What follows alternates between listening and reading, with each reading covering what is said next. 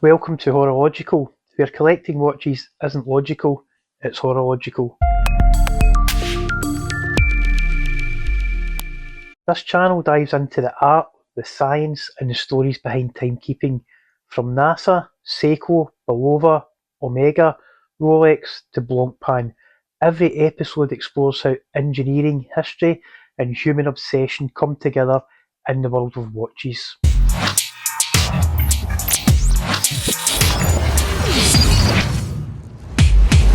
Expect watch news, reviews and deep dives into design, accuracy and heritage, from iconic classics to hidden gems.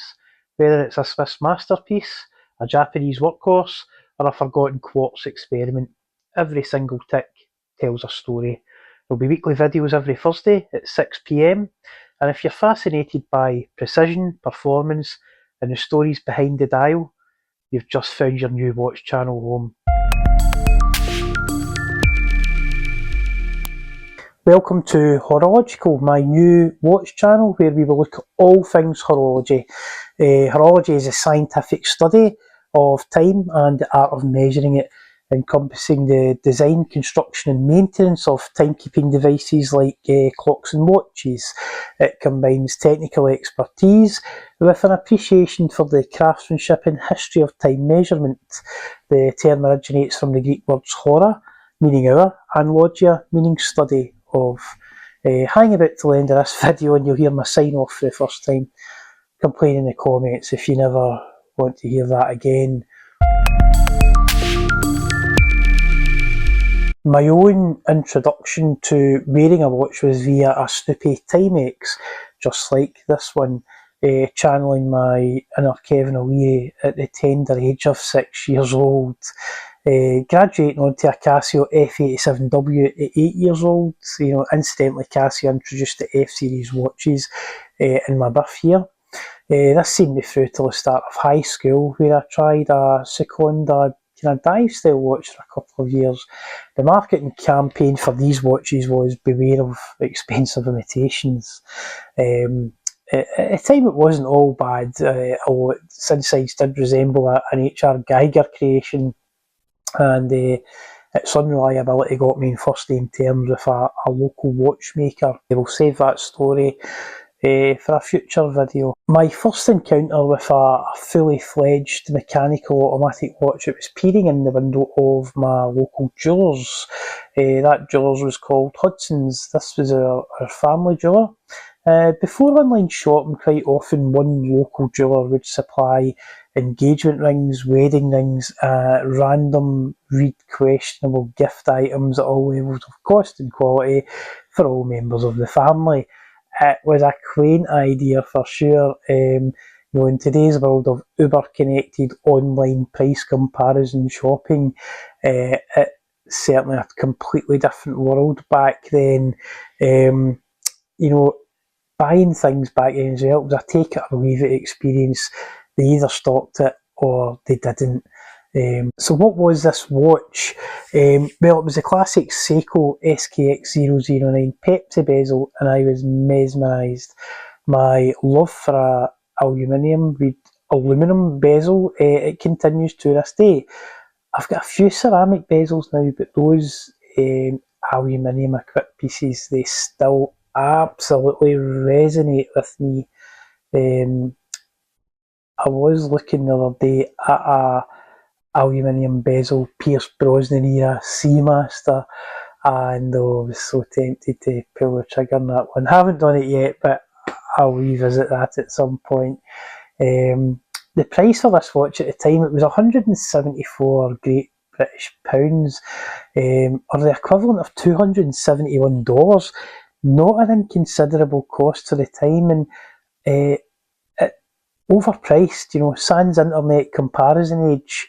There was a less expensive version on a black rubber dive strap, with the all black bezel. It was the SKX 007, but I fell for that Jubilee style bracelet and the aforementioned aluminium Pepsi bezel.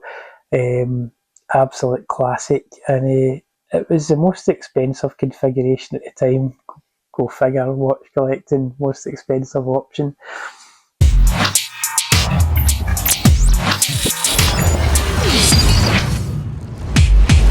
couple of years later, after unfortunately losing my SKX at the Millennium celebrations, disaster, people were complaining that the Y2K bug Malone suffering was the SKX missing bug. However, it led me into buying a Tag Heuer, my first Tag Heuer, and that began a kind of journey of buying and selling tag watches. Returning to the start of the tag journey like an Escher design. It's been a recurring theme through my watch collecting journey, is that continually going back to things that have been before, maybe with a little twist, but that recurring theme. And going to watch meets and talking to other watch collectors, this is definitely a recurring theme with lots of us in the hobby. You buy a watch early on, you sell it, you lose it, whatever, you don't have it in your possession anymore. And later on, you seek that watch out again. Very recurring theme in watch collecting.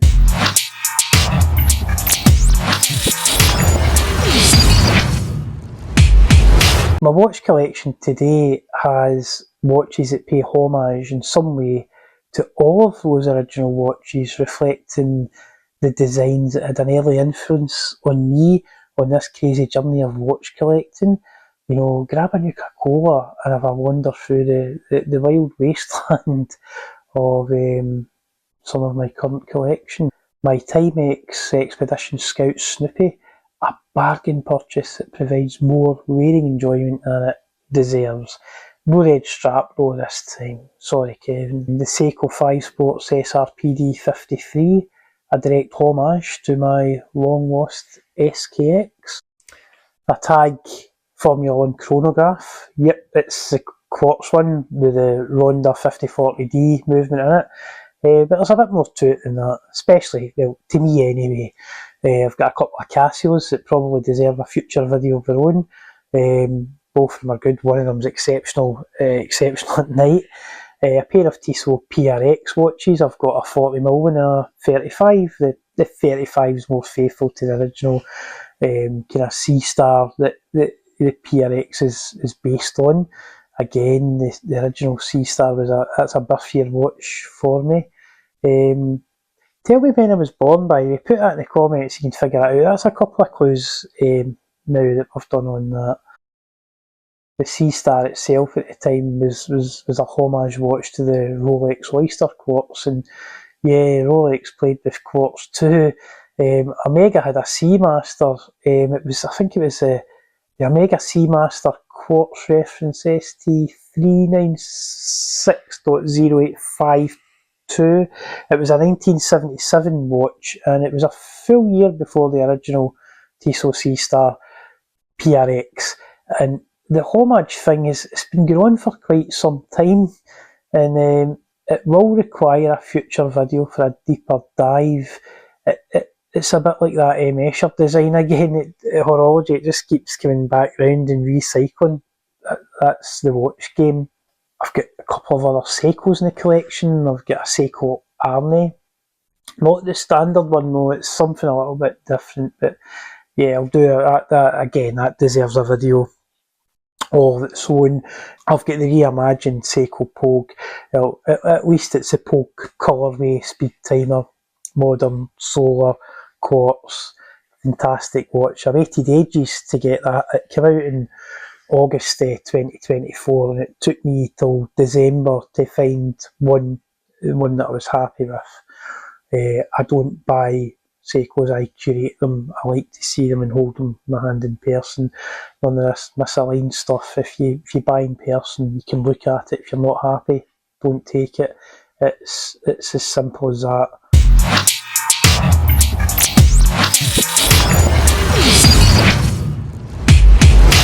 I've got a Panerai as well, an interesting watch. I've had a couple of Panerai over the years. One of them was a Franken watch, full disclosure Franken watch, but I loved it.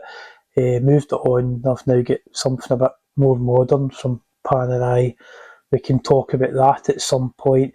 I've got my Omega C-Master 300 Professional 2020 model. The laser ablated wavecut dial. It's what I'm wearing just now, so It's a fantastic watch. I'm wearing it in the mesh at the moment. I've got the kind of 9 link tank track bracelet for that, the classic kind of one. It's quite a polarising bracelet, but I've been wearing this in the mesh now for a couple of months. And I'm enjoying it. There's a big discussion there about whether the No Time to Die titanium watch in the mesh is worth the money. And quite often with watches, I find value kind of lower down the range, and it's like that with the Omega C-Master. Just the basic blue on, blue bezel, blue wave cut dial version. That's the one for me, and I'm totally happy with that. Some beautiful little design touches, and that the little red end of the seconds hand, for example, just really sets that watch off. It's a fantastic watch.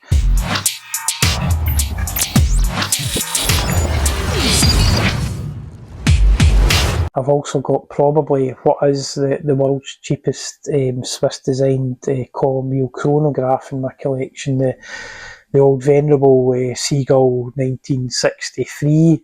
I've got Bulova. I've got a couple of Bulova watches in the collection now. I've even got a homage watch.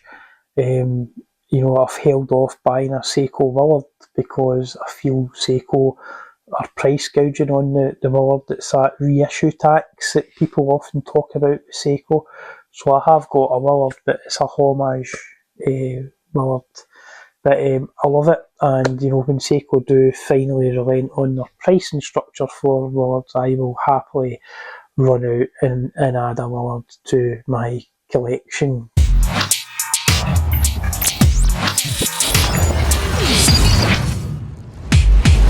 So if you like what you've seen and you want to join this watch idiot savant on a wild wasteland journey through cost per wear, power reserve drift, diminishing returns, the odd bit of watch news, talk, reviews, possibly a Q&A. If you have a question, drop it in the comments. I'll collate them together. When there's enough of them, we will do a Q&A. If that's what you're looking for, you've came across the right channel. So again, I'll call to action, give it a subscribe, and join me on this contrarian trip through watch collecting. And remember, the algorithm is always hungry for comments and likes, so every comment, every like will be well appreciated. Thank you in advance. Lastly, thank you for getting this far in my first video, where in a year's time the lack of quality will no doubt threaten my health on review. And remember, collecting watches isn't logical, but it is horological.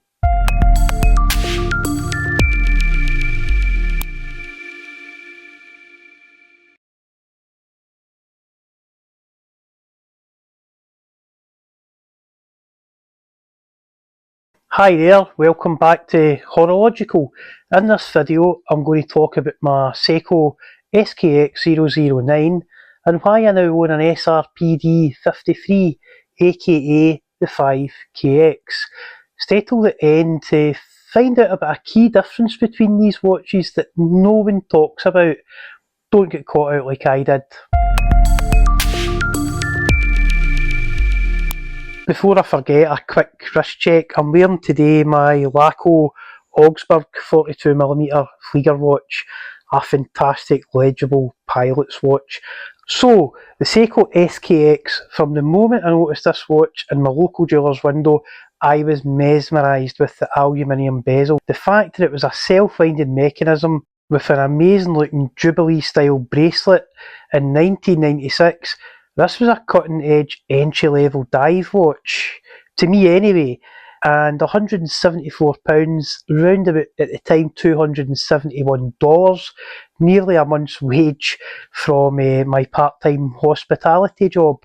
A sizeable investment for me, with my only other big purchase that year being a Hitachi 3D Superwoofer stereo. The dimensions and the specs of the SKX are: the case diameter is 42.5mm, the thickness is 13.3mm, the lug width is 22.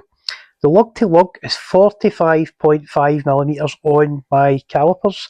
The movement is a 21 Joule 7S26 workhorse movement. The crystal is Seiko's proprietary Hardlex mineral crystal. 200 metres of water resistance, and it's an ISO 6425 rated dive watch. The SKX, it can trace its roots back to the 1960s, with it being closely related to the Seiko 7002 dive watch. It also had a Pepsi bezel Jubilee bracelet version 2, actually, which itself had infused DNA from the 6306, 6309 watches. It's a quality family tree indeed.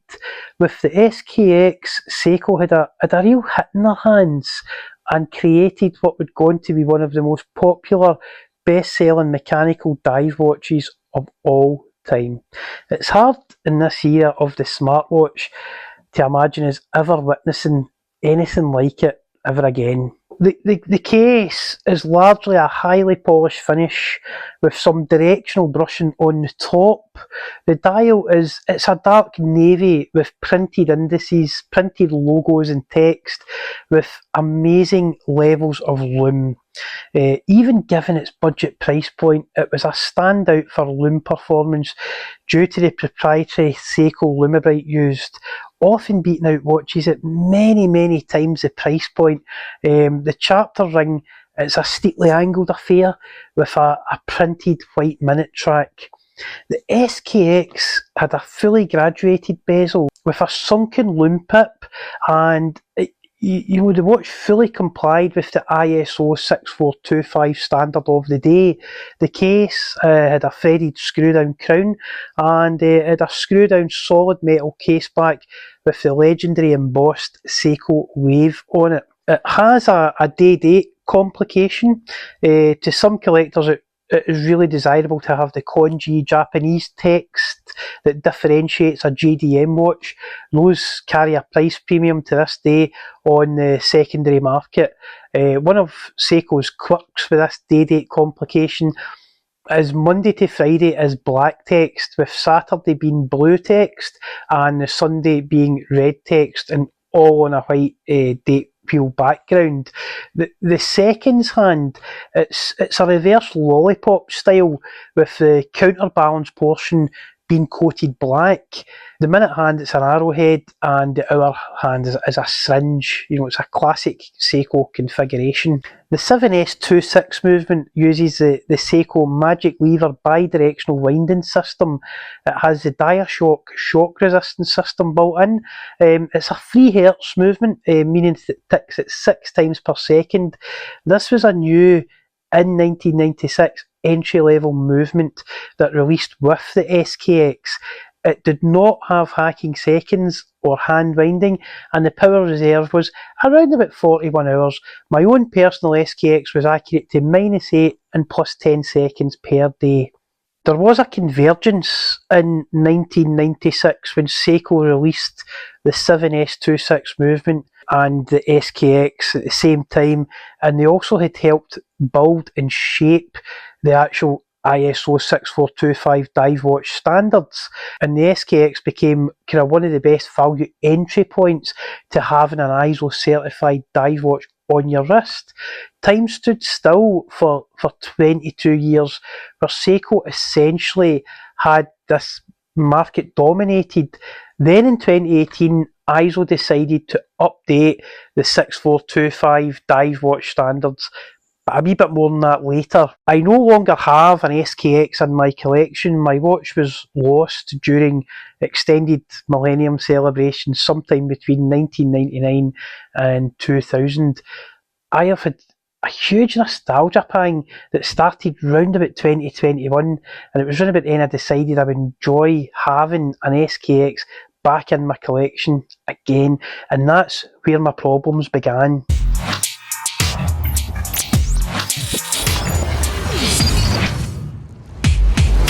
The SKX, it had been discontinued in 2019. I had assumed, a la Seiko, that new old stock would be available for years to come. Wrong. Absolutely wrong. They had become rare and hard to acquire in original condition. I had missed the boat. eBay was full of Frankenstein SKX. that were commanding prices above $500. The swapping of date wheels to the more desirable congee versions was a common thing to see, as were dial bezel swaps. The SKX was a popular modder's base watch, and getting a good OEM version, it was like playing the lottery. There were even some complete watches for sale that were made of all aftermarket parts. Seiko had never touched these watches.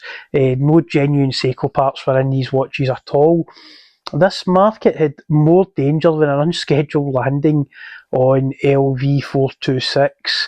I did pull the trigger and ordered what looked like a good one. When it arrived, it was so poorly put together with random parts, some of which were not Seiko OEM parts. I sent it straight back for a refund. I did notice around this time the Seiko 5 Sports with the Pepsi bezel, which it had released in 2019.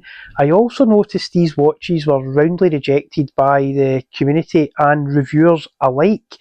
This caused me peak interest. The contrarian in me had to check one out. I went to Glasgow to get a look at one of these watches in the flesh and perhaps pick one up. Only a couple of the jewellers that I visited that day carried the 5 Sports line, instead favouring the higher kind of end prospects level turtle watches as the kind of entry point to their Seiko collections. The staff and the jewellers I visited, they couldn't understand why I was so interested in the Pepsi bezel SKX rather than a Pepsi bezeled paddy version of the Seiko Turtle, or numerous other offerings in the Prospects lineup. Eventually I did manage to get my hands in one of the 5 Sports watches with the Pepsi bezel, but a la Seiko it was misaligned. Although I did decide with that misaligned watch in hand, I was going to try and find a good one of these SRPD 53 watches, and I would be happy to add it to my collection, a modern day homage to my long lost SKX, if you like. I decided after a couple of other futile attempts to buy one of these watches fairly locally to contact the Seiko boutique in New Bond Street, London. They assured me they had a few in stock and could supply a well-aligned example for me to purchase. I decided rather than buy it online, I would instead travel to London in the train, which at the time it's 5 hours each way, to curate, not buy this watch. This was getting expensive. The staff were amazing, if perhaps a little bemused at my mission, but I can't rationally explain how it made me feel. As watch collectors, is it ever rational? I ended up buying a well-aligned one after having a few brought out to me on the classic felt tray. I also grabbed the official Seiko 22mm navy blue NATO strap, so £310 for the watch and £80 for the NATO strap. Ouch. So $390 for the complete system, around about $500 equivalent, plus the price of those train tickets. Oh, maybe I should have tried harder to find a good SKX in the secondary market. I will also add that straight out the box, this watch had an ill-fitting, rattly, hollow end link bracelet, but I had noticed this in the boutique, so I knew what I was getting myself into, and that's why, while there, I picked up the NATO on the day. Not a huge deal, but it's worth a mention. So the dimensions of the SRPD 53 are: the case diameter is 42.5mm, the thickness is 13.3mm, we've got a lug-to-lug of 45.5mm, a lug width of 22. The movement is 4R36. New workhorse movement. It's a 24 dual movement this time. It still has Seiko's proprietary Hardlex mineral crystal. Water resistance is reduced from the SKX 200 down to 100 metres.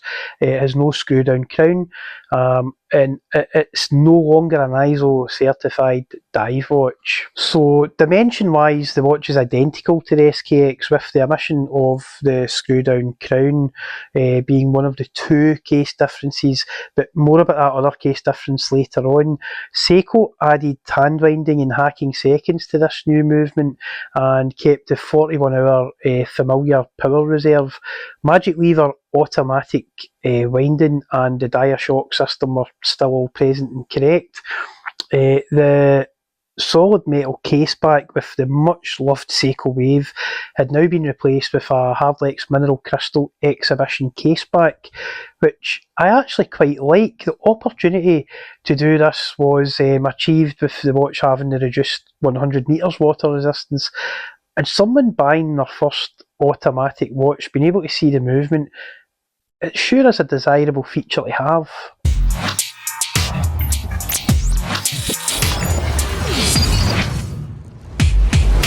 Now, a lot of Seiko fans in the community, they feel aggrieved about the SRPD watches, 100 metres reduced from the SKX's 200 metres of water resistance, and also the loss of that aforementioned screw-down crown.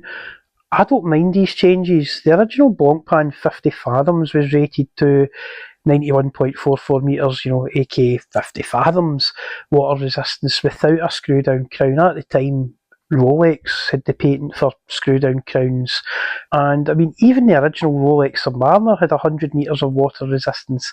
99.9% of the people who were complaining about this water resistance change will never have been beyond recreational diving depth anyway. PADI, Professional Association of Dive Instructors, they recognise recreational diving depth to be no more than 40 metres.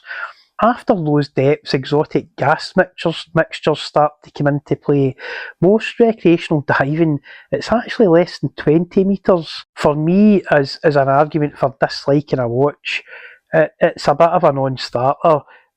Unless you're a genuine professional saturation diver, then fair play. For me, I was happy with what Seiko had kept in the new watch, and the overall maturing of the design language SRPD 53 was using over the SKX 009. It feels like a logical evolution given the whole picture with the ISO 2018 update to provide additional kind of context for the decisions that Seiko were essentially forced to make. The aluminium bezel that first drew me to the SKX, it's still there, but it's updated. I actually like the SRPD 53's less technical looking bezel. The colours are a little lighter and brighter on the SRPD 53, with the red being almost candy-like, and the blue portion being a few shades lighter on the Pantone colour scale than the almost black in some lighting conditions SKX blue. The red portion of the bezel is still fully indexed, with the blue portion now being simplified to 5-minute interval markings only. One other change was the omission of the loom pip. Instead, the SRPD 53 has a non-loomed flat silver inverted triangle. I think the SRPD 53 looks great. The hands are still the same, reverse lollipop second hand with the black coated counterbalance portion, a syringe hour hand with the arrow minute hand bringing welcome familiarity. The dial in the newer SRPD 53 is at this price point exceptional. It's got a subtle radiant blue sunburst effect. It has applied logos and indices. Seiko really put lots of effort into dialing, pun intended, the cosmetics of this watch up several notches from the original SKX. Timing wise, my SRPD 53, it runs at +6 or -4 seconds per day. It runs between that, which is well within the manufacturer's tolerances of +45 and -35 seconds per day. Anybody who has ever owned a Subaru Impreza or Mitsubishi Lancer, of which I have owned both, they know how humble the Japanese can be about performance. They are the masters of managing expectations and then easily surpassing those expectations. I see that exact same nuance here with these Seiko watch movements, just the same as that Mitsubishi Lancer was rated at 300 brake horsepower but had a real world 330 on test. These watch movements nearly always come in between +10 and -10 seconds per day. With some regulation work, these movements can hold chronometer tolerances, especially after a couple of hundred hours of runtime and a few heat cycles just to get everything running smoothly. I note that as of 2025, many in the Seiko community have started softening their stance towards the 5KX model of watches. And, although some hardcore SKX fans still remain resolute, this is not a watch for them. Also of note is Seiko are now leaning more into the whole spirit of SKX thing. It's started appearing in their 2025 summer marketing materials, that the terms SKX, the name's been brought back, the Seiko website's been mentioning it. Good on you, Seiko. It only took 6 years. Seiko had been having it good with the SKX until ISO decided to update the 6425 dive watch certification in 2018. The test was to become more stringent with a 50-hour saturation test and an increase in the number of watches pulled from a batch that had to be tested to maintain certified status. The net result of all of this was added cost per unit to maintain the coveted certification. The SKX was a product that already had tight profit margins and an outdated movement. Towards the end of its production cycle, the SKX was literally creaking at the seams, although I did thoroughly read through the 2018 ISO 6425 revisions, and I've got no doubt that SKX would have passed, these updates, but it was purely economics. In no way would this watch have failed on technical terms. It was purely a failure on financial sustainability terms.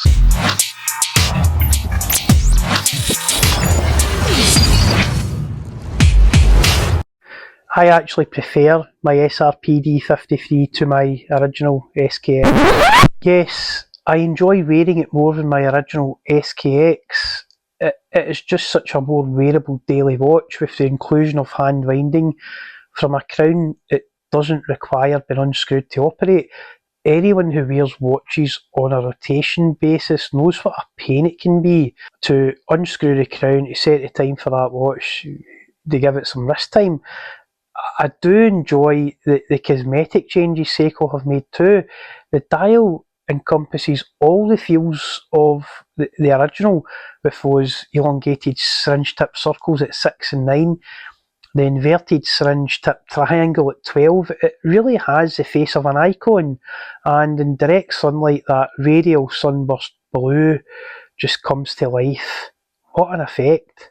I am so happy Seiko kept this watch available to buy in an albeit to some compromised form.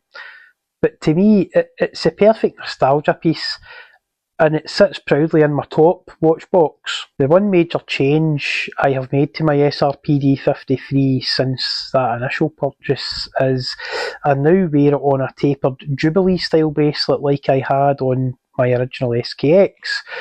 I also added an aftermarket glide lock style clasp, a good solid end link bracelet, and 20mm of micro adjust in 2mm increments make this watch amazing. The head of the watch massively outclassed the original oyster style non-tapered 22mm hollow end linked pressed clasp bracelet. As a side note, I do actually like a well executed pressed clasp. I do prefer that to a poorly executed milled clasp.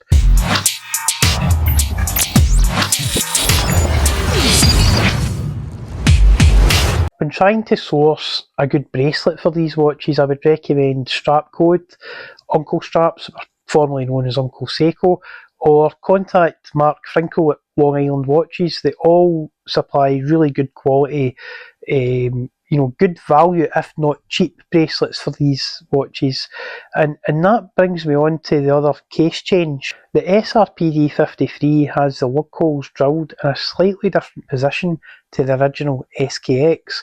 So contrary to popular belief, the SKX bracelets don't fit this watch, and many, including myself, have been caught out by this. All thankfully sorted now, and I'm sure you'll agree the results are absolutely stunning. Now next year, 2026, is the 30th anniversary of the launch of the SKX, and that rare convergence that happened with the 7S26 launch and Seiko's involvement in the ISO 6425 dive certification programme.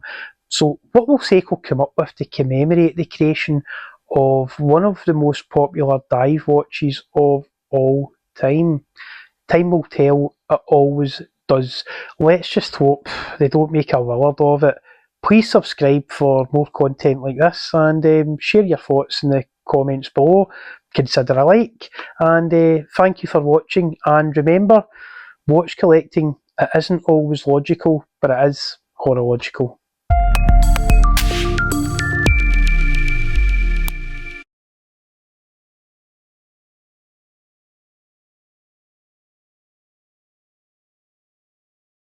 Hi there, welcome back to HoroLogical. So, how did I find myself into watches and the horology hobby in general from such a young age? Well, as a kid I was surrounded by mechanical clocks, particularly from one brand, and that brand was Westclox. You see, my mum was a clockmaker for Westclox from the 1960s right through to the early 1980s. While we remember, I'll do a quick wrist check before we get started. What I'm wearing today, and it's appropriate to the video, is an Armatron Griffey. It's a gold kind of PVD coated version with the red LEDs. And I'll include a quick close up here for you as well. The footage I am using was filmed inside the Strathleven factory during the 1960s, and it gives a great insight into the inner workings of a fully integrated clock and watch factory during this time. It really shows how hands-on the work was, and at the time these products were sold to over 110 countries, including Switzerland. Yes, we actually used to supply alarm clocks and mass-produced mechanical wristwatches to the Swiss. There's quite a degree of automation going on in the factory as well. For its time, it was a state-of-the-art manufacturing plant. It's hard to imagine that they produced 10,000 units per week in here, from absolute raw materials right through to a fully packaged retail product. What we're seeing here is one of the finishing rooms. We're not seeing the large presses or the coating processes for the pressed out case parts. There was also a full acrylics department making the crystals for the clocks. There was a loom department, dial department, hands getting stamped out. There was also a highly technical mainspring area where the mainsprings were made as well. There was nothing bought in, it was all made on site, fully integrated. I mean, there's not very many factories are doing that these days, that's for sure. This was a truly unique manufacturing plant based right here in the west of Scotland. That's a finished tray just going in the conveyor belt there, and that they would go along to the next stage in the process. It's amazing to have access to this archive footage of how the factory actually worked. That's massive bezels there on the right hand side in acrylic crystals, so that's crystals and bezels getting applied to it looks like wall clocks. They were all chromed on site as well, the bezels. And look, that's those wall clocks here on a rack, ready to go off to be packaged. And there's some footage of finished alarm clock products. They made a huge range of different dial configurations, different clock watch configurations. You look at that, it's spectacular, isn't it? And there again, there's more. Some of the solid state clocks are in that shot down at the bottom, and some of the fancier wall clocks. Little carriage clock there. Fantastic. This was in the office complex of Westclox where they had this stand set up for potential clients coming in. Look at that. Look at the radial sunburst effect in those dials. That's a clock with a plaque on it that could be removed and could be engraved as a commemorative item. They made lots of items like that. People could also customise with their own branding and logo on it. Oh, there's a 1970s classic. The old spiky clock. You can see there, I mean, there's some really fantastic designs going on, really cutting edge for the time stuff, and quite high-end clocks and watches getting produced at times as well. A lot of it was mass-produced, but there were slightly fancier items getting made in here as well. And that's one of those aforementioned kind of solid-state clocks that plugged in. That was pre-quartz timing. That's the presses now. My mum quite often worked one of those presses. That was her favourite job. And she did come off that station. She worked in the acrylics department, loom department. She worked in the movements as well, but she liked working those presses more than anything else. The scale of this operation is amazing. So many people working away. Such a huge employer in our local community during the 50s, 60s and 70s. And that's finished product there just on the rack. And that's them getting packaged. All done by hand. Amazing to see. And from here they would get shipped out to the 110 countries around the world that they sold to. 50 million clocks from when the plant opened until it closed in 1988. Truly a world-class operation. From this footage you kind of get an idea of the scale involved. Look at the size of that hall. Absolutely massive. And it was actually the Americans that introduced the manufacturing standards to watch and clock making that allowed it to be mass produced. So General Time and Westclox were market leaders at their time. A lot of this technology came from early days working with Ford. General Time made a lot of the dials for Fords. When you watch the Steve McQueen film Bullet, those clocks that you see in the car, the ref counter and speedometer, they were all General Time.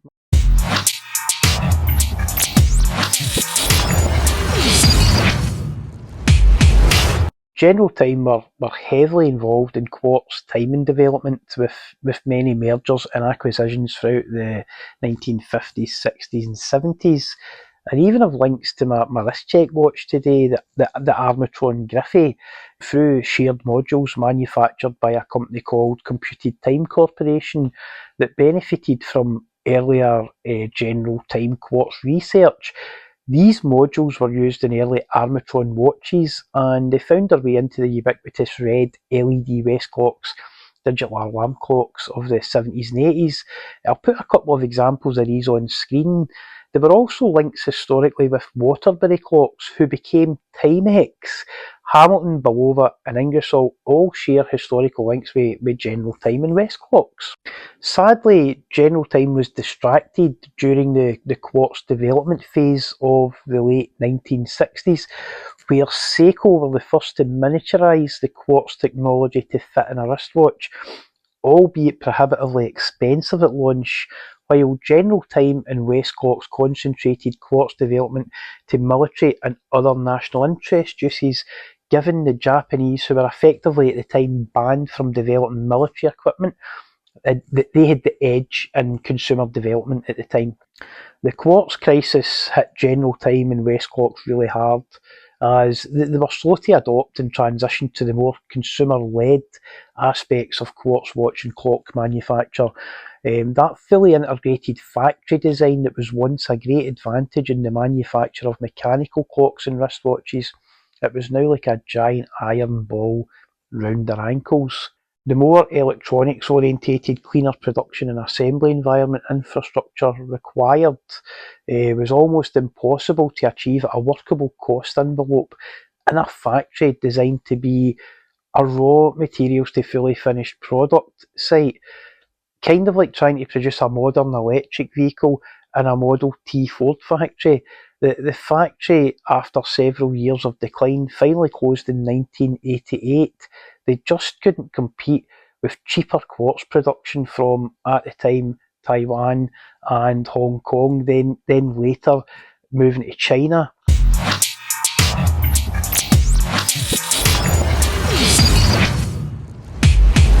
So that's a brief history of why I'm into collecting watches and horology in general.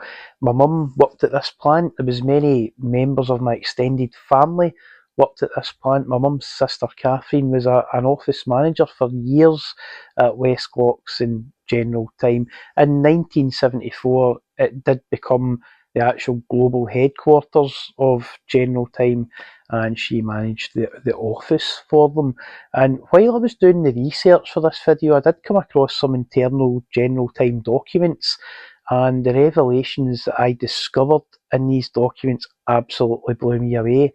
So if you're not subscribed to the channel, now's a good time to subscribe, because when I tell the story that I discovered here, it's absolutely out of this world, quite literally.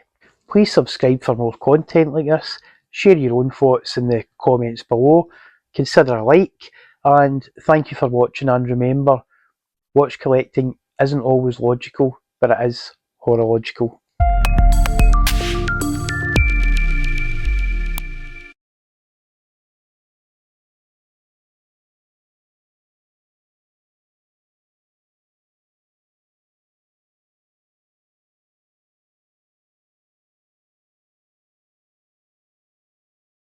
Welcome back to HoroLogical. Today we're taking a closer look at the Bulova Marine Star Precisionist, particularly the Series C. This is a watch that really punches above its weight. It's not one you're going to see every day, but that's exactly why I think it deserves some attention. With its high frequency, fully temperature compensated quartz movement, bold design, strong heritage from Bulova, this Marine Star is a bit of a hidden gem.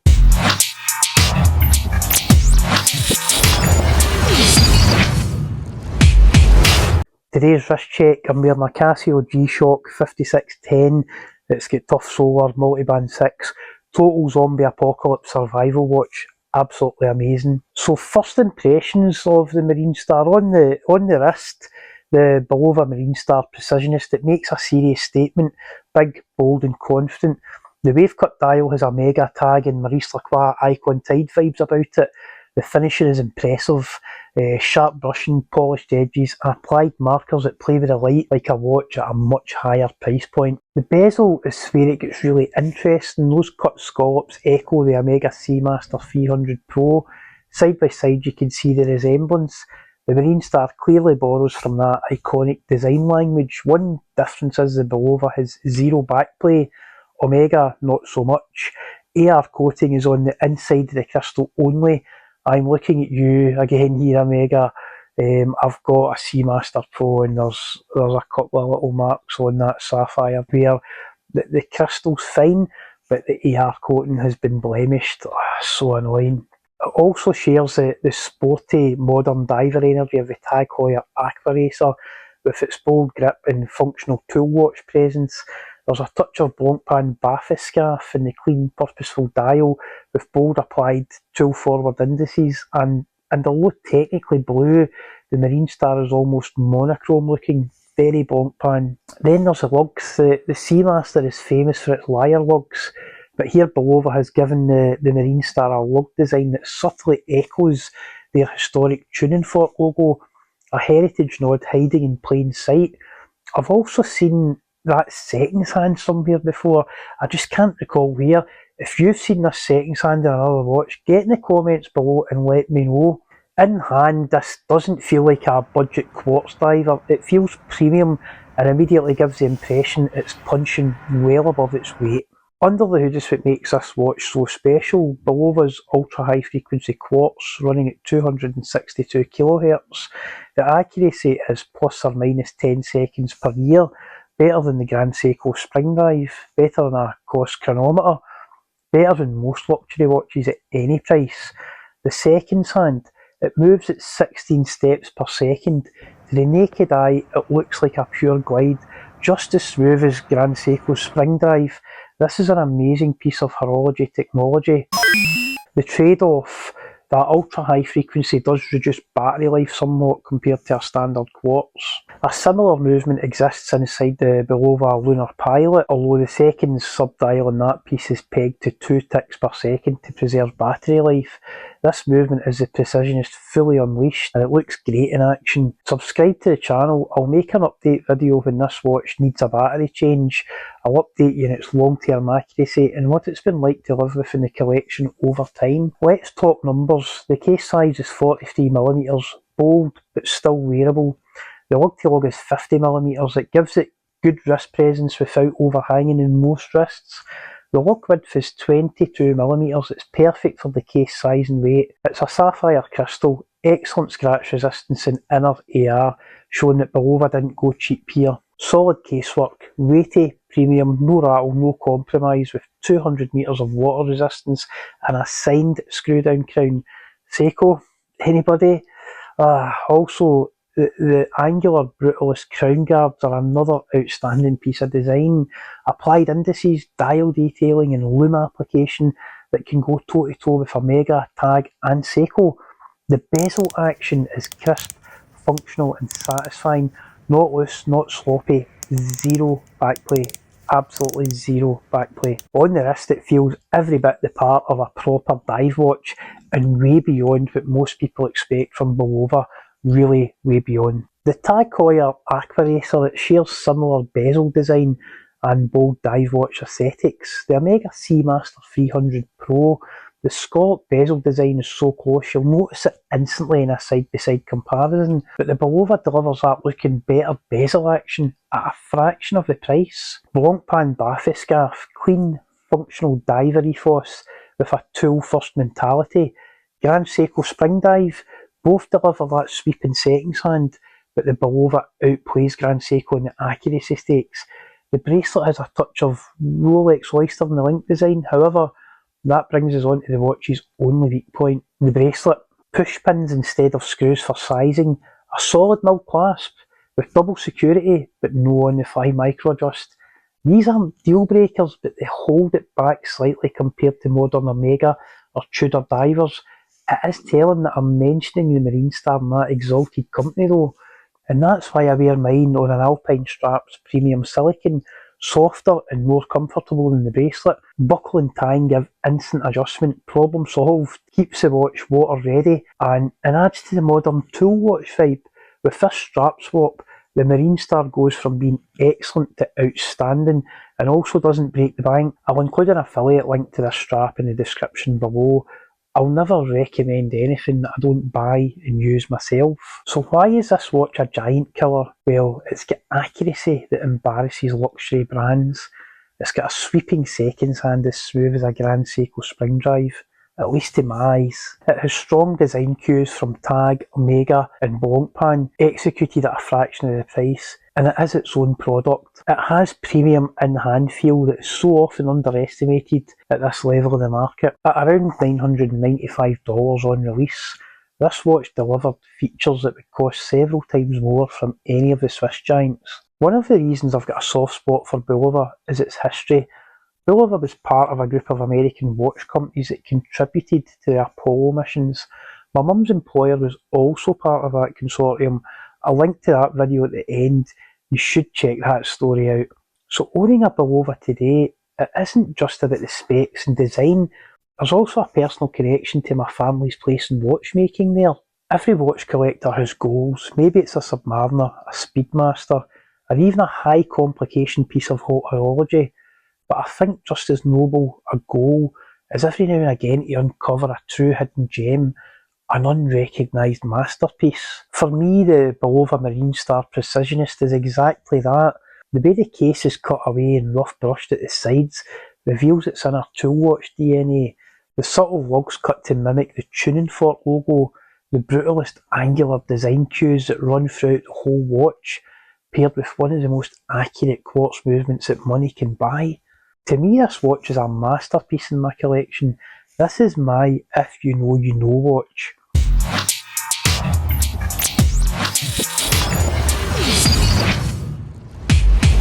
And with my own family's history tied to Bulova and quartz development back in the 1960s, there's a personal connection that makes this piece even more meaningful.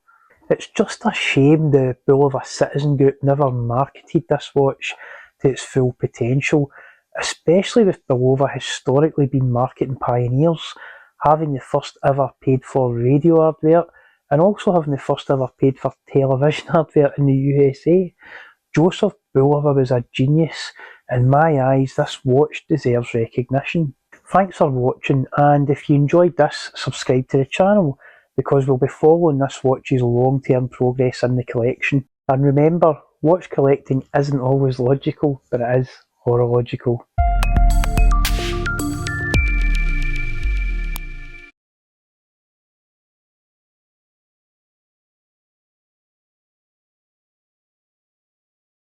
Most people know the Omega Speedmaster is the moonwatch. It's the watch astronauts wore when they first stepped out onto the lunar surface. But here's the part no one knows. Behind the scenes, a company best known for cheap alarm clocks, General Time, and its Westclox division, quietly helped power the Apollo programme. And this isn't just faceless history for me. My mum, my aunt, and many members of my extended family worked for Westclox in Scotland in the 1960s, 70s, and 80s. They were part of that story. Today I'll take you on a journey from a Scottish factory stamping out millions of clocks to miniature electronic chips riding aboard NASA spacecraft and technologies that reach all the way to the present day Mars rover missions. This is the never been told hidden story of Westclox in General Time. Westclox opened in Dumbarton in 1948, delayed nearly a decade because of World War II. Once up and running, it was massive. In its very first year, the factory was making 10,000 clocks per week. By 1950, they'd already built their 1 millionth clock. At peak output, the Dumbarton plant could turn out a finished retail boxed alarm clock every single minute. Over the years, more than 50 million clocks came out of that site. Baby Bens, Big Bens, wristwatches, even special purpose timers. Products shipped to more than 110 countries, including Switzerland. Yes, at one point, Westclox Scotland was exporting clocks to the Swiss. And before we go any further, I'll just do a quick wrist check. I'm wearing a very video appropriate Bulova Lunar Pilot today. Fantastic watch, plus or minus 10 seconds per year, not per month, per year. Fantastic high frequency, temperature compensated quartz movement.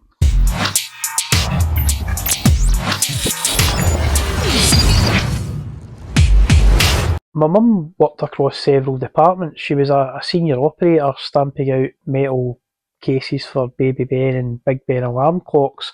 She also pressed out and assembled movements. Later on, she worked in quality assurance, checking acrylic crystals for flaws that could crack when pressed into a clock. She sometimes painted luminous material onto dials and hands, thankfully with non-radium lume. This was skilled industrial horology, and for families like mine, it was just everyday life. Like many manufacturers, Westclox hit tough times in the late 1960s. Cheap imports from Asia undercut the factory, and hundreds of Scottish workers were laid off. Petitions to Parliament led to anti-dumping laws, and production recovered. By the early 1970s, things were looking up again. The Queen, Prince Philip and Princess Anne even visited the Dumbarton plant in 1971. And while most of the world still thought of Dumbarton as a mechanical clock plant, behind the scenes the site was already home to dedicated quartz testing laboratories. These labs were used to measure oscillator accuracy, check crystal performance and run endurance testing on early quartz modules. Testimony from former staff and internal documentation confirm that this work was happening years before the famous 1974 Westclox Space Seminar. In other words, even while the factory was fighting off cheap imports, Dumbarton was also quietly helping General Time pivot into the electronics future. By the early 1960s, General Time was moving away from being just another clock company.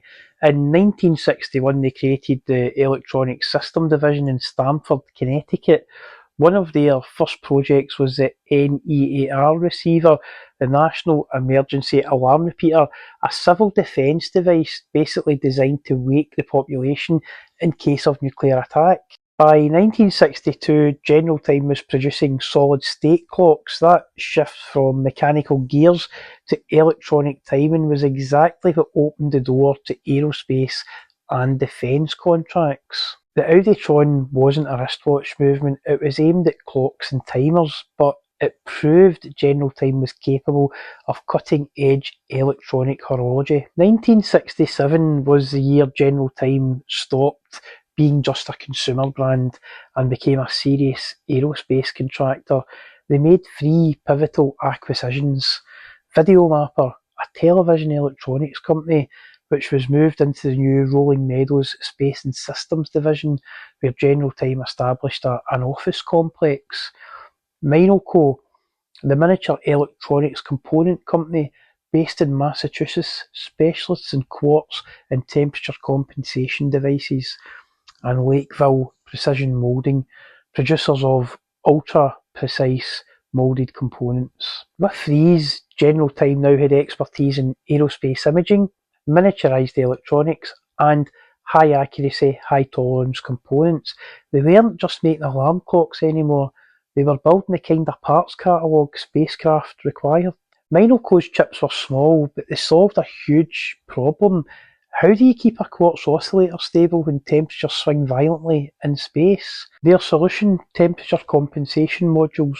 Apollo-era circuit boards show four Minoco chips together, built-in redundancy so that if one failed, the others would keep the system running. That's the hallmark of fail-safe space engineering. These weren't toys, they were integrated into mission-critical systems, navigation, communications, and burn timing.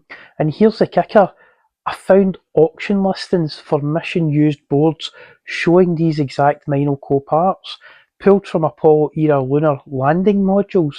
That's physical proof of General Time's direct involvement in flight-proven spacecraft electronics. In 1968, Minoco unveiled Micro-Mini BITE built-in test equipment. These were self-testing circuits that verified performance on the fly, perfect for satellites and spacecraft where you can't exactly swap out a faulty board on a whim. That same year, General Time bought BrainCon, an oceanographic instruments company. At the time, NASA was running the spacecraft oceanography project, linking ocean science with satellite sensing. BrainCon's oceanographic expertise, combined with General Time's electronics, extended their reach into space-based remote sensing. By the late 1960s, General Time shifted most production to its Athens plant, and suddenly workers noticed something. Security got tight, ID badges were issued, restricted access areas were introduced, compartmentalised work. The Athens plant was now taking offloaded work directly from Honeywell, another high-end military and space contractor with direct links into Bell Labs. General Time had established a seat at the highest echelon of top-secret military and space development. It was clear this wasn't just consumer clocks anymore. This was top-secret aerospace and defence production. In 1969, General Time's Space and Systems Division provided central timing equipment and funding for Apollo 8. This was the mission that carried astronauts around the moon for the very first time, and General Time was along for that ride. Central timing wasn't a small role, it was the master clock, the heartbeat of the entire mission. So yes, Westclox's parent company helped keep time on humanity's first journey to the moon.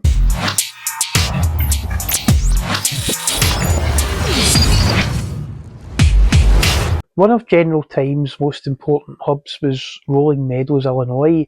Their Space and Systems division had an office complex there that tied into major aerospace contractors, and that's where the continuity really matters. Grumman, now known as Northrop Grumman, the company behind the Apollo lunar module, has its own history in Rolling Meadows. That site became central to technologies that eventually powered the Mars rovers of today, with input from Cambridge University. In other words, some of the same technological lineage from General Time's Rolling Meadows Space and Systems Division has carried forward into parts still in use on Mars today. From bedside clocks to Mars rovers, that's the scale of this hidden legacy.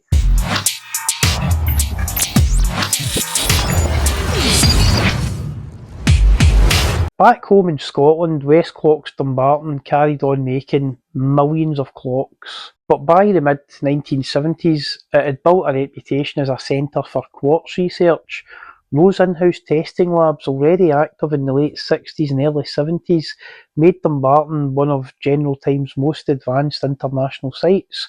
So in October 1974, when Westclox hosted a space seminar attended by Neil Armstrong and Sir Patrick Moore, the location made perfect sense. Dumbarton wasn't just stamping out baby Ben alarm clocks, it had become a hub for quartz experimentation and testing. By 1976, the Dumbarton plants had even been made General Time's international operations headquarters. The Scottish site had gone from a mass production factory to being the global headquarters of a company tied into NASA's most advanced missions. The Dumbarton factory sat right next door to Polaroid, whose instant film had NASA applications for rapid X-ray inspection and fieldwork. General Time itself was later acquired by Tally Industries, another aerospace and defence supplier, and then after that by Carpenter Technology, who are worthy of a Google search if you've got some time, another defence high-tech provider. It's all part of the same web of companies contributing to Cold War aerospace and NASA projects. And here's the irony: the quartz technology that helped Apollo, and that General Time helped to pioneer, also destroyed the mechanical clock business, essentially causing the quartz crisis. Who would have thought when Marie Curie's husband Pierre discovered the piezoelectric reaction that it would have led to here? Westclox's fully integrated Dumbarton plant was built for stamping metal, painting dials and assembling mechanical clocks. It wasn't designed for clean rooms and microelectronics of quartz production. By the 1980s, cheap imports from Asia dominated the market, and in 1988, after producing more than 50 million clocks, Westclox Dumbarton closed its doors. Incidentally, just a few years later, Grumman themselves hit severe financial woes and became Northrop Grumman. Those Cold War contracts had dried up fast, hurting many companies in this inner circle. Because here's the truth, this story has never been told in this form before. It has taken over 2 years of research to uncover, piece together and analyse, connecting factory life in Scotland to Minoco chips, to Apollo timing systems, to Rolling Meadows, to Grumman, Bell Labs and even Mars rovers. And that matters because it changes how we see the legacy of General Time and Westclox. They weren't just alarm clock makers, they were part of humanity's journey into space. So next time you see an old baby Ben alarm clock, remember behind that simple dial lies a hidden legacy that stretches all the way to the moon and beyond. If you enjoyed this video, hit subscribe. And if you have your own family stories from Westclox or General Time, share them in the comments. They deserve to be told and remembered. And here's a little footnote to the story. Amid all those serious Cold War and Apollo contracts, General Time also invented the Time Mist, a mechanical bathroom air freshener. It was basically a clockwork mechanism that puffed fragrance into the atmosphere every few minutes. So yes, the same company that helped build Apollo's timing systems also kept public restrooms smelling fresh. From the lunar to the loo, that's General Time's story, and in its own way, that too is horology, accurate timekeeping, one spray at a time. And remember, collecting watches, it isn't logical, but it is horological.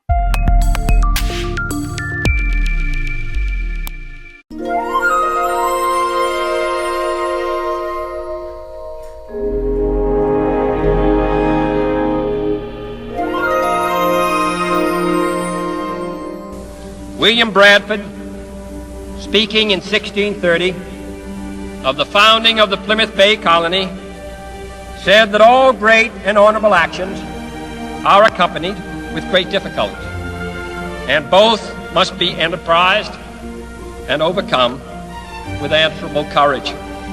If this capsule history of our progress teaches us anything, it is that man in his quest for knowledge and progress is determined and cannot be deterred. The exploration of space will go ahead. Whether we join in it or not, we mean to be a part of it. We mean to lead it. For the eyes of the world now look into space, to the moon and to the planets beyond.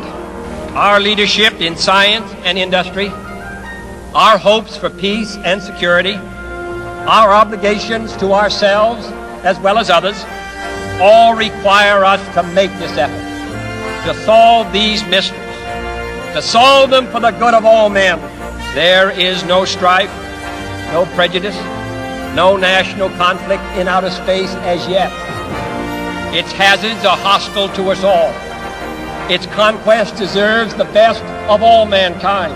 We choose to go to the moon. We choose to go to the moon.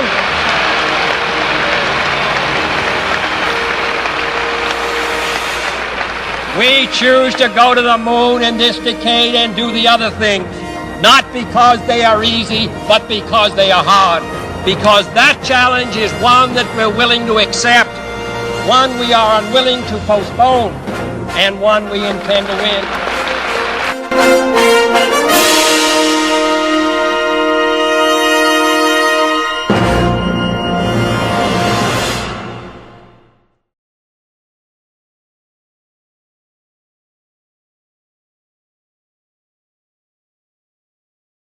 The synergy with watches and cycling. I've known for years that many of the bikes in the road race pro peloton aren't really built where the badge logo suggests. Even 15 years ago, I noticed that plenty of so-called Italian or American frames were actually being built in China or Taiwan, some open mould, some closed mould, all produced with incredible consistency. A lot of what we call Swiss or Japanese begins life elsewhere. Cases, dials, crystals, even full movements, all crafted to microscopic tolerances before being finished and branded abroad. To the casual observer, you'd never know, but once you see it, you start noticing the global network behind every tick and every turn of the pedal. Cycling measures performance in wind tunnels, horology measures it in seconds per day. Different worlds, same pursuit of performance. Cyclists and watchmakers speak the same language: gears, tolerances and friction reduction. Every bearing and every jewel is designed to minimise loss, to make energy transfer as efficient as possible. The truth is, most of the best frames and many of the finest watch components now come from China. Those factories have mastered repeatable precision. The execution is often flawless. If there's ever a drop in quality, it's usually down to the specification dictated by the client, often a cost-cutting choice, not a weakness in Chinese manufacturing itself. In both cycling and horology, it's the execution and finishing that turn precision into performance. A carbon structure or a movement plate may be born in Shenzhen, but it's the care taken in final assembly in Switzerland, Japan or Italy that gives it soul. Global production, localised perfection. Harry Hudson's victory at the Junior UCI Road World Championships in 2025 was more than just a win on the road, it was a turning point. He did it on a Chinese-built open mould frame, a design available to anyone with the courage to believe in it. And suddenly the cycling world stood up and took full notice of what many had already suspected. China isn't just capable of making good frames, it's capable of making some of the best in the world. Joe from China Cycling took a real gamble sponsoring Harry with that bike. I'm going to link to his video below, well worth a watch. It was a risk it paid off, not only for him, but for Chinese manufacturing in general. That one ride shattered years of quiet gatekeeping within the sport. The idea that true performance had to come stamped with an Italian or an American postcode. And the same slow shift is beginning to happen in watchmaking. As collectors learn more about where parts genuinely come from, the conversation is changing. People are realising that Swiss made doesn't necessarily mean every screw, jewel or plate was born in Switzerland. Legally, it only requires 60% of the watch's value to be added there, often through assembly and finishing, not raw production. Both cycling and watchmaking have lived behind the walls of branding, prestige and storytelling. For years, gatekeeping protected heritage names and inflated margins, often through storytelling rather than transparency. But those walls are starting to crack. In cycling, they have fallen. Results will now matter more than reputation, and eventually the same thing will happen in the watch world. Performance will speak louder than provenance. Branding will be recognised for what it is. Storytelling, not always superiority. In cycling, open mould frames are like templates, high performance designs that multiple brands can buy, paint and label as their own. Closed mould frames are exclusive to one brand, but often produced in the same facility with the same skilled hands as the open mould frames. It's almost identical to white label watchmaking.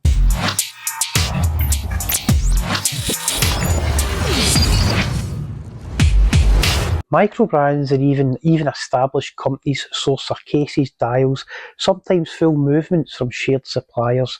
Then they add finishing and design language that make them their own. The difference lies in storytelling ability, not capability. Performance has quietly become borderless. Cycling and watchmaking share a mindset, the relentless pursuit of marginal gains. In cycling, it's ceramic bearings, wax chains, optimised aero profiles that save a couple of watts. In horology, it's new escapement designs, silicon balance springs, and movements chasing ever higher accuracy and reliability.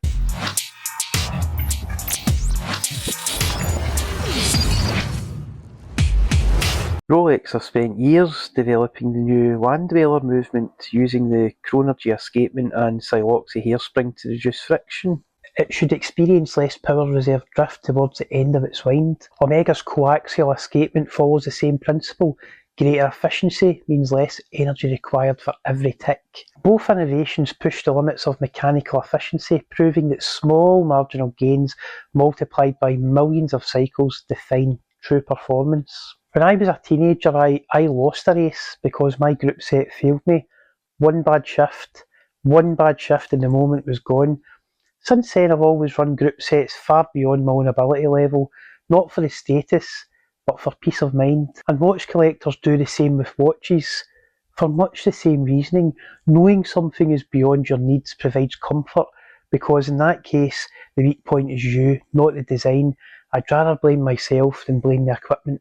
It's all about buying into the engineering, trusting that when precision is tested, the mechanism won't be the thing that lets you down. Every World Tour group set now shifts electronically, yet the heart of it is still mechanical, a symphony of gears and bearings. It mirrors Grand Seiko's spring drive, where a traditional mainspring drives the hands, but an electronic glide wheel regulates the motion. Both represent balance, mechanics meeting modern control, living precision. In both cycling and watchmaking, China and Taiwan form the backbone of production. Frames, cases and components are produced to microscopic tolerances, then finished and tuned elsewhere. That final human touch, polishing, regulating, assembling, gives each product its unique identity. The connection between watches and cycling, it runs deep. Tag Heuer partnered with BMC Racing, scoring many victories and symbolising Swiss precision, competing at the very highest level. Tudor, guided by legend Fabian Cancellara, now fields its own pro cycling team, blending heritage and high performance culture.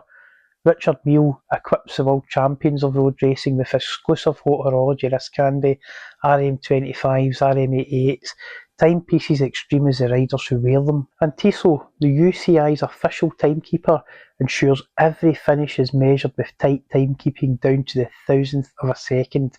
Timekeeping isn't just part of cycling, it defines it. Rolex, Omega and Richard Mille chase perfection the same way Panerai Specialized or Bianchi do. Cycling and watchmaking are both governed by incremental progress, almost invisible improvements that accumulate into performance perfection. Bianchi has now brought much of its manufacturing back in-house, a bold move in an industry built on global supply. Frames. Of course, Bianchi is really famous for road racing. It will be fascinating to see how the decision affects price to performance ratio, whether the tighter control truly delivers more value or simply reinforces brand prestige. It's the same question watchmakers have wrestled with for generations. Does in-house always mean better, or just more expensive storytelling? In cycling, milliseconds can define legends. In watchmaking, consistency over time defines reputation. Both chase the same ideals, precision and endurance. So when Harry Hudson crossed the line on that Chinese-built frame, I saw more than a race win. I saw the quiet truth shared between cyclists and watchmakers alike. And excellence isn't always born where the logo says it is. And remember, collecting watches isn't logical, but it is horological.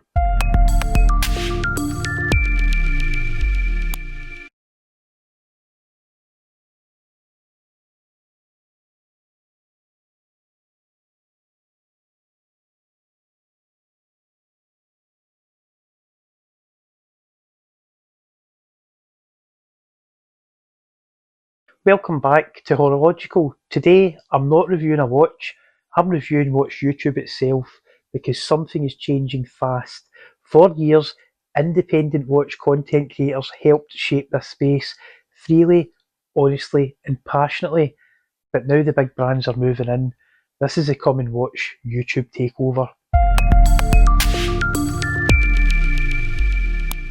The great luxury houses, Rolex, Patek, Audemars Piguet, Vacheron, they ignored YouTube for years. Their marketing stayed locked inside boutiques and glossy magazines. That left us a gift: freedom. Freedom to say when a bracelet rattled or when a watch felt overpriced. Freedom to tell personal stories without that PR filter.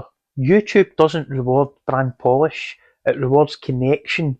That's why channels like TGV, Just One More Watch, and Early Watchfinder exploded. They spoke collector to collector, not corporation to consumer, and that authenticity built entire communities. We've already seen what happens when corporate money enters creator spaces. Donut Media, once scrappy and hilarious automotive YouTube content, it got bought by recurrent ventures. Production values rose, but the edge softened. In watches, the same pattern is emerging. Watchfinder now sits under the Richmond Group. Hodinkee turned from an indie blog into a full-scale retailer. Chrono24 and Watchbox, they're building their own media arms. After Richmond Group took full ownership of Watchfinder in 2018, the tone of the channel inevitably evolved. What began as a bold, independent voice in the pre-owned watch world was now part of one of the most brand-conscious luxury groups on the planet. It's understandable that creative freedom may have become a little tighter under that umbrella, and for someone like Andrew Morgan, who had helped shape Watchfinder's media output since 2011, known for his distinctive style and storytelling delivery, that kind of environment can feel restrictive. He's since said he wanted to explore ideas on his own terms, which makes sense when your voice has always been your key signature.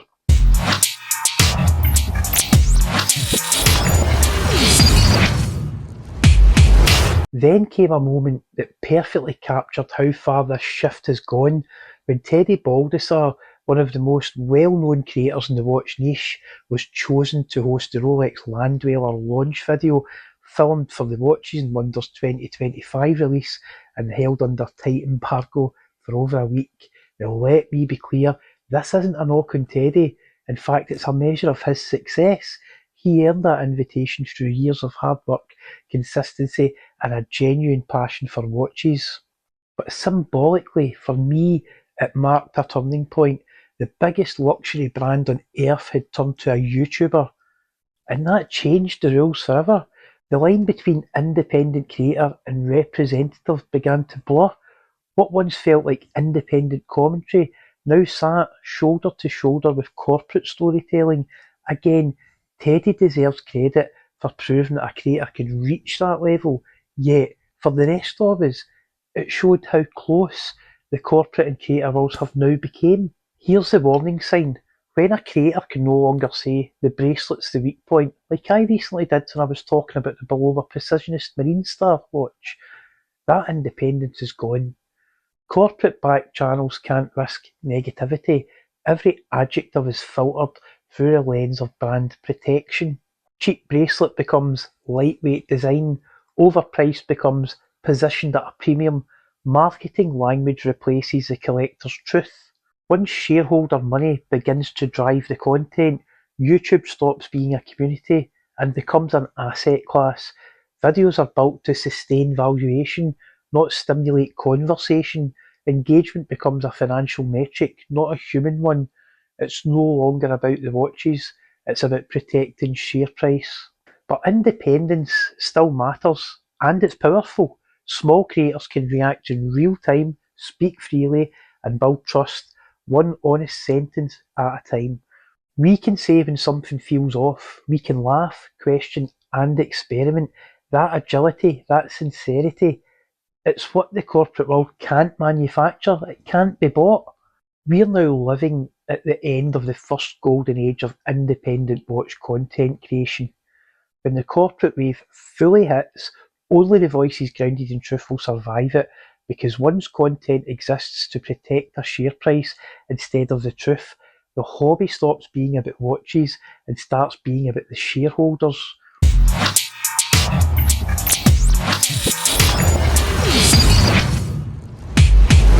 Small media creators in all platforms today are like Robocop, battling against the corporate behemoth of OCP. The war's already started. Our only real long-term advantage is agility. While corporate-funded creators drown in bureaucracy and brand guidelines, independents can pivot, experiment and evolve. That adaptability is our weapon, and it's how we'll keep a voice in our niche. No matter how big the machine gets, if you are a fellow small creator, stay nimble, stay authentic, and tell your story. And remember, watch collecting isn't logical, but it is horological. Today you find me in Keswick, right in the heart of the Lake District. We're on our autumn break, and for once it isn't raining. The weather's great if you're Scottish. So I thought I'd do something a bit different today. Let's talk about the 3 watches that I've decided to bring on this autumn break to the Lake District here in the UK. Welcome to HoroLogical.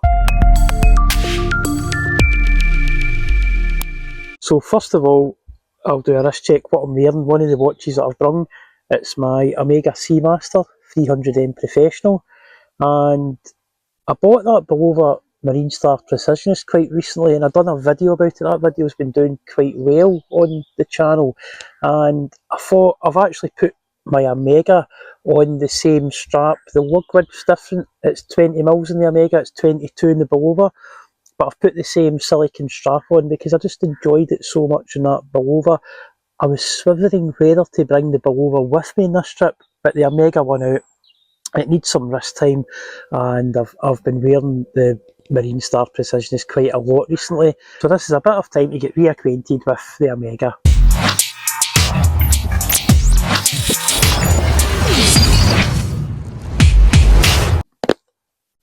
I've brought with me my 42mm Augsburg from Laco. Fantastic watch. It just says autumn to me for some reason. And I've brought my Seiko Speedtimer in the Pogue colourway, a storied chronograph. Fantastic watch as well.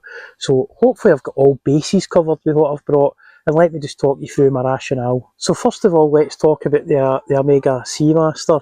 And it's a watch, I've had this for a while now, and I like this watch. It wears fantastic. The only fault for me with this watch is that AR coating on the outside of the glass, and I'll continue to go on about that. And that's something that Bulova got right with theirs. The AR coating's only on the inside of the crystal, but I thought I would come and get reacquainted with this watch on this silicone strap, which I'll start including affiliate links to the things that I'm using with my watches and all my videos.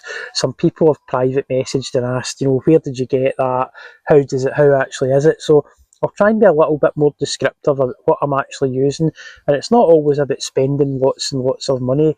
I do go to the Omega boutique now and again and do buy some hardware, but it's very expensive, and my advice is if you buy a watch, like I did with my Omega, it came on the original 9 link tank track bracelet, the Pierce Brosnan era kind of classic bracelet. That's what it came on, and I found it very, very heavy. So I've went through quite a succession of trying straps. I've got a mesh for it. I've got a few silicone straps now. I've got the orange one that I done a short on a few days ago. You can check that out, see how that looks. And none of these straps are very expensive. Now, I could see myself in a position where I possibly go to Omega once I've figured out exactly what I like on the watch, and then order one of the expensive straps from them. But for now, I'm happy to play about with aftermarket NATOs, silicones, and that mesh that I've got. The mesh I've got is very similar to the Omega one, and in some ways I've tried it on in the boutique, the actual official Omega one, and in some ways the one I've got articulates slightly better, and to me it feels a little bit more comfortable. And now let's talk about the Seiko Speedtimer in the Pogue colourway. You know, I know it's not a Pogue, it's not a mechanical watch, it's a solar calibre by Seiko, but it's a fantastic watch, and this watch came out here in the UK in August 2024, and it took me till kind of the end of November to source one of these watches, because I was just finding a few of them that I'd looked at in person had some alignment issues. So again, it's another Seiko to my collection, but I've had to curate this one, and I just like the splash of colour. For the price of this watch, the quality of the dial is absolutely amazing, and when the sun hits that dial just the right way, it absolutely lights up. And there's a lot of debate online about whether this dial is yellow, gold, orange. I don't know myself. Let's just call it Pogue. Let's name a new colour Pogue in honour of this Seiko dial. It's absolutely fantastic, and I'll wear this a couple of days on my holiday. Maybe if the weather turns really bad, this'll brighten up a day for me. And then this is my third watch I've brought. I've brought my Laco Augsburg 42mm on the riveted leather strap. An absolute classic Type A Flieger, highly legible. And it's funny because I don't very often get compliments on my watches unless I'm wearing a Rolex or something really recognisable. But I was over at Orton Grange the other day. It's a place just up the road. It's an agri-tourism farm, cafe, shop. Some fantastic products. If you're in the Lake District, set the sat-nav for Orton Grange and give it a try. But there was an older gentleman in the car park that actually complimented me on this, and he said, "Nice Flieger." He knew exactly what this was, and I find that unusual. To get a compliment on a mechanical watch these days is quite a rare thing. Everybody wears smartwatches, Apple watches, and for someone to actually know what this was, absolutely fantastic. So it struck up a little 5-minute conversation with him about watches, and it turns out he was wearing a nice Patek, so the guy was in the watch collection family. So absolutely fantastic little encounter, and brought about by a basic Laco Flieger. So fantastic watch. I'll include an affiliate link for this watch in the description of this video with a few other hardware bits and bobs. But there's a fantastic deal going in these watches just now if you're in the UK and Amazon.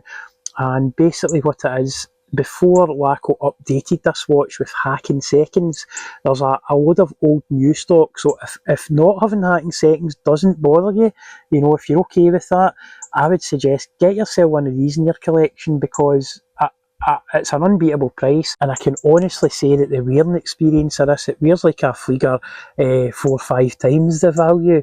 And the other thing is, I looked on the Laco website, and just the price of one of these Laco straps alone is £30, you know, €40.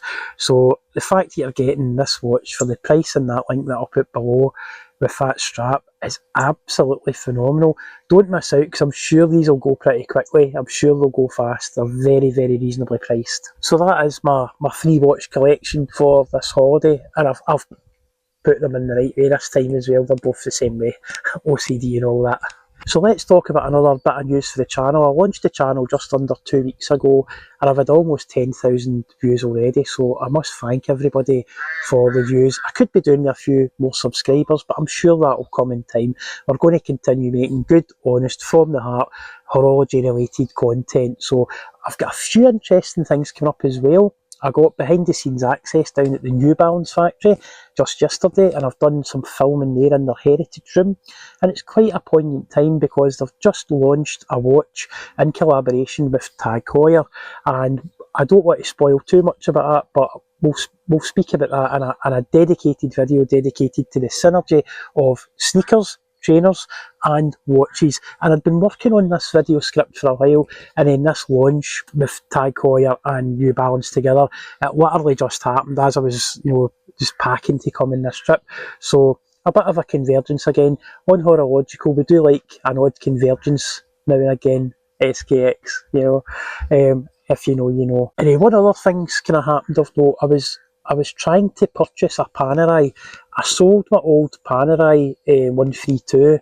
Well, it was a 132 case with a 2017 service dial, a replacement crystal that didn't have the Cyclops. It was a bit of a Franken watch, and I bought that watch with full disclosure, and I've sold it on with full disclosure, so no foul, no wrong play going on there. But I liquidated the value in that watch, and I liquidated the value in the Panerai for a reason.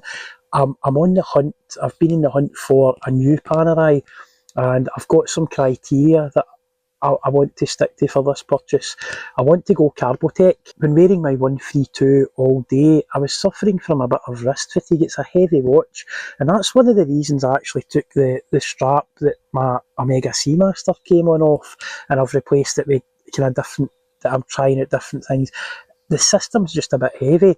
My Rolex sub comes in at 153 grams, and the weight's well balanced around that whole system. It feels great, but with the Panerai, the weight all sat in the top, and it was a little bit heavier than the Rolex as well. And just over time, the weight of that Panerai 132, it wore me down. So I'm going for a carbotech one. It must be a Luminor, it must have a sandwich dial. I like the running seconds, and I like the date position of the 132, so I'm going to try and keep all that the same. So where's this leading? Well, I'd made a bid to get a Panerai 1529, the Luna Rosa limited edition, limited to 37 pieces, sold online only during a 24-hour window, and I ran into some problems buying that watch. There seems to be a lot of them listed online for sale at the moment, and for a watch that only had a run of 37, and yet there's a lot for sale on various websites. And I do understand that people will list their watches for sale on various different sites to try and maximise the opportunity for a sale. But the more I looked into this watch, the more I felt a little bit uneasy about paying a premium for something that I couldn't guarantee that was the actual production run. I'm not saying anything nefarious about Panerai here. There is a bit of a history, and I love the brand and I know it quite well, but I just don't know it Paneriste well to know exactly what's went on here. So I did make a bid for that watch. I went under because I'm not willing to pay that massive premium for exclusivity when I can't guarantee that the exclusivity actually exists, and it get knocked back. So the sale fell through. That's absolutely fine. So I went back to the drawing board and I thought, what is it I'm actually wanting? And that's how I come up with my kind of short list of specs for what I want in a Panerai. 44mm, Luminor, I want carbotech this time, running settings and date in that position, and if it comes with a nice strap, that's a bonus as well. I've still got some Panerai rubber straps in the collection. I get rid of the 132 with the alligator strap that it originally came with, so I've got a couple of the different coloured, I've got an olive actually, and a teal blue diving rubber strap from Panerai. So I'll be good for a few strap changes with that watch. But basically what I've decided on is I'm going to go for a PAM 1661. It's the kind of more consumer version of the absolute ultra grail Lab ID watch that Panerai came out with a few years ago. I don't want to talk any more about that in this video, but because it's something that I'm going to pad out into a full video, maybe even a couple of videos explaining the process I went through, the kind of decision-making process and how I've ended up. And it's important to say I haven't got the 1661 landed yet, I'm in the final stages of it. So fingers crossed that in the next couple of weeks I've got that watch. It's been to be authenticated, it's come back to me. The money's getting into escrow. Once it's authenticated, I'll release that money, and happy days. I'll hopefully have a brand new, to me, Panerai 1661 carbotech to show on the channel.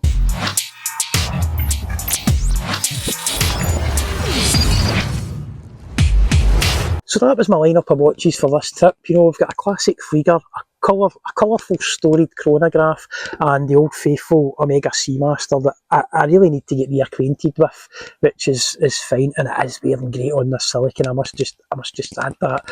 After experiencing the 22mm version of this strap on the Marine Star, having it on this, it's a really good fit. I might go to Omega sometime later on this year and pick up the official Omega rubber strap if this is still going well. So we'll give this a couple of months and we'll see how it goes. So how do you think my watch selection went for this trip? Did I get all the bases covered? Is there something that I've completely missed? Maybe I should have sneaked a G-Shock in the hand luggage. Questions for a watch collector, eh? So thanks for watching. Don't forget to subscribe to the channel. I've noticed there's a lot of you watching that aren't subscribing. If you could please subscribe, it'll help me grow as a channel and it'll help me bring better content to you as fellow watch enthusiasts and collectors. And remember, collecting watches isn't logical, but it is horological.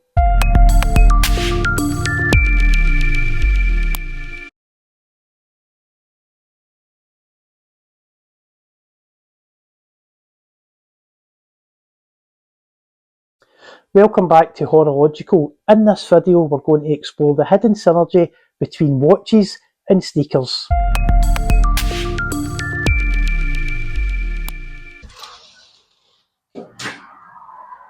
This isn't Switzerland, it's Flimby, a small town in the west coast of England where shoes are still stitched, glued and made by hand. In a world of injection moulded everything, that seems almost rebellious. Here, heritage isn't a slogan, it's muscle memory. Look closely and you'll see the same virtues that built mechanical watchmaking: precision, passion and heritage. Today I'm not here only as a watch collector, I'm here because these walls speak the same language as a Swiss atelier, the language of craft that endures. These pairs aren't just ordinary sneakers.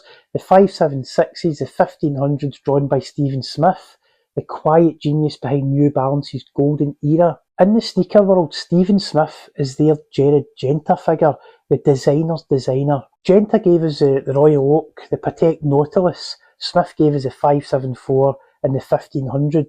Both turned utility into art, performance into personality, and proportion into poetry. Like Genta, Smith obsessed over geometry, how a curve feels, how a line carries through, how the human body connects and interacts with an object. Decades later, Flimby still builds his designs by hand, just as Swiss ateliers still finish designs sketched over half a century ago. Precision is universal.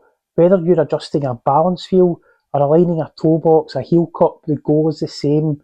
It's getting something exactly right. When you see Made in England on a New Balance shoe, it's much like seeing Swiss made on a watch dial. It doesn't mean every component was born within these borders or these walls. Rubber may come from Asia, leather from Italy, threads from Germany, but what it does guarantee is where the craft comes together. That final assembly, inspection and quality control all happen here by people trained to an extremely high and exacting standard. It's the same with a Swiss watch. Components from across the globe, perfected and regulated in the Valley des Jeux or Le Chaux de Fonds. The origin isn't geography, it's accountability. Every craft person signs their work, just as a watchmaker puts their initials below the dial.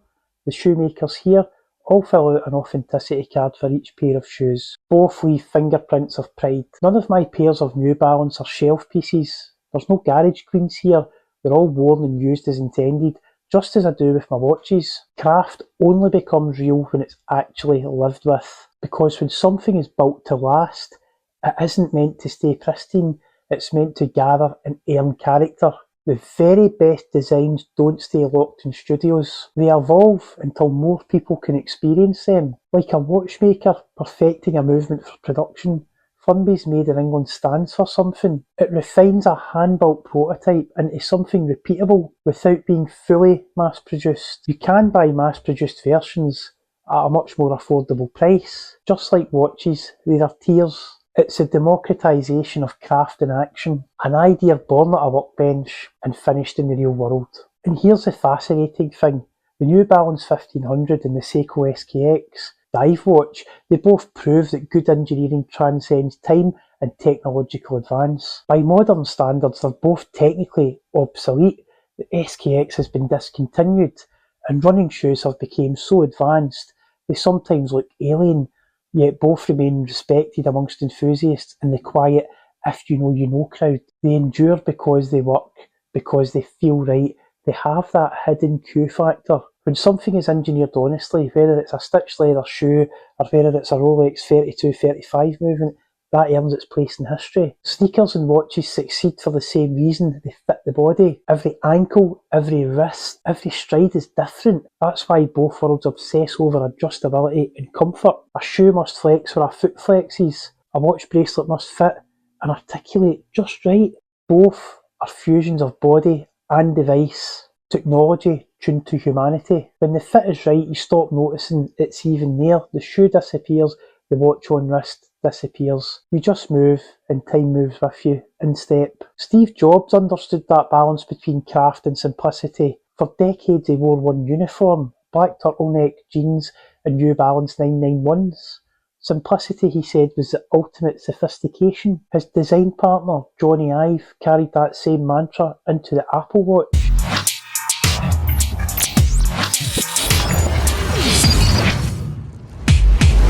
The Apple Watch, it didn't end watch culture, it invigorated it. It reminded a generation that the wrist is still a place of prime real estate for precision, comfort and self-expression. And once you've lived with one, stepping back to a mechanical watch, it marks you out as a true enthusiast, someone who wants to understand the why behind every tick.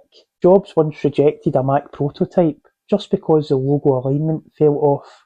That's the key and precision we're talking about here. I've seen that same perfectionism here in Flimby, where a craftsperson rejects a pair of shoes whose one stitch is a millimetre off. That pursuit of just right, that connects Silicon Valley to the coast of England here to Switzerland. Just the other year, Tag Heuer teamed up with Kith, a streetwear brand. Kith are the retailer who also sell exclusive New Balance Made in England and Made in the USA drops. They teamed up to reissue those classic 1980s plastic watches that Tag Heuer are synonymous for. A Swiss watch launched like a sneaker.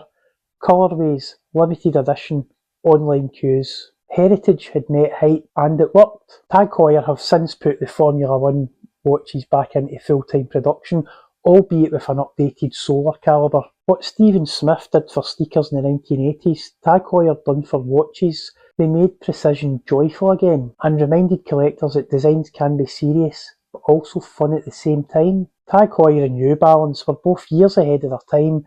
The Tag F1 re-releases and the Kith New Balance collabs prove that point. Those 80s designs have came back and they're hitting hard, with a whole new generation of enthusiasts willing to pay today's premium prices for timeless designs that are now over 40 years old.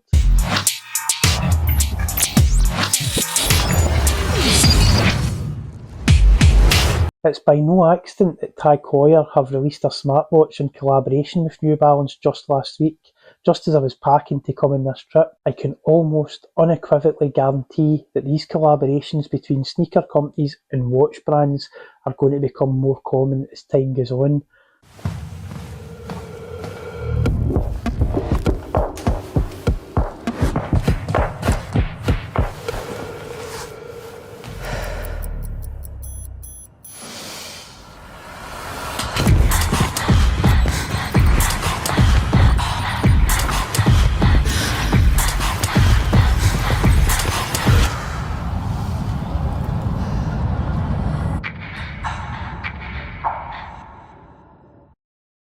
A breakthrough point for me will be when it's no longer a smartwatch, but it's actually a real mechanical timepiece.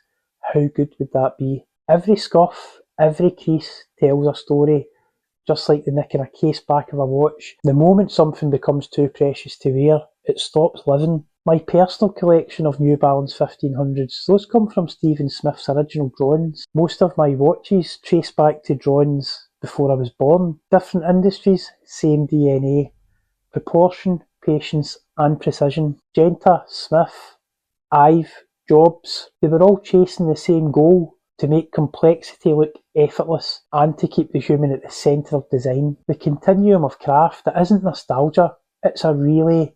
Every generation takes the baton, puts their own input into it and then passes it along to the next generation. Whether it's a balance wheel or the sole of a shoe, what matters is that someone cared enough to make that right. Stephen Smith did, Gerald Genta did, Steve Jobs, Johnny Ive, they both did, each in their own language of form. I've never been interested in garage queens, not in watches, not in my cars, not in sneakers. The joy's in the wear, the scratches and the miles. Because the true test of design isn't under studio lighting, it's endurance under human interaction. The 1500s, an SKX, a classic car, and even the Apple Watch prove the same truth, that good design made with care will always find its place, whether that's on the wrist, on the road, or in time. If something was designed and built to last and endure, it deserves to live.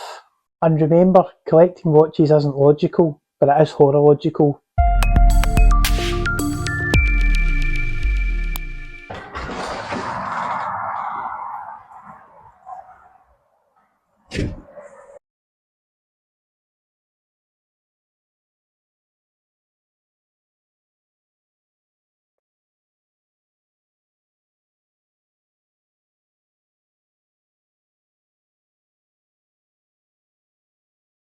What does Rolex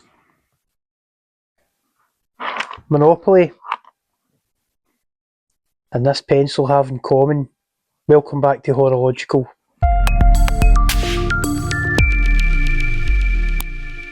At first glance, a pencil and a wristwatch, they don't look like weapons of war. Yet during the Second World War, Britain fought not only with tanks and Spitfires, it fought with imagination and ingenuity. Some of the most remarkable victories were not won in the battlefield, but on the factory floor by craftsmen who used precision and trust as their ammunition. This is the story of MI9, the secret branch of British intelligence that turned ordinary objects into instruments of escape, where a pencil could hide a map, a board game could hide currency, and a watch could carry hope through barbed wire fences.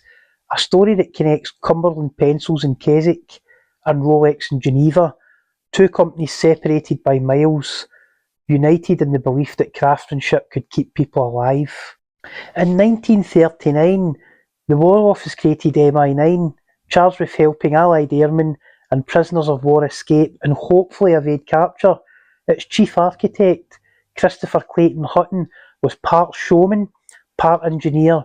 Before the war, he'd worked in advertising, dabbled in journalism, and even consulted magicians on misdirection and sleight of hand. He knew how to make secrets disappear, and more importantly, how to make them reappear exactly when needed. Hutton's idea was revolutionary. Harness the ingenuity of British industry, recruit tailors, toy makers and instrument firms, anyone with the skill to hide precision inside the mundane. A secret supply chain of hope, stretching from London, the Lake District and beyond. Engineers built a hollow wooden barrel, capped with a ferrule that could be pulled off to reveal a miniature compass and a hidden map inside. The pencil barrel was meticulously drilled out. Many broken pencils were produced during this process until they actually perfected the technique. Inside waited a tightly rolled silk map. It unfurled silently. It was waterproof and it was impossible to tear. Some variants even contained a flexible saw wire running straight through the core. Each pencil looked utterly ordinary. That was its camouflage. And perhaps the most poignant reminder of that work still survives. The factory time clock used by derelict workers to punch in and punch out each day. It stood silent witness as, after official hours, a handful of trusted men stayed behind under the glare of a single lamp. Bound by the Official Secrets Act, they worked in secrecy, crafting escape pencils that could mean the difference literally between capture and freedom. Every off-the-book shift stamped into that clock marked not just the men making prisoners of war escape equipment, but it was a quiet act of defiance, a moment when time itself became a weapon for good.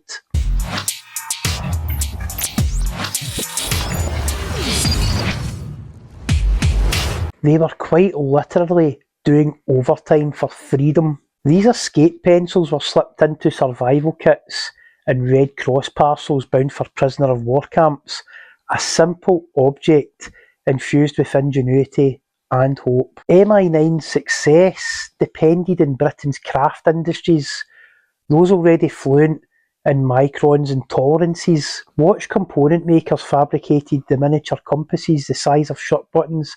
Some of those little compasses found their way into this version of the Derwent escape pencil. Optical firms ground tiny lenses for escape periscopes. Instrument makers built concealed sundials and survival kits for downed pilots. Even tailors stitched silk maps into uniform linings with invisible threads. Completely undetectable. While MI9 engineered concealed escape equipment in Britain, another act of quiet resistance was unfolding in neutral Switzerland. Hans Wilsdorf, founder of Rolex, had been born in Germany, but he made his fortune and his loyalties in Britain. When news reached Geneva that British officers in German camps in the Western Front had lost their watches when initially captured, a deal was brokered. Thanks to Switzerland's neutrality and Red Cross communication channels, Rolex watches could be shipped legally to prisoner of war camps. Wilsdorf made a remarkable offer. Any British officer held as a prisoner of war on the Western Front may order a Rolex watch and pay for it after the war if he survives. Rolex supplied watches to prisoners of war on credit. Confident that the war would end with an Allied victory, prisoners could request a watch from Switzerland through the International Red Cross, and Rolex would honour that order with the bill to be paid after the war. This was all made possible due to Switzerland's neutrality and was a significant morale booster for the prisoners of war. No contracts, no deposit, only trust. Thousands took him up on it. The most famous was Flight Lieutenant Clive James Nutting, imprisoned at Stalag Luft 3, later immortalised in The Great Escape. His Rolex Oyster chronograph timed the guards' patrols and the tunnellers' shifts beneath the sand. After liberation, Nutting wrote to settle his account. Wilsdorf personally thanked him and refused to charge interest. These watches are amongst the most collectible Rolex watches in existence. For many British officers, that Rolex became more than a timekeeper, it became a promise. Each tick echoed a quiet vow: when I get home, I'll pay for this. To men stripped of control, their dignity, that promise meant everything. It re-anchored them to a world of honour, civility, and normal life waiting beyond the barbed wire. The watch was a contract with survival, an unspoken pact between a craftsman in Geneva and a captive somewhere in Europe. Every glance at the dial whispered, "You will make it home." MI9's creativity, it reached every corner of British manufacturing. John Waddington Limited, the makers of Monopoly, they printed hidden silk maps beneath the games board, and they actually slipped real currency under the chance cards. Toy companies moulded miniature vehicles with secret compartments. Bookmakers built hollow heels for gold sovereigns and compasses. Fountain pen makers had radio parts inside the barrels. Even the humble razor blade was re-engineered, one side sharpened for the perfect shave, and the other side magnetised to act as a compass needle. Behind every invention was a factory workshop operating in secrecy. MI9's activities directly inspired the James Bond universe's Q department.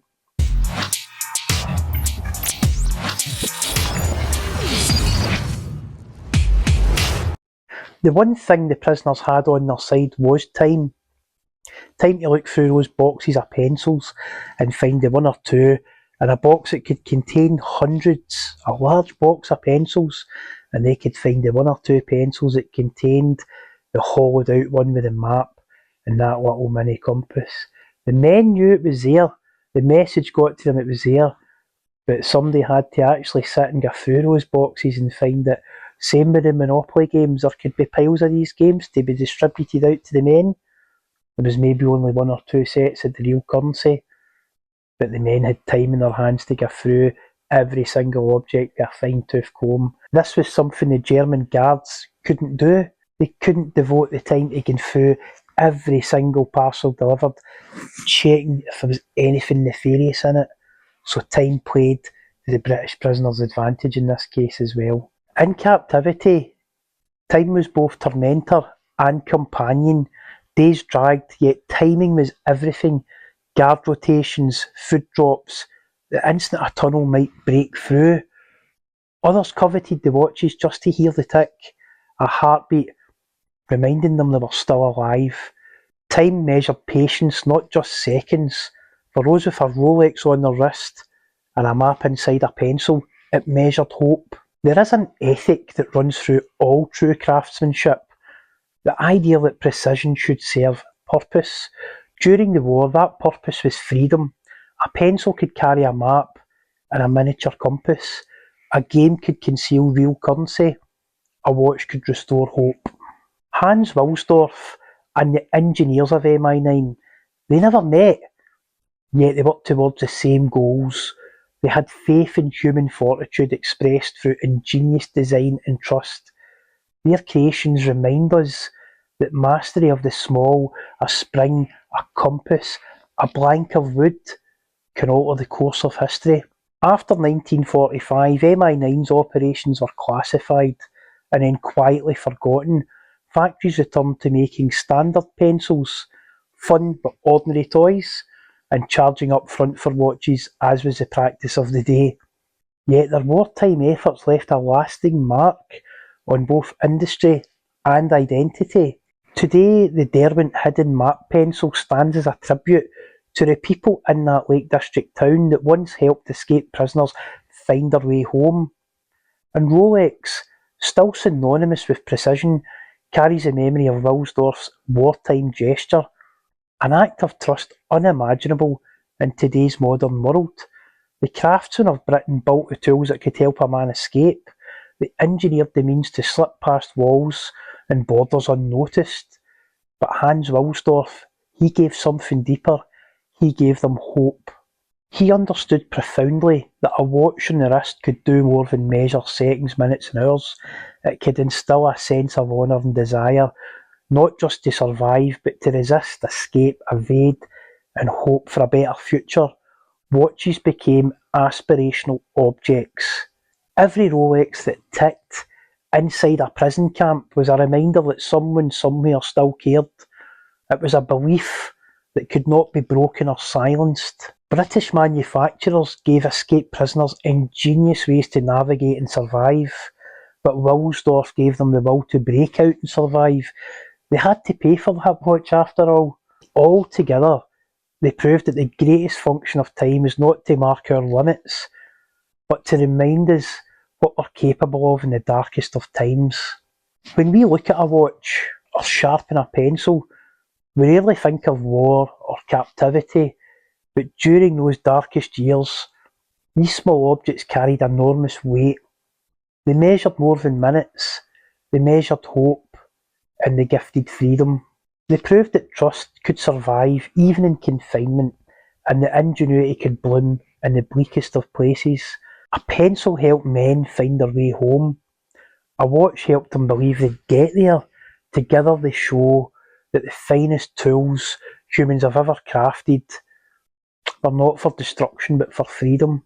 And remember, collecting watches isn't logical, but it is horological.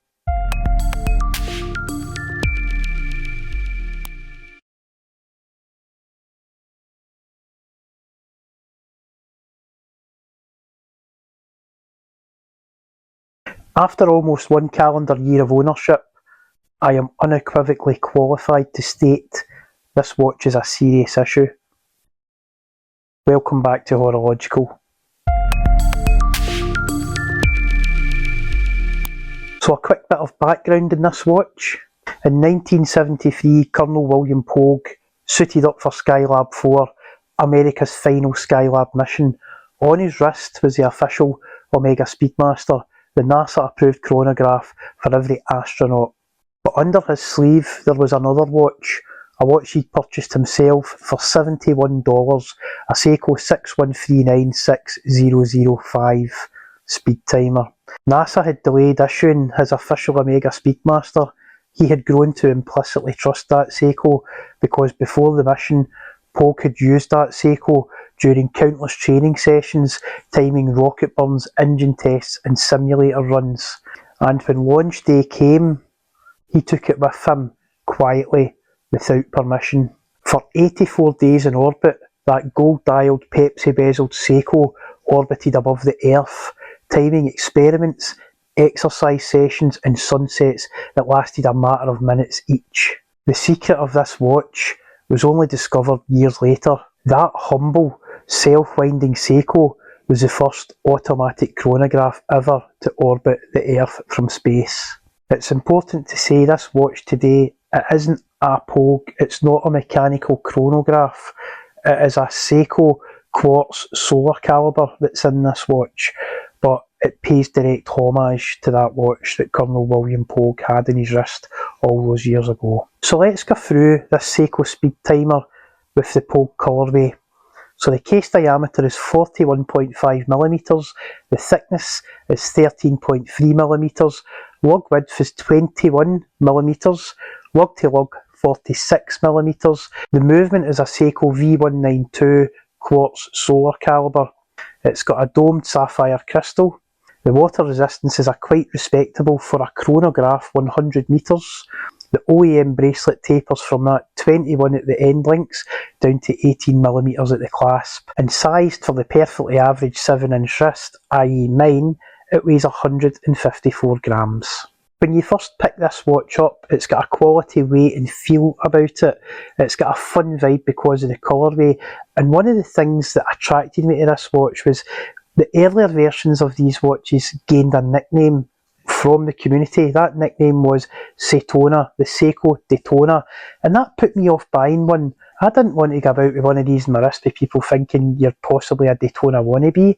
If I was buying that kind of value a chronograph, it would definitely be a Zenithal Primero anyway.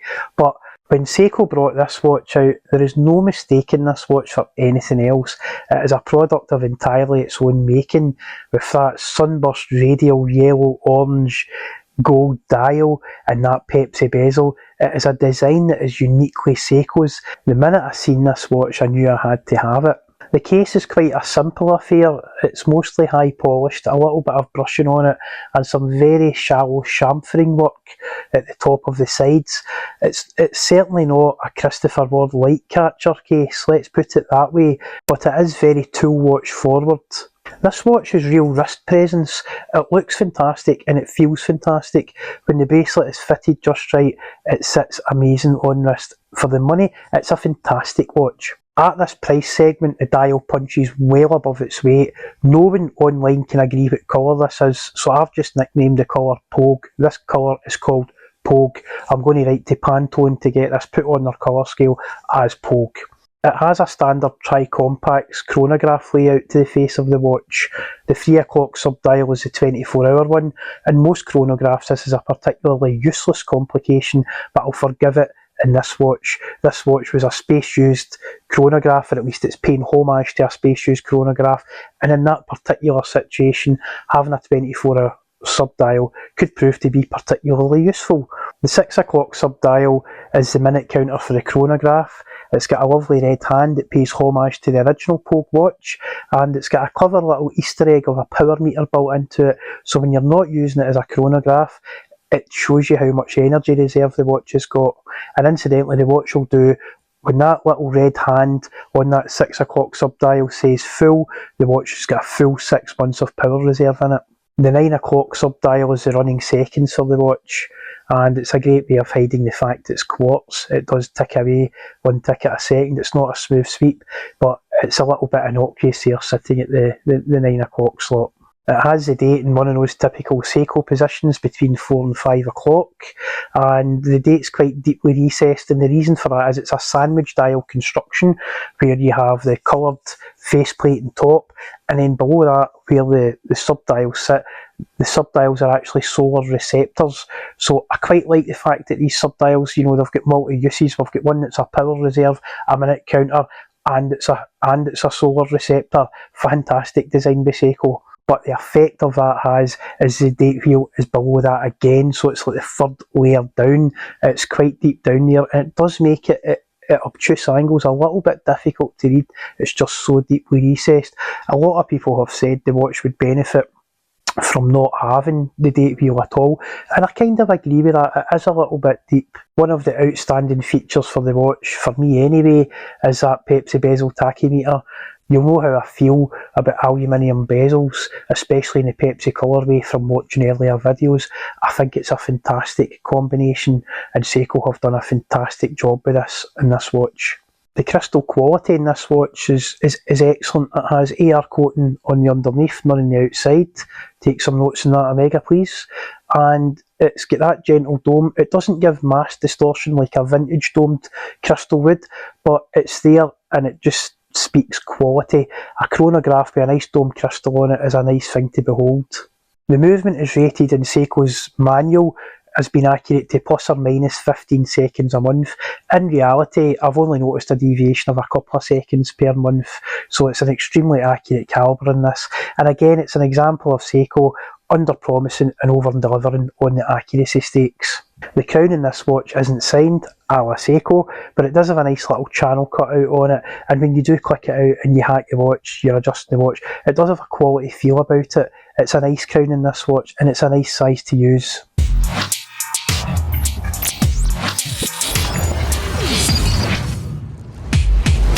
And here we're getting on to the major issue that I have with this watch. I mean, you've seen the thumbnail.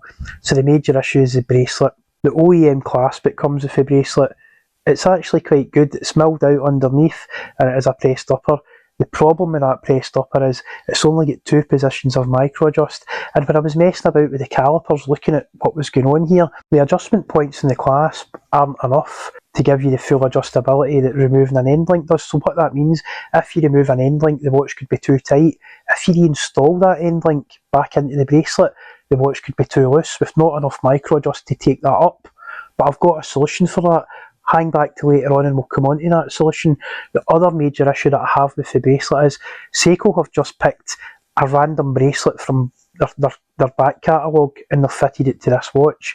It doesn't actually shape to the end lugs properly. The end links and the lugs of the watch, they do not match at all. And at this price point, that's a little bit disappointing. There's plenty of AliExpress and homage brands out there that can get this right. This watch came out in the UK in August 2024 and Seiko still haven't got these basics right. I wish Seiko would start listening to the community.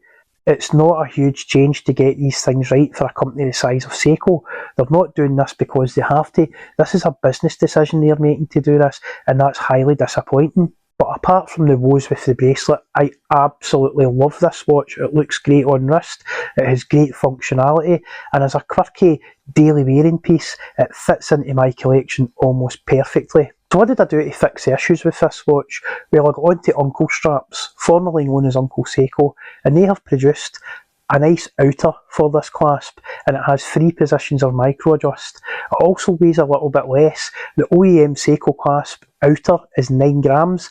This Uncle Straps one is 6 grams, but it's also 4mm longer, and it has 3 positions of micro adjust. So I put this on the watch and it transformed it. I was able to get the perfect fit with this bracelet. So a big thank you to Uncle Straps, and the things that they do, they have saved other Seiko watches for me in the past.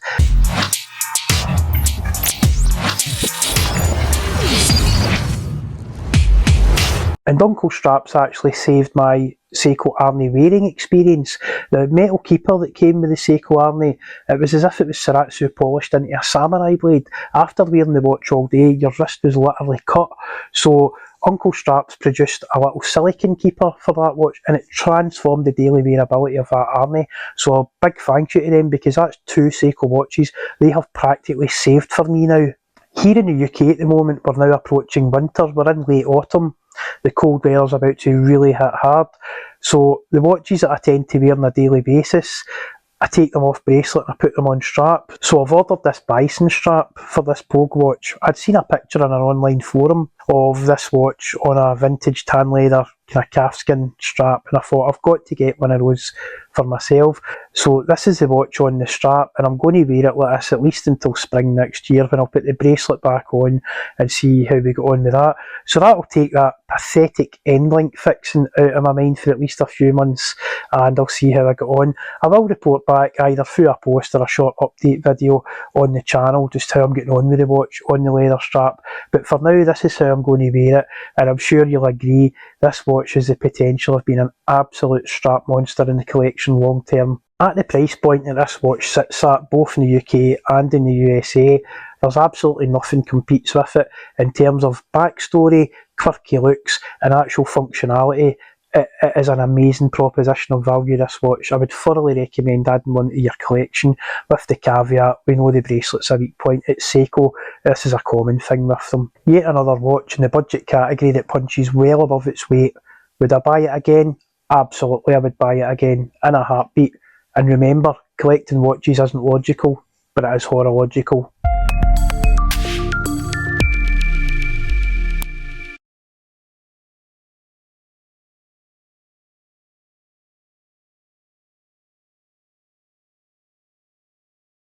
Few couples have changed the world like Marie and Pierre Curie, but what most people don't realise is how deeply their discoveries shaped horology. Marie's radium discovery made watches glow throughout the night, and Pierre's work on the piezoelectric effect would one day make them tick with quartz precision. Together their legacy lit up, but almost destroyed the entire watch industry. Not once, but twice. Welcome back to HoroLogical. At the dawn of the 20th century, time began to glow. Luminous watch dials painted with radium shone like captured starlight, proof that science could light up the night. Yet behind that brilliance lay a hidden danger, and in one of science's greatest ironies, another discovery from the same family, quieter, slower to be understood, would one day help humankind measure time so precisely it could reach the stars. In 1898, Marie and Pierre Curie discovered radium, a substance that glowed without a visible power source. To a world just discovering X-rays and wireless signals, it seemed miraculous. Companies raced to commercialise it. Medicines, cosmetics, tonic water, even Nuka-Cola Quantum. The public fascination with radium was instant, and soon it found its way onto the dials of clocks and watches.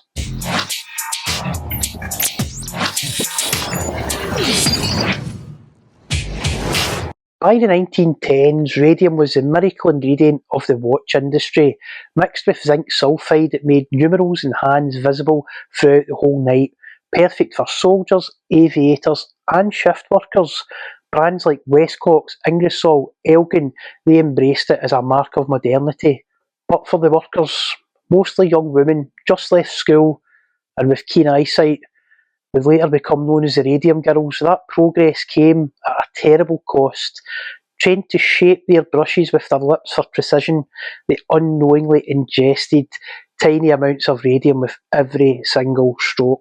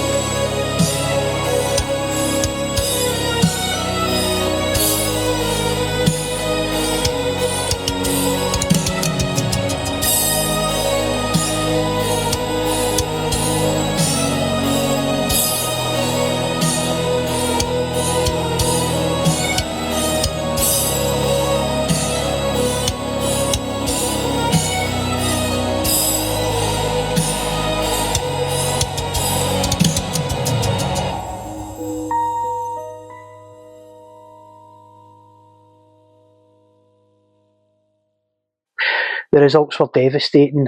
Bones that crumbled, jaws disintegrated, teeth falling out, and cancers that no one yet understood.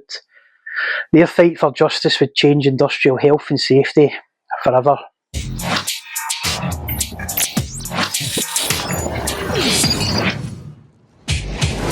By the late 1940s, the radium era was fading. Many clock and watch manufacturers began removing radium from production, replacing it with weaker isotopes like tritium and safer phosphorant paints. By the 1950s, radium had mostly disappeared from mainstream manufacture. What had once been the symbol of modern progress had become a cautionary tale. Decades before radium's rapid rise, Pierre Curie and his brother Jacques had discovered something far quieter, less dramatic: the piezoelectric effect. They found that crystals like quartz could generate electricity when put under pressure and vibrate predictably when an electric charge was passed through them. Unlike radium, it didn't glow, it didn't sell newspapers, it simply sat in physics journals, waiting for technology and imagination on how to implement this discovery to catch up. In the 1930s, engineers at Bell Labs noticed its potential. By using quartz vibrations to regulate circuits, they could create clocks of extraordinary precision, far beyond any mechanical escapement. In 1927, engineers Warren Marrison and J.W. Horton at Bell Labs, they became the first to build a complete quartz clock. Just a quick interlude, it's John here from HoroLogical. Today, filming this, the channel has been officially launched one calendar month. I've had loads of views, I've had quite a few subscribers so far, but I'd like to see a few more of those views converting into subscriptions. It costs you absolutely nothing, and it helps me build the channel and bring you more historical, horological documentaries just like this one. Thank you very much. What radium offered in brightness, piezoelectricity offered in accuracy. By the 1960s, General Time, Westclox had moved fully into the electronic age. Its Mille division developed quartz-based timing modules and circuits for aerospace and scientific equipment. The same company that once painted radium on dials and clock hands was now building the timing systems that helped guide the Apollo spacecraft. And here lies the irony: radium and quartz will never meet in a mainstream consumer product. Let's call that the Blancpain effect. One discovery lit up the dials of the early 20th century, the other literally powered the timing of the space race. One burned bright and faded quickly, the other began quietly, and still defines precision timing to this day. Radium captured the world's imagination almost overnight, instantaneously. Piezoelectricity took half a century to mature, to find its purpose, but when it did, mankind used it to reach the moon and beyond. The two discoveries never shared a wrist, yet together they traced the arc of scientific ambition, from the visible wonder of a glow to the perfection of a temperature-compensated oscillating crystal. Marie Curie's discovery made time visible. Pierre, along with his brother Jacques, made it astonishingly accurate. It is almost unimaginable that a husband and wife working together at the turn of the century would uncover two discoveries that would each in their own way shake the very foundations of horology to its core. Marie Curie's discovery of radium initially lit the way, then it destroyed the very girls that were employed to apply it. Pierre Curie's discovery of piezoelectricity, along with his brother, decades later, would give birth to quartz oscillators, a tuned crystal with a heartbeat so precise it seemingly rendered mechanical movements obsolete overnight. Not really, but watch collecting has never been logical. Two discoveries born from the same partnership that eventually brought about the two greatest crises horology has ever faced, one of health and safety in the workplace and the other of progress, precision and obsolescence. And yet together they both remind us every revolution in any industry carries consequences. In the story of time, not every glow is friendly, and sometimes the slow burners eventually become the brightest discoveries of all. And remember, watch collecting isn't logical, but it is horological.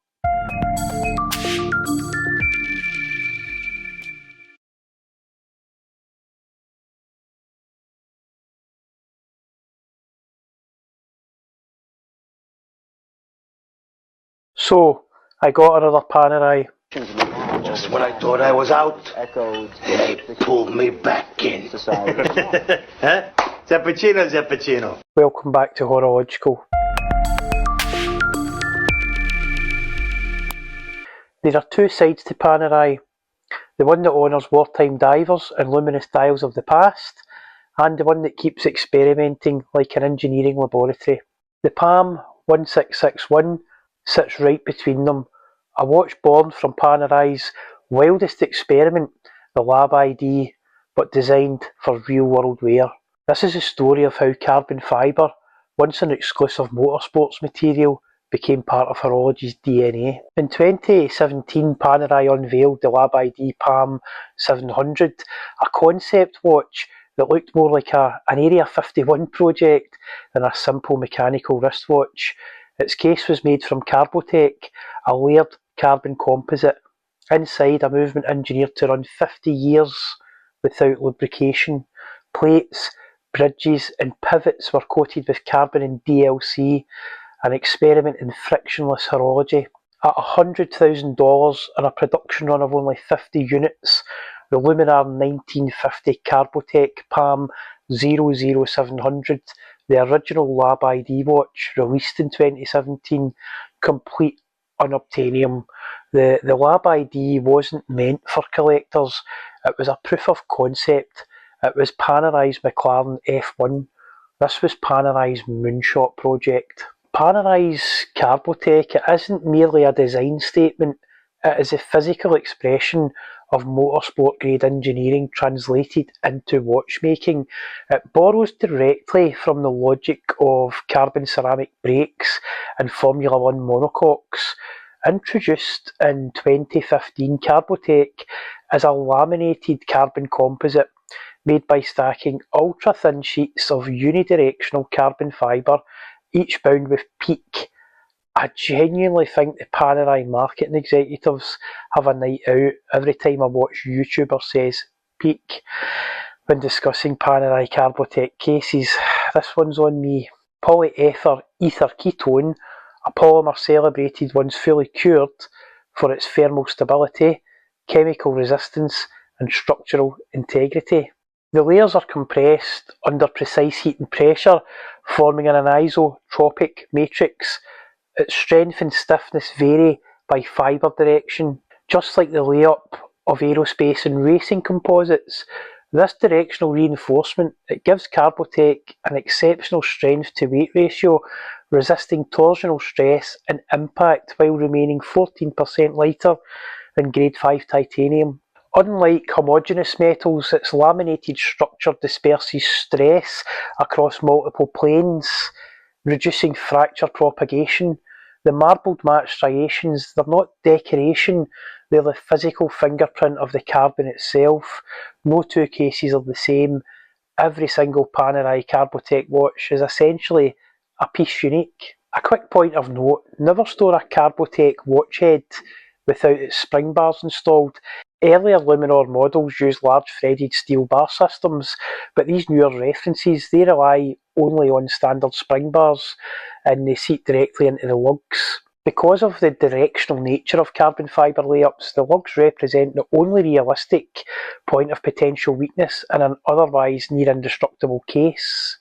Carbon composites can handle immense forces when those loads are applied along their intended structural axes, but just like carbon bicycle frames, even a small compressive or clamping force applied across the weave's unsupported direction can cause localised damage. It's the same principle that ultimately doomed the OceanGate Titan submersible, a structure made from carbon composites strong enough to resist thousands of tons of pressure, yet gradually weakened by cyclic stress acting against the carbon layup's orientation. Carbotech is no different in principle, exceptionally strong, directionally stable, but never immune to the laws of physics. Powering most, Carbotech references is Panerai's in-house calibre P9010, designed and built in Neuchâtel. It's a twin-barrel automatic movement delivering 3 days of power reserve and a slim 6mm profile, almost a millimetre thinner than the P9000 that it replaced. So some of the movement highlights are it's a 4Hz movement, it has 31 joules, it's got twin barrels for consistent torque output, it's got a bi-directional rotor running in ceramic ball bearings, it has a fully free-sprung balance wheel with micro-adjustment screws, and it's got an independent quick-set hour hand and stop seconds hacking for precise syncing. The movement's architecture, it favours durability over decoration. Broad bridges, oversized pivots, and a large bearing footprint give it the robustness expected of a diver's instrument. That same free-spinning rotor, however, it gives the P9010 its signature mechanical whisper, that subtle whoosh you hear as it winds itself. Panerai's service bulletin from 2016 until 2018 acknowledged an unusual side effect in Carbotech models with titanium casebacks. Due to the carbon composite case structure, vibration and mechanical resonance from the automatic winding system may be perceived differently. The titanium caseback, being of a more rigid metallic composition, may act as a soundboard, transmitting the noise of the oscillating mass more efficiently than steel or full composite configurations. Technically, that's exactly what happens. Carbotech's carbon matrix provides excellent lateral damping, absorbing vibration across its fibre planes. Titanium, by contrast, has a high acoustic transmission coefficient and a low damping profile. So the unidirectional rotor of the P9010, it sends micro vibrations through the movement cage into this titanium plate, which behaves like an acoustic resonator. Panerai clarified that this isn't a fault, but a natural artefact of mixed material acoustics, a composite absorber paired with a metallic reflector that in the second production run became a tuned feature to revel in and enjoy. It's a small detail that turns a mechanical function into an audible signature.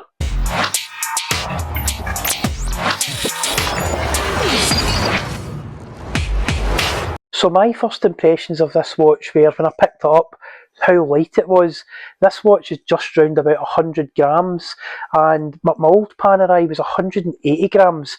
So you can't believe you're holding something that size that weighs so little. It's absolutely fantastic to behold. So that was the first thing that stood out for me about this watch. And then putting it on wrist, the other thing that stood out was the stiffness of the OEM strap. When I bought this watch, it had barely been worn, so the strap was like new. It was really stiff, really robust. The dial itself, it's not the most legible, everything's blacked out, but you can always find a suitable angle to view the time at, and there's a lot of AR coating on the underneath of the crystal, and that certainly helps with that. It's a fantastic watch to behold. In some ways it looks like a Garmin smartwatch. It's very minimalistic. If you don't know Panerai, you won't know what this is on wrist. It doesn't attract the wrong kind of attention, but for the quiet if you know crowd, this watch is absolutely amazing. Once that strap starts to mould to your wrist after wearing it for a couple of days, the comfort of this watch is next level. It literally disappears on your wrist. It's just so light and so wearable. And if you've worn one of the older Panerai references, like I have worn a few of them over the years, it's just mind-blowing how a watch that the older ones had so much physical presence, you could really feel them on wrist. They were quite unwieldy at times, moving about. If your wrist shrunk a little bit in the afternoon, that watch could swing about on your wrist. But this one always sits, the balance is perfect, it always sits nice on wrist. It's a fantastic watch. If you're going near a Panerai boutique, go in and try one of these on. You'll be absolutely amazed by it. The lume in this watch with the sandwich dial construction and the fully painted lume plate below that sandwich dial, it's got BGW9 on it and it must have several really thick coatings. The lume in this watch is amazing. I'll include the shot here and you can see for yourself. It is absolutely stunning at night. If you artificially charge it, it easily lasts throughout the night, and even without artificially charging it with a UV torch, it will last most of the night reasonably legible. As far as lume goes, it is stunning. The accuracy of this example I have here, over the couple of weeks I've had it, it's been literally a couple of seconds fast per day. It's well within cost tolerances. The movement seems to be fantastic at holding good time, and I have been wearing it. I've been trying this out. I've done a couple of shorts on YouTube using this watch, and I've been going to it for my daily wear quite often. So it has been sitting, it has been worn, it's been getting moved about, and I've kept it constantly wound up during that time, so I've got a reasonably accurate picture of how this watch is going to perform long term, and from sitting here it looks really good. So I'll just go through a few quick specs of the watch just now. The case diameter is 44mm, which for me is just that Panerai sweet spot. The 47's too big and the 40s for a Panerai are a little too small for my taste anyway. I know it's subjective. The thickness is 14.5mm, so if you've had something on wrist like a Tudor Blancpain GMT, you know what that kind of thickness feels like. The lug width is 24, so a little bit wider, but that's a traditional Panerai thing. When the watches were heavier, they really needed that width of strap to control the weight of the head of the watch. In this one, they've just kept that up, I think, for tradition, and it looks good. It's a big wide band, and it becomes part of the watch's character. Panerai and straps have got a really long history, and changing straps is a Paneristi's hobby, changing straps on their Panerai.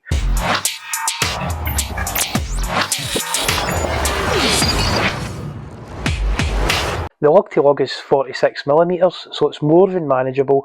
There's Seiko divers out there. The one I'm wearing just now is a 47mm lug-to-lug, so this watch sits really nice on wrist. The movement, as discussed, it's a P9010 in-house Panerai movement. This one has hacking. We'll go on to a little bit about that later on.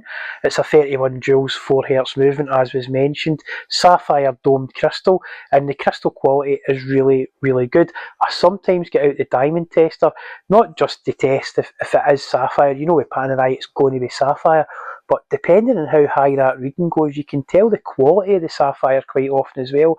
And I can say the sapphire on this is high quality. It's great quality sapphire they've used in this.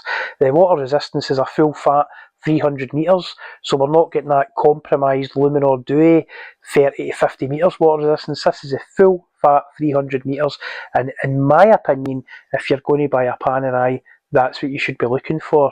It's got an OEM sailcloth style strap. It's a layered leather and kind of rubber strap that's on it. The quality is fantastic, and I must say this strap's had a revision somewhere along the production line. It's really hard to track down when that happened. This strap's a little more heavy duty than the earlier Luminors got. The original Carbotech Luminors had a strap that was a little bit lighter and a little bit thinner, but overall this one feels much higher quality. It has 72 hours power reserve from a twin barrel arrangement, so that ensures it's got a good torque output throughout the whole wind of the watch. And this exact example that I've got, it comes in at 108 grams, so it's a little bit heavier. It's a little bit heavier than some of those early review examples, but we'll go into that a little bit later in the video. The Panerai Luminor 1950 Marina Carbotech 1661, it brings all of that engineering to daily life at just over 100 grams, or well, it's 108 for mine on a Sporttech strap. It's roughly half the mass of a steel Luminor with bracelet, yet it feels solid and purposeful. It is heavier than those initial 93-gram review samples that were sent out to everybody when the watch was released, partially due to a slightly revised, more heavy-duty strap. I would say that maybe accounts for 4 or 5 of those grams, and it has a slightly revised caseback, perhaps an attempt to dampen the aforementioned characterful rotor chatter a little. Panerai are the masters of undocumented specification changes mid-production run, but here the motivation seems well intentioned, a longer lasting strap design and an attempt to not exactly silence the character of the watch, but to tune the sound of it, a bit like a premium sports exhaust in a free revving, naturally aspirated engine. This watch is essentially the production version of the Lab ID Ultra Grail, not frictionless but finely tuned for the real world, slimmer, easily serviceable and infinitely more daily wearable. Panerai's loom has always been a strong part of the brand's identity. The PAM 1661 uses Superluminova BGW9, glowing an icy blue in the darkness. Those numerals are not printed, they're cutouts on a sandwich dial, a technique Panerai pioneered for the Italian Navy in the 1930s. I've never been a fan of Panerai's sausage dials, so it had to be a sandwich dial in this watch for me. Under ultraviolet, it looks like a science experiment captured in motion, because that's exactly what Panerai has always been, part tradition, part laboratory. Watchmaking borrows from motorsports more than we care to admit. Carbon composites, ceramic bearings, titanium alloys, low friction coatings, all born in racetracks before they reached our wrists. Tag Heuer, the headline sponsor of Formula 1, Rolex, sponsors of enduring racing, and one-off special projects. Ear King anybody? Panerai's Lab ID was the limited edition track special, the GT3 RS if you will. The PAM 1661 is the available production model you can actually buy and daily drive every day, the 911 Turbo. Even the tactile stiffness of the Sportech strap, it feels like a new fire retardant FIA approved Sparco race suit, synthetic, technical and ready to perform. It even smells similar. In a market full of historical reissues, the PAM 1661 is refreshingly honest. It doesn't imitate the past, it takes the best of it and then wraps it up in the highest performance materials currently available, while maintaining serviceability and high comfort levels on wrist. You can hear the faint hum of the P9010 rotor, you can feel the polished matte carbon under your fingernails, and watch the loom glow like a gadget from Bethesda's Fallout universe. It's old world steampunk craftsmanship fused with new world material science and technology. The Lab ID floated the idea that mechanical watches could be maintenance free for 50 years. The PAM 1661 answers with a quieter truth. Make innovation accessible and people will buy into it. Panerai is a niche brand that gets a really hard time. I'm going to get a horse's head in my head here. The compromised water resistance of aluminum buoy, unfinished debauched movement of a PAM 318 Brooklyn Bridge boutique special, claiming various in-group and even ETA movements for in-house, the hacked seconds and vector finish were removed from the 90-10 movements in this watch during the early 2020s for some of the references. That hard time, in these cases, no pun intended, was well deserved, but in the varied landscape of Panerai, there is still the odd standout gem to be found. In road bikes, Pinarello is like Ferrari, refined and just the right side of brash. Bianchi is like Lamborghini, it's full on bull in a china shop. In watches I see Bulgari as Ferrari and Panerai as Lamborghini. In both instances I chose the Lamborghini option. But remember, watch collecting isn't logical, but it is horological.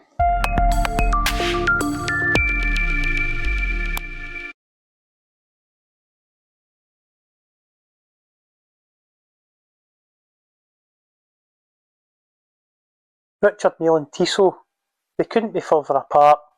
Or could they? Welcome back to HoroLogical. Back in 2023 I was working at the UCI Cycling World Championships in Glasgow. As a lifelong cycling fan, it was surreal being right there on the roadside as part of the action, the biggest cycling event Scotland has ever hosted.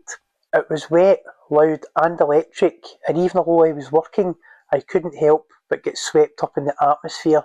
Tissot was the official timekeeper of the championships, their clocks timing every finish and their logos everywhere you looked. The official prize watch was the Tissot T-Race Cycling UCI 2023 Special Edition, a 45mm black PVD coated quartz chronograph with a white strap decorated with the UCI rainbow bands. It was the watch that every new world champion would be handed on the podium. I had at the time reflected on who would soon be the owner of this watch.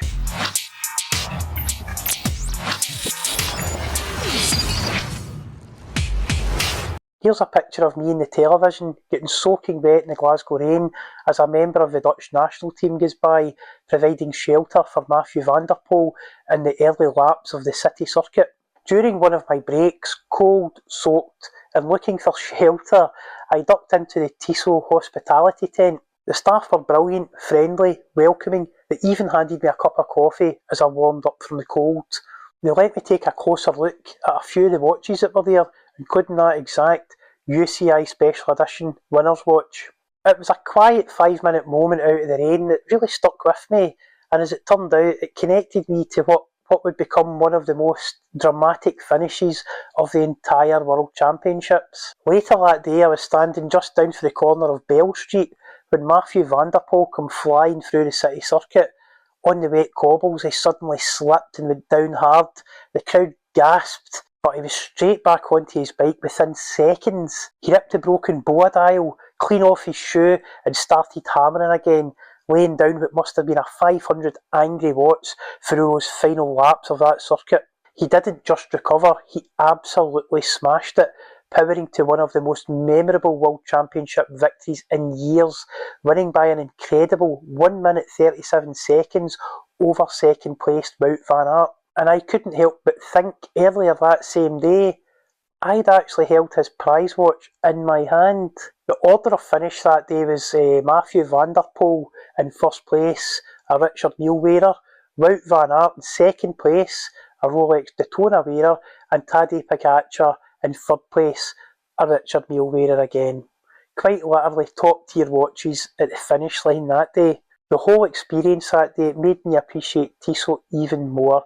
A few weeks later, I bought a pair of PRX quartz watches, one 40mm for me and one 35mm for my partner, both in that stunning mint green Reed Tiffany blue, but we can't call it that, dial. This top was the colour chosen for the UCI World Championships colourway that year, and that watch dial, it echoes that colourway perfectly. They're crisp, modern, and honestly punch above their price point, but more than that, they remind me of that week in Glasgow, of rain, of bikes, of coffee, and a brand that had made time for a cold, dishevelled me on arguably the biggest event of the whole championships. I intentionally stayed away from the Powermatic 80 versions of the PRX, mainly because that particular movement inside the modern PRX isn't your traditional ETA 2824 variant. It's been modified with an 80-hour power reserve and a high-tech synthetic Reed plastic with proprietary name escapement, made from lightweight anti-magnetic materials instead of metal. That progress comes at a cost. This newer version is laser regulated at factory, similar to the System 51 movements in the Blancpain Swatch collaboration watches, and it lacks a traditional regulator arm. It means that fine-tuning the accuracy, it isn't as simple as a watchmaker turning a screw. It's a sealed for stability, possibly profitability approach, locked by design and basically disposable, not something you would expect from a mechanical watch movement. It is worth noting that the COSC certified PRX carbon variant has a traditional regulator system, but it is expensive in comparison.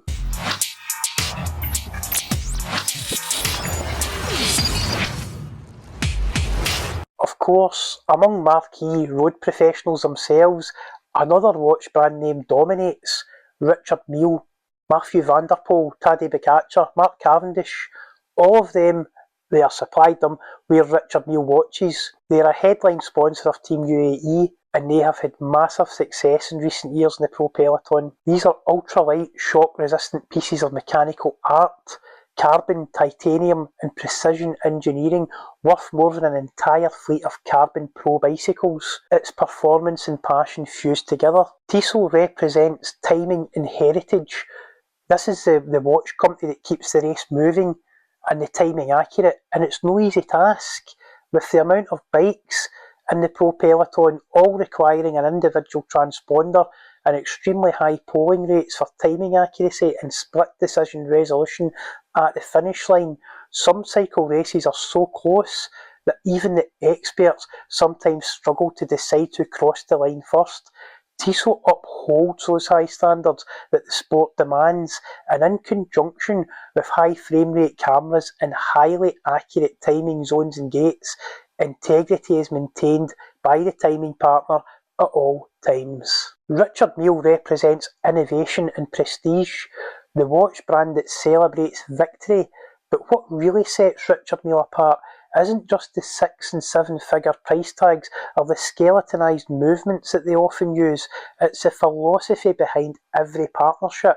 This is a brand that doesn't chase celebrity, it chases performance. From Formula 1 to tennis courts, from the Tour de France to the Olympic track, Richard Mille's name appears in the lists of peoples who quite literally live on the edge. Rafa Nadal's RM2704 was built to survive a 10G impact. Charles Leclerc's RM6702, it weighs in at just 32 grams. That's including the strap. Even sprinter Johan Blake wore his neon green RM5901 in competition, a watch light enough not to slow him down by even a tenth of a second. That's the essence of Richard Mille's philosophy right there. Watches as micro-engineering projects, not jewellery. They test materials borrowed from aerospace and Formula 1, titanium, carbon, TPT, graphene composites and nanotubes. Then they apply them to a world where every single gram and every vibration counts. It's extreme horology where cost is secondary to innovation and the wearer becomes part of the system and part of the experiment. Every single sponsorship, every collaboration is chosen to mirror that idea of controlled risk. These are not safe ambassadors, they're athletes who push limits, they break bones and they rewrite world records. In that sense, Richard Mille doesn't just sponsor sport, it actually embodies it. The brand sells the idea that time itself can be conquered, and that the watch on your wrist is a declaration of that victory. Because for Richard Mille, luxury, it isn't about comfort or tradition, it's about performance under pressure, the meeting point of art, physics and adrenaline. For me, that week at the 2023 UCI World Championships, it summed up why I love watches and why I love cycling.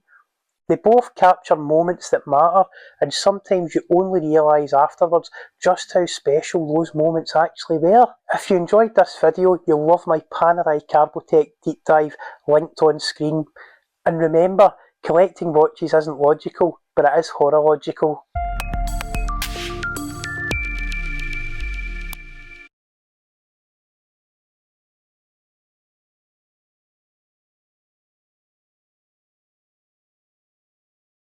This Rolex GMT-Master 2 with the Pepsi bezel is supposedly hard to get.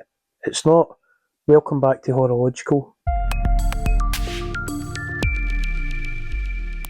So, the Rolex 126710BLRO, meaning blue and rouge, the two colours on the bezel. Yes, it's hard to get from the AD, but it's almost always available in the grey market if you are willing to pay the markup. The two cities that I personally know well in terms of watch market, Manchester and Glasgow. Within 10 minutes walk of the Rolex ADs in both cities, I can pick up one of these watches and have it on wrist within the hour. And that result of having one of these on wrist within the hour, you can do that on almost any day of the year in both of these cities. Now that tells a story. These watches, they're not hard to get, but they seem to be continuously funneled to the grey market before Rolex can get them into the hands of genuine watch customers, genuine people who are on the waiting list. A grey market that can quickly and effectively exchange cash for these watches in bulk capacity reliably time after time.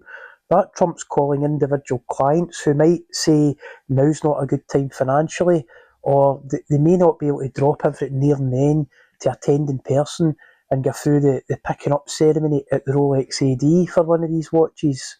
Analysed from a pure unemotional business perspective, offloading the most desirable pieces within hours of them arriving to a reliable buyer who either themselves or through low-key middlemen get the transactions done and the watches picked up.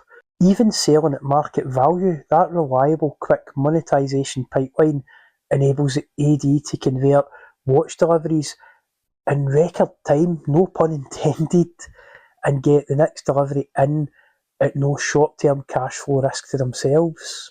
They can even leverage the sale of less desirable pieces by offsetting with a high markup piece in a kind of like bundle deal. There are many more nuances to the setup than that, but that's a decent overview of the supply and logistics into the grey market system from my own personal observations. I went to Glasgow last week and I picked up my own personal Pepsi GMT from Safe Storage. I knew I would need cheering up this week. I had an eye surgery scheduled, hence why I'm wearing the Ray-Bans doing this video. Everything's went well, so in that respect it's absolutely fantastic. While I was in Glasgow, as I often do, I had a little stroll down Buchanan Street and then through the Argyle Arcade. This is the epicentre of watch culture in Glasgow. That's where all the boutiques are. There's Omega, Tag Heuer, Breitling. There's a big jewellery shop called Lane's that carries lots of different brands. At the top of Buchanan Street, there's my Rolex AD. So it's a fantastic place to go if you're into watches. And while I was walking through Argyle Arcade, that's a great place to go. A little bit like Hatton Garden in London, just on a smaller scale. And I actually seen a Hulk, I seen a 116610 LV, and it was for sale for £10,000. Now that represents a huge market drop for those watches. This was a slightly older model. It was a 2014 and it had been well worn, but to pick one of those watches up for that price compared to what they were going for even just a couple of years ago, that is a stunning drop in value. I've got my own Hulk in the collection as well, and I bought that well years before the pandemic, so I just ignore that spike in prices, and for me it's been quite a stable watch, and I wear mine anyway, so that whole investor piece, it doesn't come into play with me. I've got no garage queens in my collection. I would say they are getting very close to the very bottom of their depreciation curve. It's almost time to buy. If you're in the market to buy one of these watches, now would be the time to start making gentle inquiries and check prices out. Don't look online at Watchfinder and Chrono24. Don't do that. Go in person, speak to the jewellers. That's what I done, and I realised the price of this Hulk. Absolutely amazing. And if you were a first time buyer of one of these watches, I would say it's now getting very close to the time to get into one of them. Now, I just want to talk about homages to watches like this, and the Submariners, plenty available out there. You can get ones from Steinhardt, for example, and then there's a whole slew of AliExpress brands. I've actually got a Pagani GMT in my collection which homages this watch, and there's a whole story behind that, so I'll tell it here. I noticed a few years ago Jody at Just One More Watch was doing a review on the Pagani GMT, and he had one in at a ceramic Pepsi bezel, and when he reviewed it he noticed the colours, the colour differentiation between red and blue. It was very jagged and it wasn't good quality at all, and it was actually mirroring the issues that Rolex were clearly having at the time, allegedly, with the Pepsi bezel themselves. And the solution Pagani came up with was quite interesting. They also produced a Lunette Noir homage, which is, the Black Queen, and a Batman Batgirl homage. You could get it in Oyster or Jubilee, so they covered both bases there. They kept those watches with ceramic because the chemical composition of those bezels and then baking them in the chemical process to split the colours for the Batman Batgirl, that's a lot easier than the Pepsi bezel, and the Lunette Noir is just a no-brainer.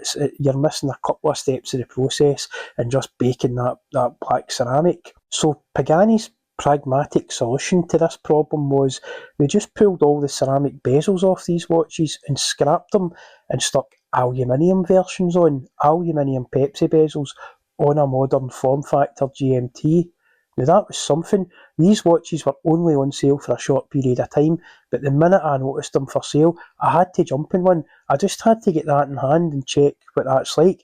If you've watched any of my videos, you'll know that aluminium Pepsi bezel, it goes back to my early days of my first mechanical watch, the SKX 009.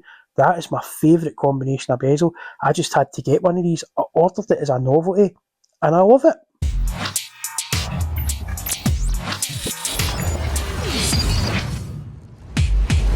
Now, as I mentioned just previously, that the Pagani aluminium Pepsi GMT, it was only available for a short time. It was as if Pagani went back to the drawing board and they worked through their manufacturing and production process problems, and once again they're selling this watch and it's again ceramic. Before Watches and Wonders 2025, Adrian Barker actually surfaced a video, and in that video he mentioned that Rolex may release a 40mm maxi dial modern GMT Pepsi, but with a vintage aluminium bezel. What a release that would have been. But alas, we didn't get it. However, we did get a stunning green dial, green Cerachrome bezel GMT that effectively is the GMT Hulk, and that is an amazing watch.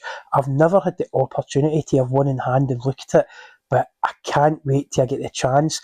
I would love to add one to my collection in the future, but for the time being, those watches are basically unobtainium.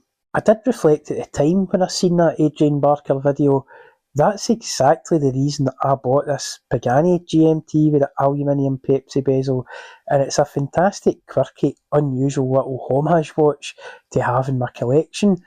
I've not worn it that much, once or twice, but just to have that and to behold it, if Rolex made this watch, I am sure it would fly off the shelves. Can you imagine it? Now, for those viewers who haven't clicked off to another Andrew Morgan video, at the mere mention of a Pagani homage, he sometimes talks about them as well. Stay until the end and I'll give you a strong clue, a strong but homaged clue about my next historical deep dive video. Jacques Cousteau approves of this one, I can assure you. I have noticed, going through my statistics on YouTube, that I've got lots and lots of viewers, but not a lot of these are converting into subscribers. Once I reach 100 subscribers, I'm going to buy a top-level lavalier microphone, and thanks to the constructive feedback regarding sound quality, I promise we will get it sorted. So let's talk about the recent release of the Tissot PRX 38mm, an excellent entry into their product catalogue, but very, very late to the party, unfortunately. They have lost the zeitgeist and momentum completely, and they have allowed the competition to effectively catch up. They had the lead with the PRX, and it's basically that lead has been eroded. I've also noticed that integrated bracelet sales are trending down the way now. It's had its moment, and it's on the downward side of the curve.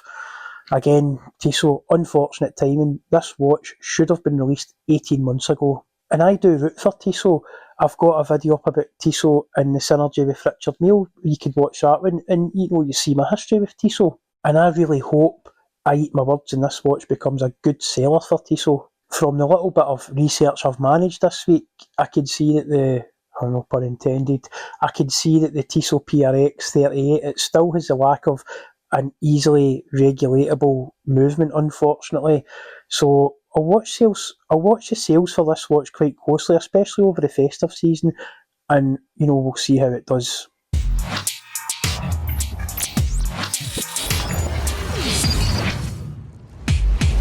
Business decisions inside Swatch Group, they appear to be like doing a 3-point turn in an oil tanker, unless you're a mega and you've got a free pass to basically release a slew of watches every quarter.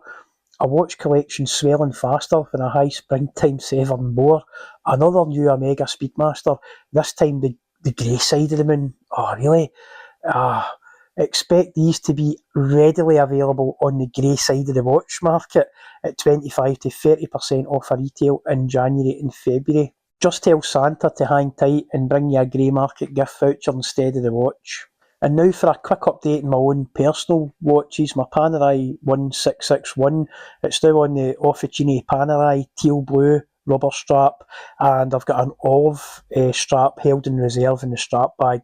I'll maybe change that in the spring. the Seiko Pogue Speedtimer. It's still on that tan leather bison strap that I bought, and you can find out the exact reasons for that in my Seiko Pogue Houston We Have a Problem deep dive video, and it's all the better for it.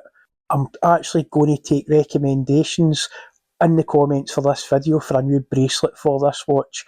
There was a few of you have commented to me about different companies, Long Island watch, Uncle straps, strap code, in conjunction with a bracelet for this watch. So hit me up in the comments with ideas. I will happily send out a G-Shock Solar Square to the best recommendation that I will buy in the spring for this watch and fit it, and we'll do a video for that on the channel. If I get multiple suggestions for the bracelet that I eventually pick to buy to fit to this watch, then I'll use a random generator and I'll get in touch to arrange how to get the watch to you, and we'll end the competition for this on the 1st of March.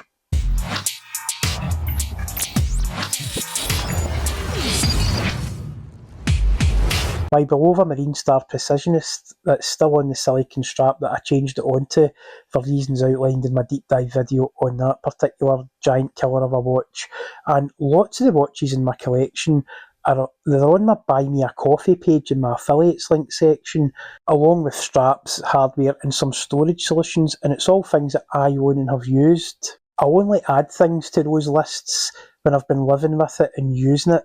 These are things that I buy and use myself, and I've made loads of mistakes buying stuff, so it's only the very best, the cream of the crop products that make it onto these lists. If you're looking for something for Christmas, for somebody special, you might find something on those affiliate links that you like, and I do get a small percentage of the sale. It's a very small percentage, but I do reinvest that back into the channel, hence the new lavalier microphone arriving imminently to improve this sound quality.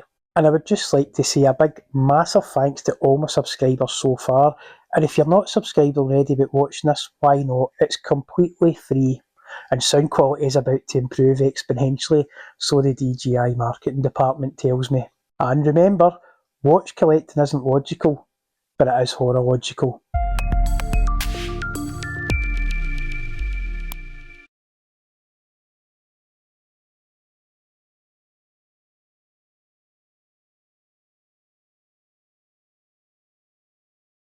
Blancpain refused to make the watch that everybody wants. Welcome back to HoroLogical. Today we're tackling a watch that Blancpain collectors have begged for, a wearable 40mm no radiations 50 fathoms. Blancpain doesn't make one of these watches in regular production, but a $200 homage shows exactly what enthusiasts are asking for. My family's connection to Westclox in Scotland, that gave me an early awareness of how watchmaking has changed over the decades, especially with regard to lume. The no radiation symbol, it's not just a quirky vintage detail, it marks the point when the industry moved away from dangerous radium lume paint and towards safer practices. It's a dial logo that carries genuine meaning. Stay with me till the end, because I'm going to settle one of the biggest misunderstandings in dive watch history. Which came first, the 50 fathoms or the Submariner? So what can you actually buy today? In 2025, Blancpain launched a regular production 38mm 50 fathoms using a calibre 1150, 1153 family, power reserve of around 100 hours. Some versions hack the calibre 1153 and others don't, the calibre 1151.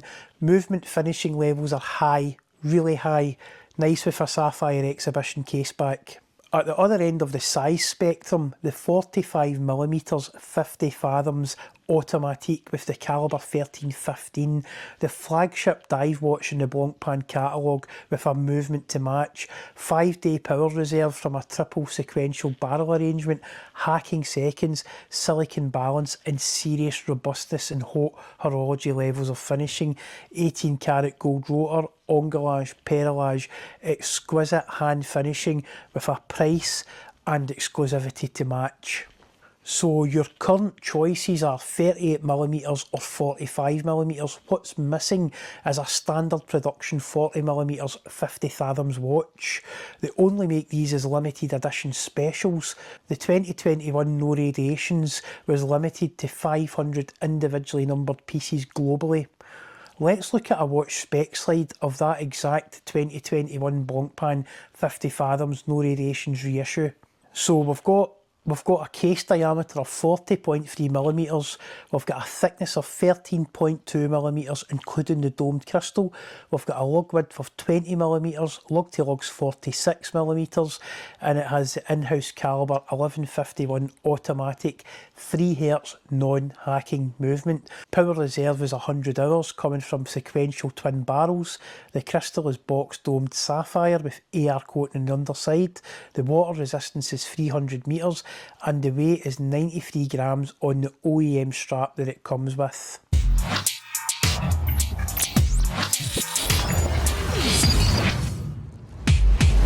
Blancpain is famous for the 50 fathoms, but there are some things about the brand you probably didn't know. Let's break down 5 of them. The oldest watch brand that went silent, founded in 1735 but went dormant during the quartz crisis, revived in the 1980s by Jean-Claude Biver and Jacques Piquet. No quartz, no smartwatches ever. One of the only ateliers to pledge it will never produce quartz or smartwatches. Very brave of them. The United States Navy's secret Blancpain. Because of the Buy American Act of 1933, Blancpain couldn't sell to the US Navy directly. However, importer Alan V. Tornegg rebadged them as the Tornegg Ravel TR900. The No Radiations logo explained. That bright yellow and red symbol, that's an assurance of tritium lume, not dangerous radium. This was adopted early by German Navy divers. Germany in particular had strict rules concerning the use of radium in military equipment. Blancpain's Bundeswehr issued 50 fathoms watches were required to be free of radium lume. Blancpain are more than just a dive watch brand. They also make ultra high complications, exquisite flyback chronographs for example, and Chinese calendar watches. They've also got stellar enamel work from a small, highly specialised studio, separate from the main atelier, with its own workflow and some of the most skilled dial enamelers in the face of the planet. So the next time someone says, oh Blancpain, that's just the 50 fathoms company, well now you'll know there's a lot more going on beneath that particular surface than first appears, and that was an intended pun. So why won't Blancpain just build the watch we want? The caliber 1315 is too large for a 40mm case. It's designed for a 45mm case. The 1150 family of movements, the 1151, the 1153, they do fit smaller cases, but in a 40mm case shell, it needs a spacer ring, and Blancpain seems to hate that solution. So their choice for the moment is 38mm or 45mm in regular production, and that leaves a gap right where enthusiasts want a 40mm hacking modern specification 50 fathoms watch. These are the exact situations that homage watches play hard in. This watch dive's NORAD homage cost $200 with a domed sapphire crystal upgrade. This particular watch is no longer available, but I have heard they are working on a new version made from grade 2 titanium, whereas this one is media blasted to give the appearance of titanium but is actually 316L stainless steel. The case profile is based on the Tornegg Ravel TR900 previously mentioned, somewhat, not exactly, but it gets close. Ironically closer in spirit to the Navy issue original than many luxury 50 fathoms that are created today. Bulova have recently reissued the Mille ships W2181. Hamilton also make a similar khaki navy scuba reference watch as well.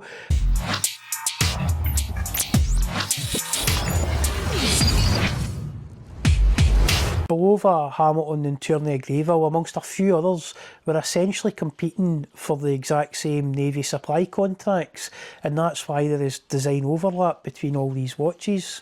This watch dives looks like matte titanium. It was also marketed that way, perhaps showing future intent, but as previously mentioned, it's actually 316L stainless steel with a fine media bead blasted effect on it to give it that titanium look and dullness. It has a military style stereo case back. There was an earlier version of this watch that had 19mm wide lugs, but this version here definitely has 20mm wide lugs. I've measured it several times in the calipers, and the silicone strap that's on it just now was definitely ordered as a 20mm wide strap. It fits perfect. As far as I have been able to research, this watch was also released in very limited production numbers, and before this titanium version I'm working on becomes available, it's almost to run this as a kind of prototype and seeded it out to the public. It's not individually numbered, but only available to order for around a month, and then it was discontinued. It could possibly be as rare as that Blancpain 2021 reissue. How ironic would that be? Military divers deliberately dulled their watches to avoid sunlight reflections that could give away their position.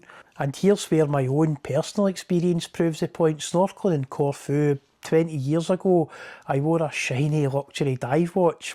A barracuda patrolling the edge of the reef caught a glint of that watch, and it swam straight at me. A real Sigourney Weaver moment. I panicked, I flayed my arms, and ended up shoving my hand straight onto a sea urchin. There was a painful lesson learned that day.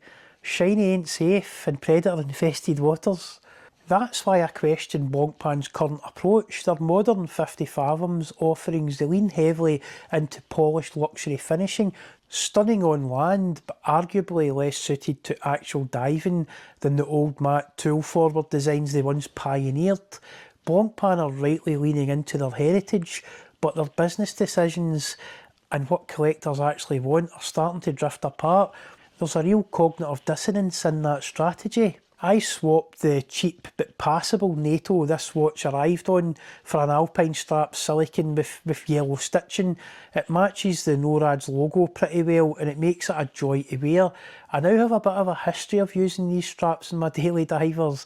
The Bulova Marine Star, my Omega Seamaster 300M Professional, and now this NORAD's.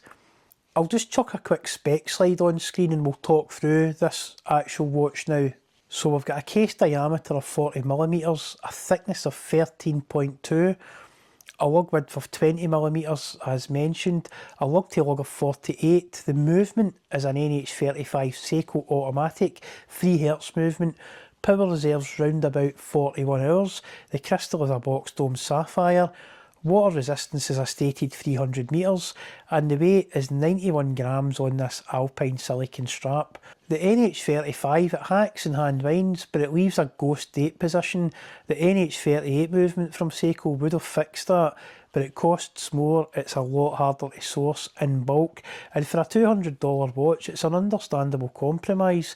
For me, having those hacking seconds, it beats not having the hacking seconds every single time. And that neatly leads me on to this kicker. Blancpain released in 2021 their own homage to the original NORAD's 50 Fathoms.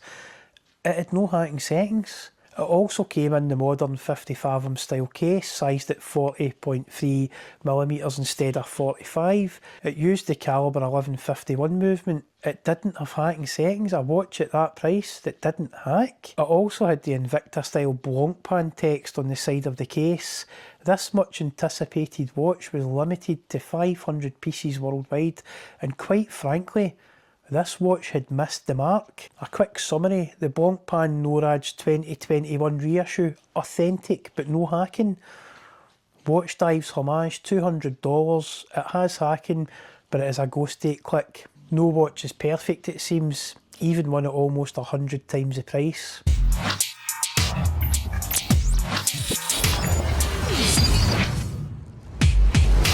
Blancpain is moving smaller with the 38mm, and that's encouraging, but their watches remain shiny, polished showpieces with no true heritage offering on the horizon anytime soon. My Barracuda encounter makes me wonder, are these really the dive watches that Jacques Cousteau would have trusted? Or are they now just more high-end jewellery for the surface dweller, the archetypal desk diver, the collector's dream? The 40mm 50 Fathoms NORADs in a vintage style case with flagship specifications and actual availability, it hasn't arrived yet. Blancpain remains a distant grail for me. My 2018 Rolex Submariner is here to stay, but I'd love to add a 50 Fathoms to my collection. It's just they refuse to make the watch I want. I do like some of the Bathyscaphe references, and I'll not rule out adding one of them to my collection at some point in the future. Blancpain seem to have lost their way with the 50 Fathoms reference over several aspects of how they choose to interpret it in a modern form factor. The homage brands are extremely active in forums and actively engage with their customers. Perhaps Blancpain should take note. The homage is often a reminder of what collectors are asking for, but Blancpain refuse to deliver in any meaningful way. A brand can truly sabotage itself from a consultancy perspective. Get out your checkbook here, Blancpain. Make a 40mm traditional T900 style case, TR900 style case.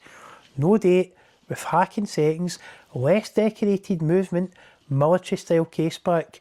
Undercut slightly the price point of the Rolex Submariner, position it just above the Omega Seamaster 300M Professional, and make it widely available. Then Blancpain would have problems. Real problems. Problems keeping up with the demand for this watch. That watch would be a surefire winner, and we all know it. Are you in the same room, Blancpain? And there is a wider point going on here. Homage companies have built viable, scalable businesses by actually listening to watch collectors. They test prototypes, they ask for votes, and they respond to what enthusiasts want, often faster than the large Swiss ateliers who curate their champagne offerings more diligently than the watches that they create and sell. Pushing out watches of gate-kept mediocrity often faster than they can pour that Louis Roederer into a flute glass for you. That's why this homage resonates with me. It fills a slot in my watch box that Blancpain refused to acknowledge even exists.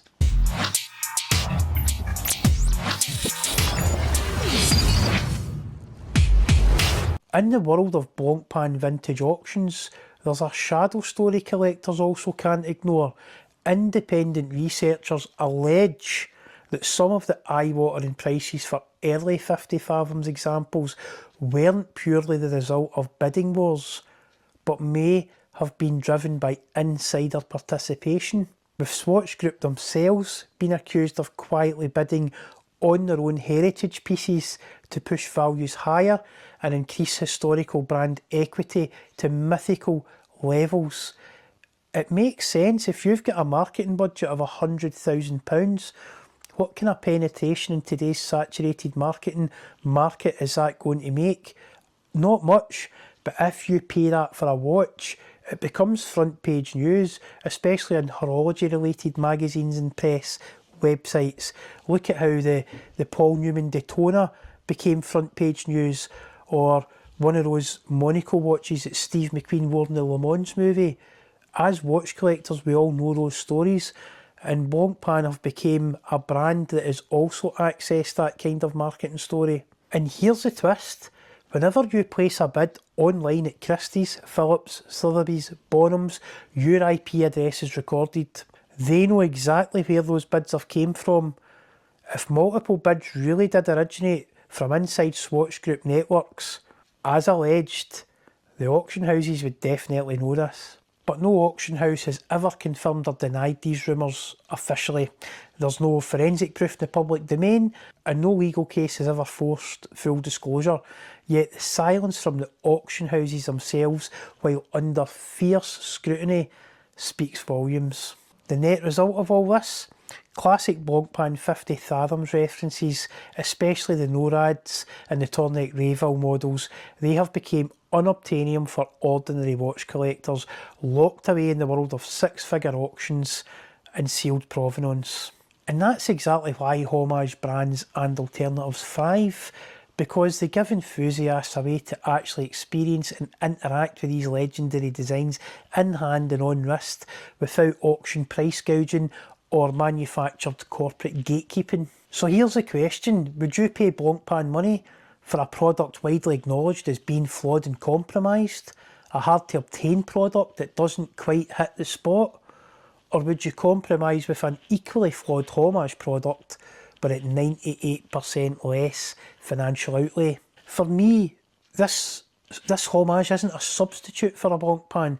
It's a reminder of what collectors regularly want and ask for, and proof that sometimes the smaller upstarts listen better than the big ateliers. Ironically, this specific homage is no longer listed as available on the Watch Dives website. It leaves one to speculate that perhaps the brand that refuses to make the reference collectors are clamouring for may also be protecting that reference to prevent other companies fulfilling that demand.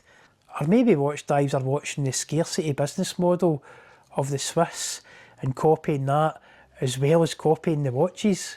When you overview Blancpain's product decisions, product and marketing decisions, especially compared to Omega, many collectors feel that Blancpain is intentionally kept as a small, ultra-luxury niche brand within Swatch Group. And I'm speculating wildly here. Could this be to protect the market position of the Omega Seamaster 300M Professional and Planet Ocean watches? These are watches that Blancpain's own products could directly threaten if produced and marketed aggressively within the Swatch Group ecosystem. Whether that's deliberate strategy or simply market positioning, the effect is the same. Blancpain seems to always ignore the watches that collectors actually want to buy. Right, time to settle the debate the watch world still argues about. Historically, the 50 Fathoms did come first. That is undisputed. It was wrapped up in military secrecy, but it beat the Submariner to the punch. But in my collection, after everything we've covered here today, the Submariner got there first. And yes, it's the Hulk. And remember, collecting watches isn't logical, but it is horological.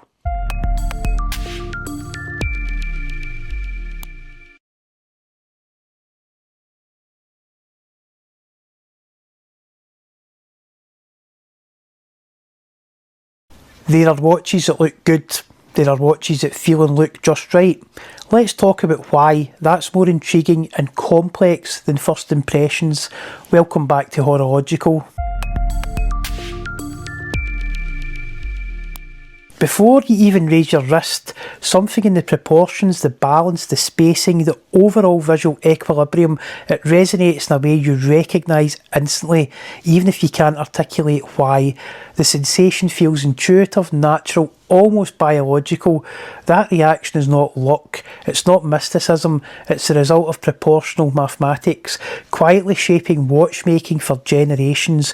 The golden ratio wasn't invented by Fibonacci, and it wasn't discovered by Leonardo da Vinci, but Leonardo used it often. Fibonacci described it and documented it from a Middle Ages European context. Together their legacies form the mathematical backbone behind some of the most beautiful objects ever made, from Renaissance art to the proportions of a perfect wristwatch. The golden ratio, the Fibonacci sequence, and the classical systems of visual harmony do not dictate watch design with literal formulas. Watchmakers do not take a 40mm case and multiply it by 1.618 to calculate anything. Instead, these principles appear in the relationships between elements, how forms scale up and down, how components occupy space, and how designers instinctively organise the architecture of a dial.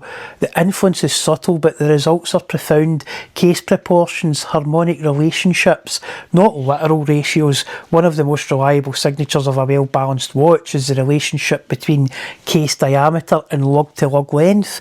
While not tied directly to the golden ratio, the proportions cluster around a natural, wrist-adapted zone that feels harmonious in a way that echoes classical design principles. The numbers are remarkably consistent. A Rolex Submariner at 40mm has a lug-to-lug of approximately 47.6mm, a ratio of about 1.19. The Omega Speedmaster Professional at 42mm, it sits at around 48.5 to 50mm lug-to-lug, roughly 1.6 to 1.9. Tudor's Blancpain 58 at 39mm spans about 47 to 48mm lug-to-lug, around 1.2 to 1.23. These ratios fall far below 1.618, yet they occupy a zone often described as golden. In its feel, balanced, comfortably scaled and visually anchored. When a watch deviates from this zone, the response is immediate and universal. It wears larger than the numbers, it feels boxy, the proportions are off. Our wrists recognise disharmony long before our conscious minds do. The dial is where proportional systems become apparent. When analysts overlay golden rectangles, Fibonacci spirals or classical grids onto certain iconic watches, the alignments are striking, not as rigid formulas but as evidence of a design vocabulary steeped in centuries of proportional theory. The A Lange&Söhne Lange 1 is the clearest example. Lange has publicly referenced the influence of the golden ratio and its off-centre arrangement. The cluster of the hours, settings, date aperture and power reserve indication aligns with proportional guidelines familiar to students of classical geometry.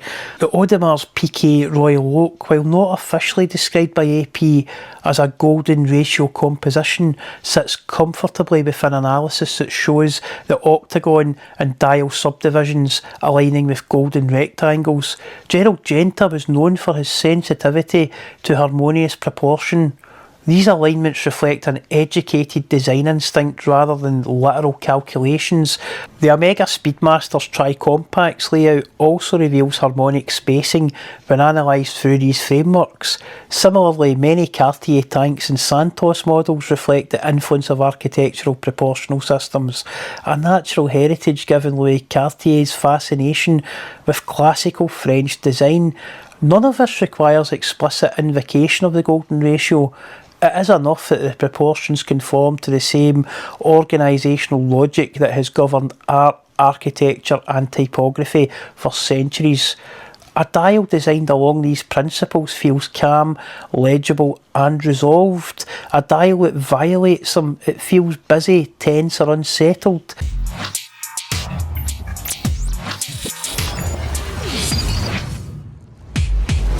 If you enjoy this type of deep dive into horology and watchmaking theory, hit the Fibonacci sequence compliant subscribe button below. It's completely free and it will help me grow the channel to bring you more content just like this. Thank you.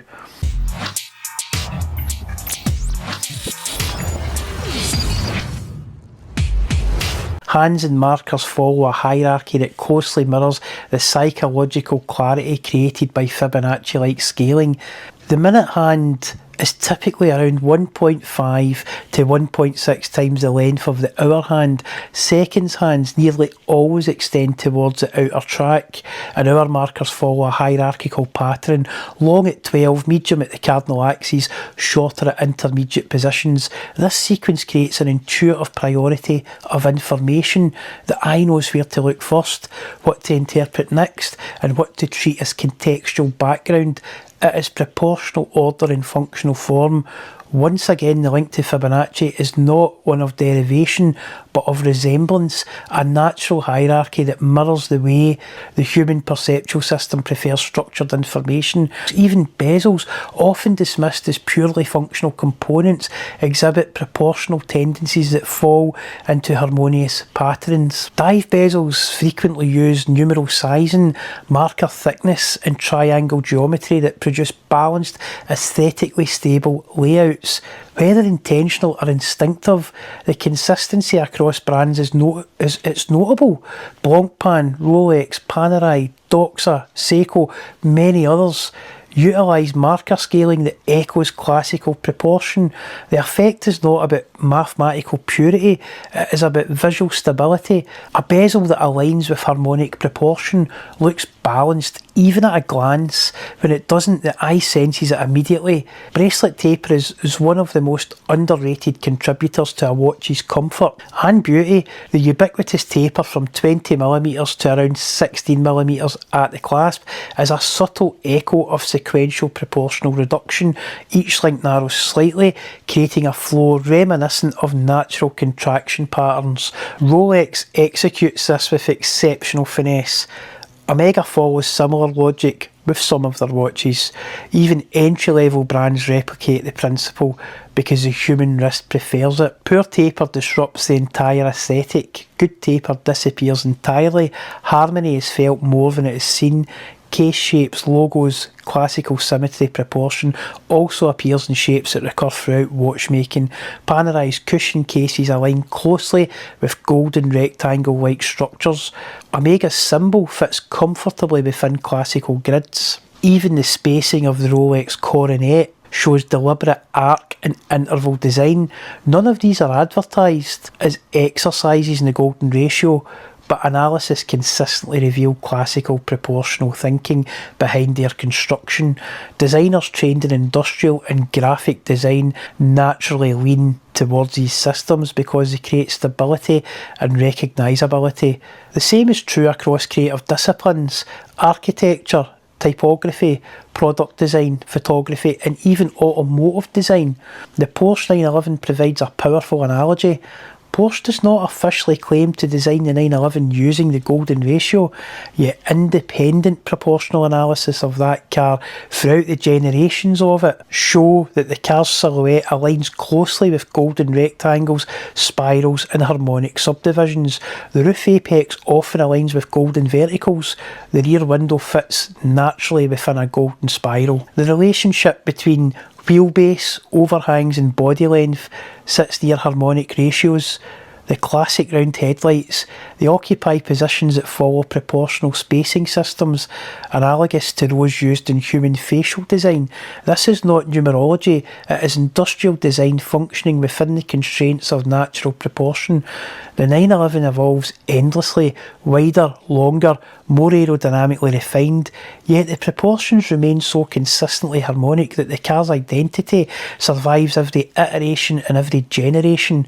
That same phenomenon occurs in watchmaking. A Rolex Submariner remains a Submariner because its proportional language is preserved right through the generations of it, from the original 1953 to the very latest modern references that start with 1-2. The language is preserved throughout all of those generations, even when its components evolve. I myself used to own one of the most Fibonacci compliant cars ever built, the Audi TT. It's no accident this car has its place in the Guggenheim and has won many design awards. The version I owned was a slightly less Fibonacci compliant Mark II TT, but that was the one where the looks and the dynamic package came together.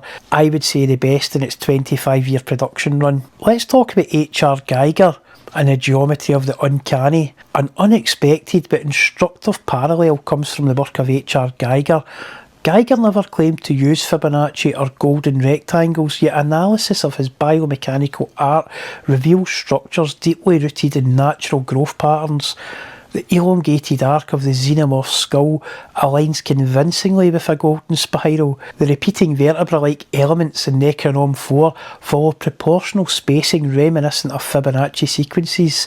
His organic industrial forms are grounded in the geometry of biology, and biology itself is a system of natural proportion. The effect is unsettling precisely because it is mathematically coherent. We recognise the structure even as we recoil from the form. This connection underscores a deeper truth. Human beings react to proportion before they react to content, and you see this in watches all the time and how people react to them. So who was Fibonacci? Fibonacci was one of the most influential mathematicians of medieval Europe. He didn't invent the number sequence named after him, but he introduced it to a European audience. His achievements reshaped European mathematics, commerce, engineering and architecture. Think of all those streets in major cities, especially the grid pattern ones. They're all modelled in Fibonacci principles. Fibonacci also introduced Arabic numerals to a Middle Ages European audience, yet another stellar contribution to horology. His influence can be seen all through horology, from spiral water clocks, sundials and almost every contemporary iconic watch design in existence. What emerges from all of this is not a claim that watch designers secretly build dials and cases with golden compasses or Fibonacci charts. Rather, it is that the most enduring, satisfying designs, whether it's watches, cars, furniture or art, they tend to align with proportional systems embedded in nature and internalised by human perception. The golden ratio and the Fibonacci sequence are not rules, they are reflections of a broader principle. Objects feel right when their relationships replicate the mathematics of natural growth, visual hierarchy and spatial harmony. A watch designed within these principles does not simply look correct, it feels correct. It resonates at a much deeper level than conscious analysis allows. You don't need to know the geometry to sense it. Your eyes know, your brain knows, and your wrist knows. Design is paramount to success in any industry, none more so than modern watchmaking. And remember, watch collecting isn't logical, but it is horological.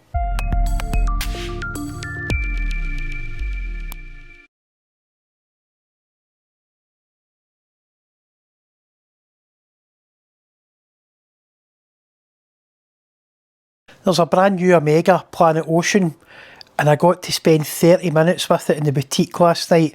I handled it, I wore it, I photographed it, but I noticed something about it that nobody else seems to be talking about. Welcome back to HoroLogical.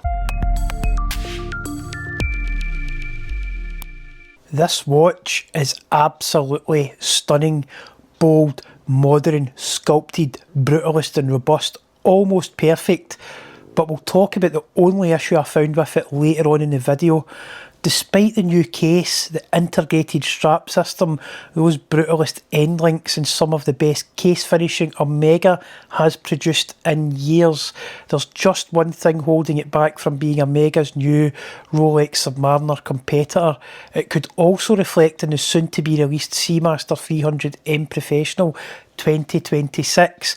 So let's talk about this new Q4 2025 Planet Ocean watch. All the good points first, and there are many good points to reflect on. The instant I picked this watch up, I could tell Omega didn't just lightly refresh the Planet Ocean, they rebuilt it. This isn't a facelift, it's a new case architecture. This could be the start of a new design language direction for Omega.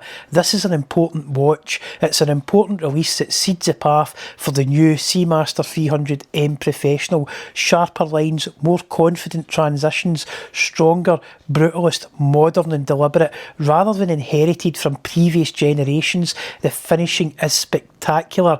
In hand, light glides across the finishing, polished accents are controlled. The whole watch has a machined, almost architectural personality. The chamfer transitions are next level finishing, and paired with the orange rubber strap, the wrist presence is serious but playful at the same time. Here's a quick look at the key specifications. The case diameter is 42mm, the thickness is 13.8mm, the lug width is 21mm, and the lug to lug is 47.5mm. The movement is Omega's 8912 self-winding movement. The power reserve in this model is 60 hours, and it has a sapphire crystal with anti-reflective coating on both sides. The water resistance is 600 metres, and the weight on the orange rubber strap or the black rubber strap is 124 grams.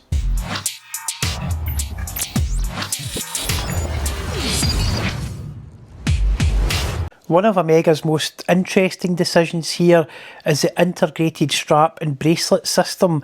It borrows from the language of integrated sports watches. Think Royal Oak, Nautilus, and apply that angular flow to a diver.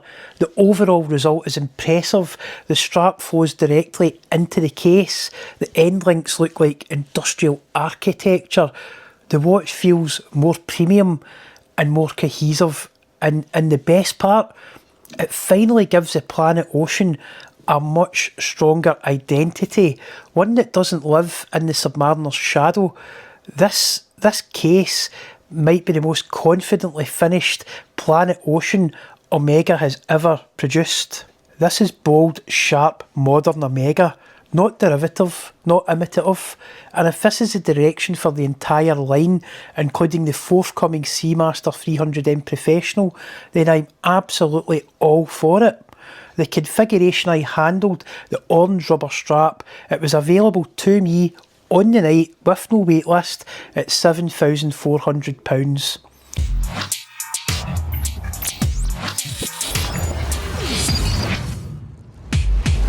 That puts this generation of Planet Ocean close to the Rolex Submariner pricing territory, and this is Omega signalling we're playing at the top table here, and honestly, based on the finishing, they almost deserve it. Almost. The bezel action still isn't there. It's improved, but it's not on the same level as a Submariner or even a Tudor Blancpain. The new Planet Ocean still has a small amount of backplay. It's not huge, but it's there. Rolex uses a ceramic bearing supported bezel system with a vertical click spring and ratchet wheel architecture. It is widely acknowledged as the best 120 click bezel in the industry. No debate. Tudor uses a ceramic bearing system on the newer Blancpain models, and that is widely regarded as the best 60 click bezel in the industry. No debate about that either. Omega uses a soft detent spring system. It doesn't measure up to the competition. It's harsher in operation, and I now have experienced several watches with noticeable backplay, including my own Seamaster. For a 7k plus watch with a brand new outstanding case design, it's just not good enough. A watch designed to compete against the best in the industry. This really matters. Rolex's bezel is crisp, perfectly indexed, zero play. Tudor's ceramic bearing system is incredibly tactile, zero play there as well. Omega's, it's slightly harsher, slightly less refined, less smooth in action, and a noticeable amount of backplay. It doesn't ruin the watch, far from it, but it does prevent it from being a complete package. A bezel is more than a tool. It's a tactile interface signalling precision and manufacturing prowess, and when you're asking Submariner money,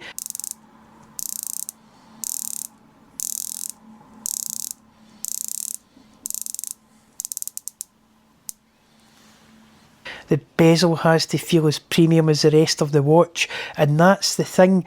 Omega absolutely nailed everything else. They nailed it. New case, new geometry, integrated strap system, bold wrist presence, incredible finishing, a real design identity. That's why this bezel stands out so much. It's the single remaining weakness on an otherwise outstanding dive watch. After getting hands-on with it, here's the truth. This new Planet Ocean is one of Omega's most modern and confident designs in years. It's bold, beautiful, over-engineered, but in the best way possible. But it's also frustrating because it's only 10% away from being the true Submariner rival that Omega fans have waited years for. If Omega tightens the bezel tolerances, this becomes a world-class dive watch capable of challenging anything at any price right now on the market. It's a stunning watch. That's 90% of the way there. There's a strong rumour that Omega will launch the new Seamaster 300M Professional at the end of Q1 2026. That timing, that lines up perfectly with Omega's historical behaviour. They love to release models just ahead of industry events like Watches and Wonders. Let's just hope that the bezel on the new Seamaster 300M Professional is just a touch better engineered than this one. And remember, watch collecting isn't logical, but it is horological.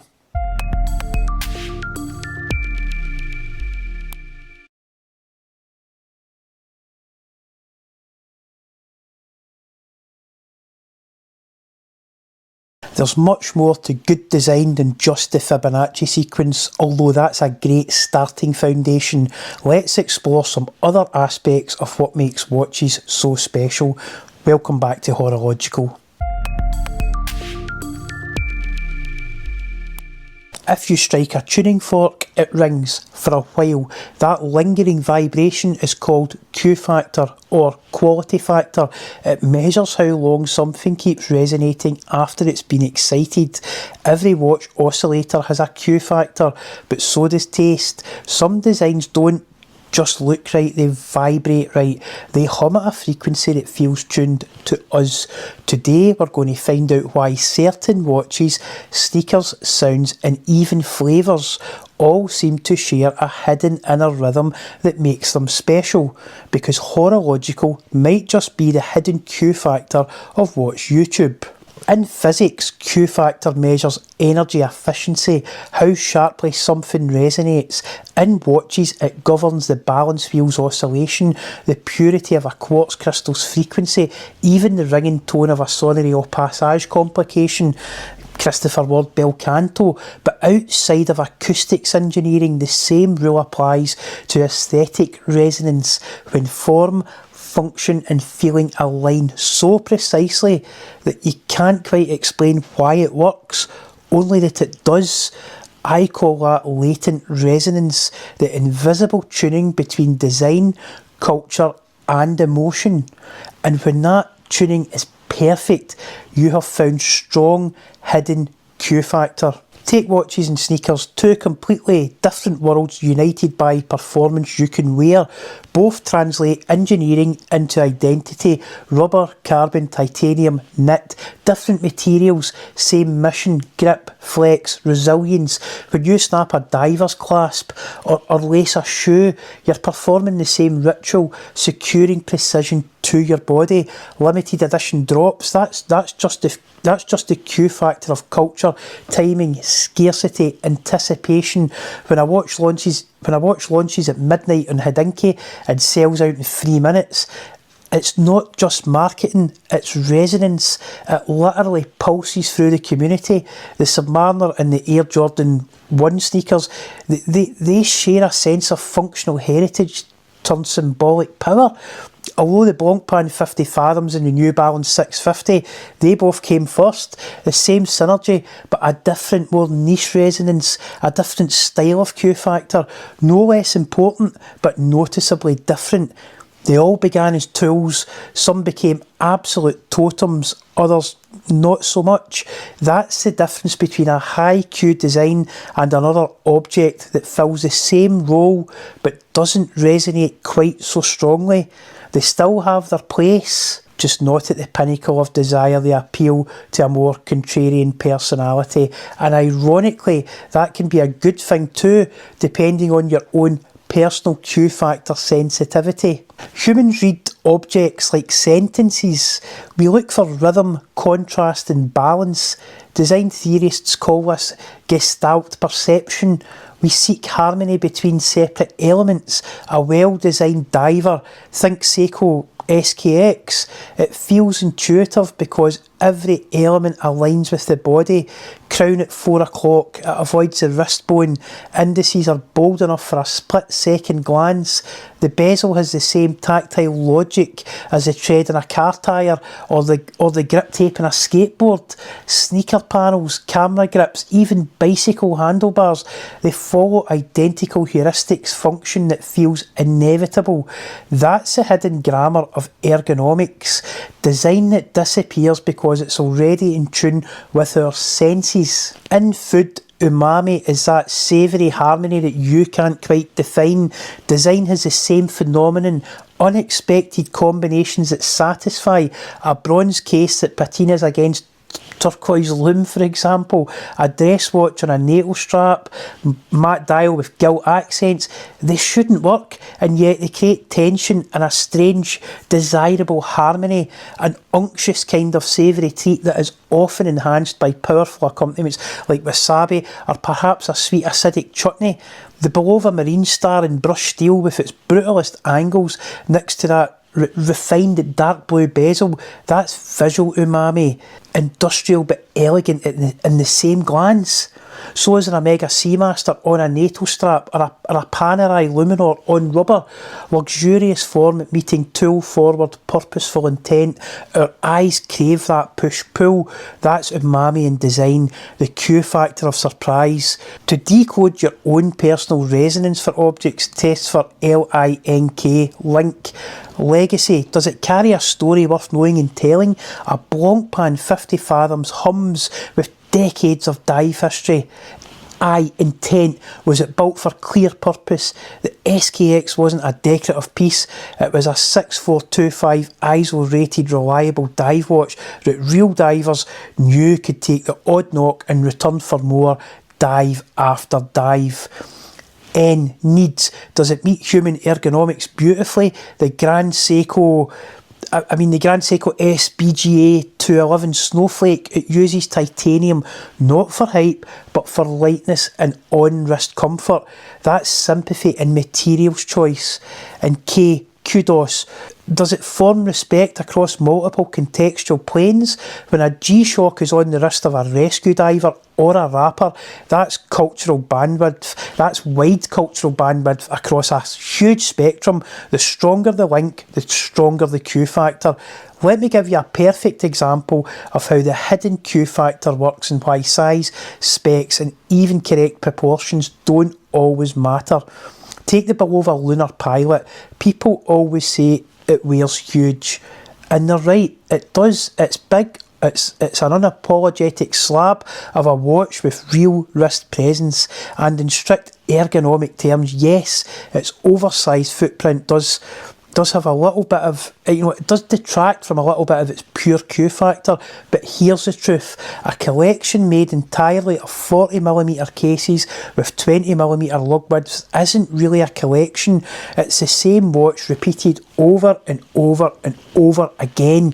The Lunar Pilot earns its place for a completely different reason, because despite its size, despite its stance, despite everything the specification sheet tells you, Commander Dave Scott wore the original Bulova chronograph on the lunar surface, Apollo 15 EVA-3, the only privately owned watch ever worn on the moon, and the only confirmed non-Omega to reach the lunar surface and return fully intact and fully functional. That single fact injects the Lunar Pilot with a Q factor that completely overrides any negativity you could attach to its size. This is a watch you wear intentionally, not because it's ergonomically perfect, but because it carries identity, meaning and historical gravity. Here's where the Q factor gets even more interesting though. The Bulova Lunar Pilot sits in the same philosophical place as the Seiko Speedtimer Pogue reissue. Both modern watches are reissues or evolutions of historically significant space-worn originals. Personal watches taken into space without formal NASA approval. Tools that were chosen because the astronauts themselves trusted them implicitly. Modern quartz mechanical descendants of mechanical originals, and crucially their stories only became widely known long after the missions. Colonel William Pogue wearing his personal Seiko 6139 on Skylab 4, Dave Scott switching to his Bulova after the crystal popped off his NASA-issued Omega Speedmaster. These weren't corporate decisions, these were personal decisions made by men operating on the edge of human capability. That's what real Q factor looks like. A watch so trusted, so reliable, so perfectly suited to its task that an astronaut took it into space against official guidelines. And here's the magic inside a watch collection. The Bulova Lunar Pilot has Q factor. The Seiko Pogue Speedtimer reissue has Q factor. But together they create a symbiotic resonance. Two renegade space watches, two mission-proven tools, two pieces of hardware taken aboard because their owners genuinely relied on them. A collection containing both doesn't gain Q factor in a linear fashion, it gains Q factor exponentially. Dave Scott's Speedmaster, it didn't fail because Omega had made a bad watch.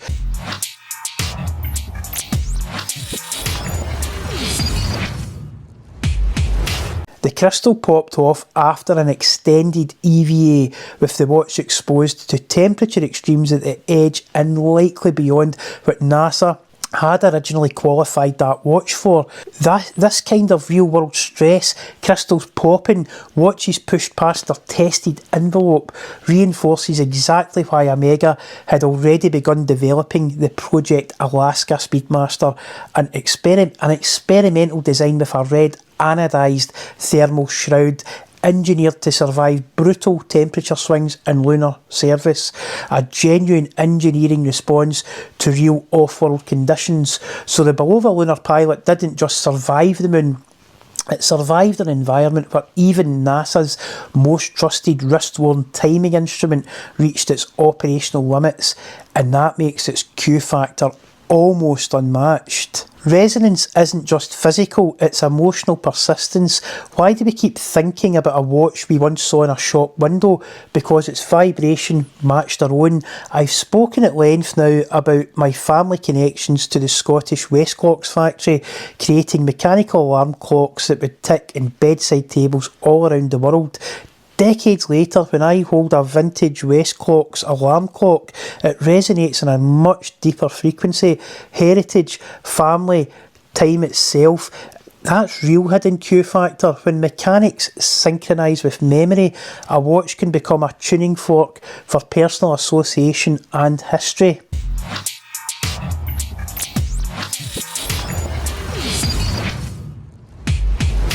The world is full of noise, specifications, prices, hype, but beneath it all are quiet resonances waiting to be discovered and enjoyed. Every collector, every designer, every creator has a personal Q factor, the ability to make things fit their own personal needs, wants and desires. So maybe that's what HoroLogical is all about. We're not chasing the loudest signals here, but learning to keep the personal one alive. Horology meets harmony, if you like. So stay tuned, get subscribed, click that like button, be the Q factor curator in your own story. If this idea resonates with you, share your own Q factor recommendations in the comments. Let's do one watch, a piece of clothing and perhaps another random item that just work together for you. And if you've just discovered this channel, get subscribed, because this isn't just another watch channel, it is absolutely the hidden Q factor of watch YouTube. And remember, watch collecting isn't logical, but it is horological.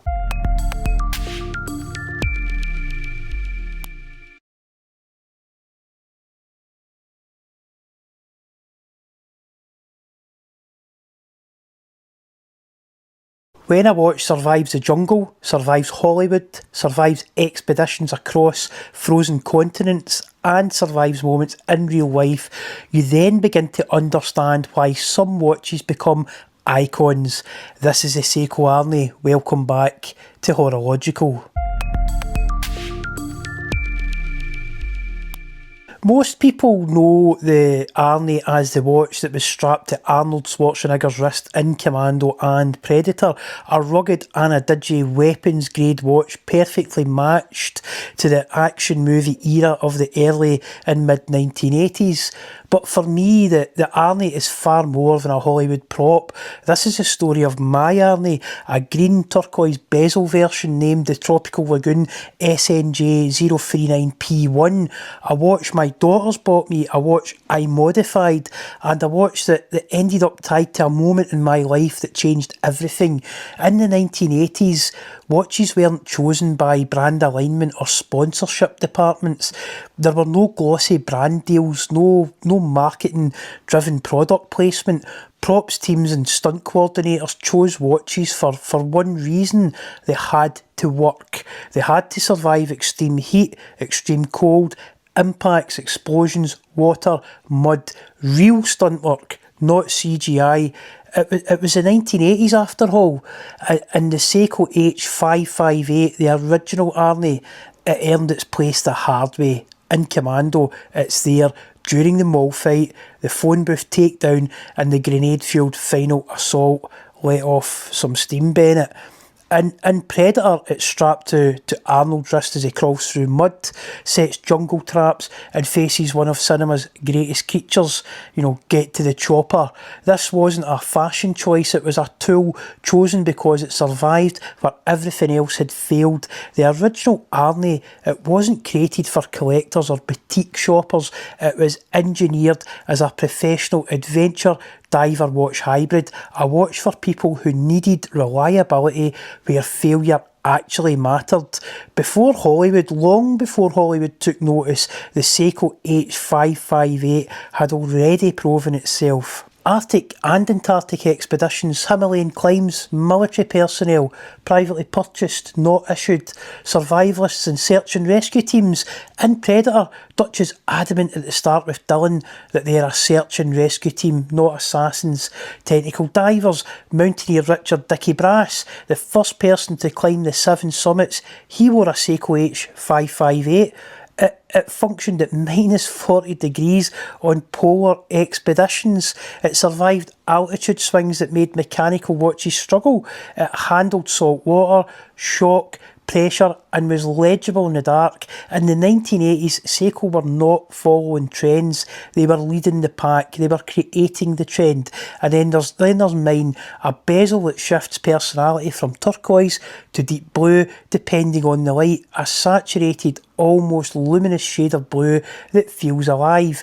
These tropical lagoon variants, they came out as a special edition version produced in smaller numbers and tied to the wider Prospex tropical lagoon special edition releases. They have already become cult pieces amongst Arnie enthusiasts, but I didn't leave it stock. I swapped the original shroud for a darker gunmetal blue upgrade, stealthier, richer. Then I added a custom silicone strap keeper from Uncle Straps. The original metal keeper it's got sharp edges and it wasn't really fit for daily wear comfort. Simple changes, but they transformed it. The watch went from interesting to mine, a one-of-one expression piece, what I think a Seiko Arnie should be. I had addressed the watch's 2 weakest points. The plastic OEM shroud felt cheap, and on the original H558 it was a common point of failure, quite often going brittle and cracking. The naked Arnie movement arose from this phenomenon.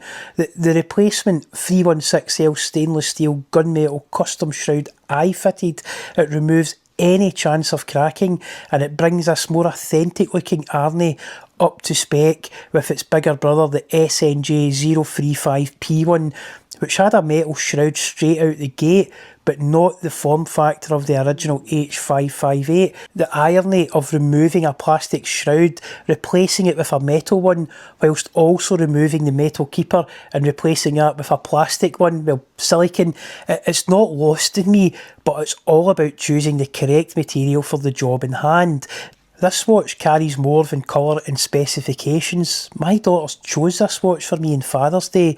They knew I loved Seiko, they knew I'd talked about the Commando watch, and unbelievably they picked exactly the version that I would have chosen for myself. As much as I enjoy an aluminium Pepsi bezel, I have quite a few in the collection, and also quite a few monochrome watches, so this exact version of the Arnie reissue, it sits well in my collection.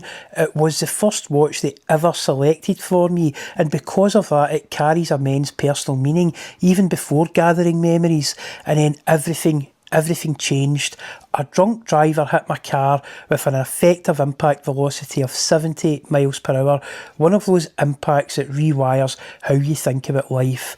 I needed months of physio, and I still carry injuries from that day, and the Arnie still on my wrist. The strap held, the shroud held, the case held. It didn't lose a second, and it had damaged the steering wheel of our 4x4 vehicle while effectively protecting my wrist.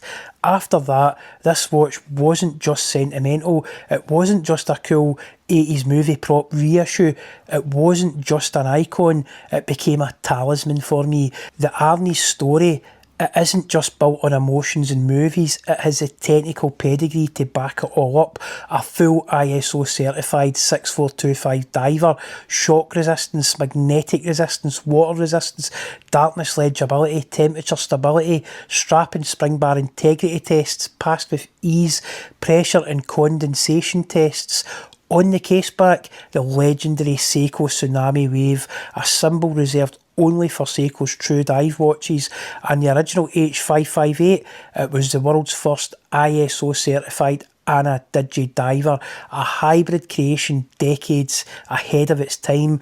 Seiko weren't only keeping up, they were leading the pack, and here's a detail that gets overlooked. This watch is smart. The H851 solar movement in the modern version of this watch, it uses a light activated power save mode. In darkness, the digital module sleeps to preserve energy, expose it to light, and it wakes up instantly, no lag, no hesitation.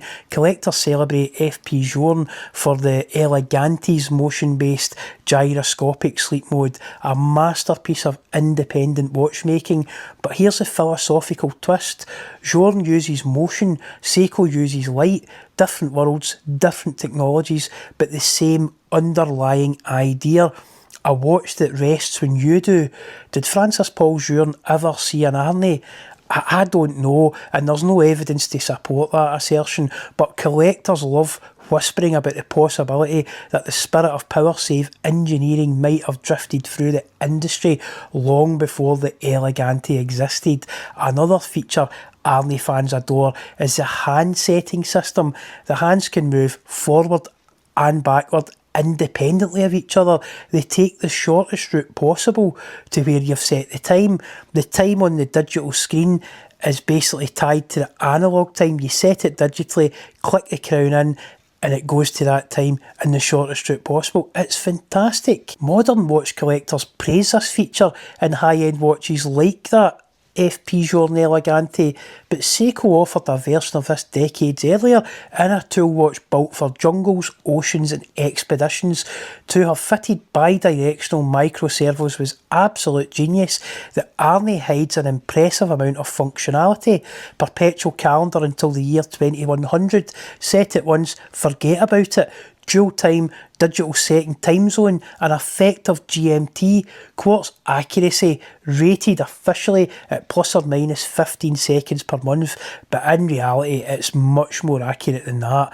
The Japanese are always humble with regard to technical claims. It's all about managing expectations, and this watch for me far exceeds them.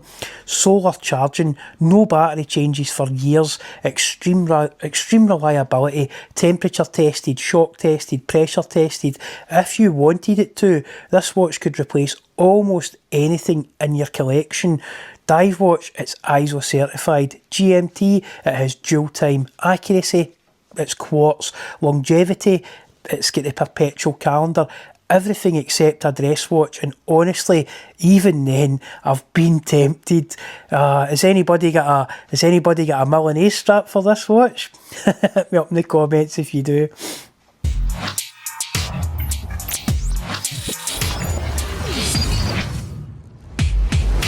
Hi there, have you got a 22mm lug width Milanese bracelet, please? Yeah, I'm considering wearing my Arnie as a dress watch.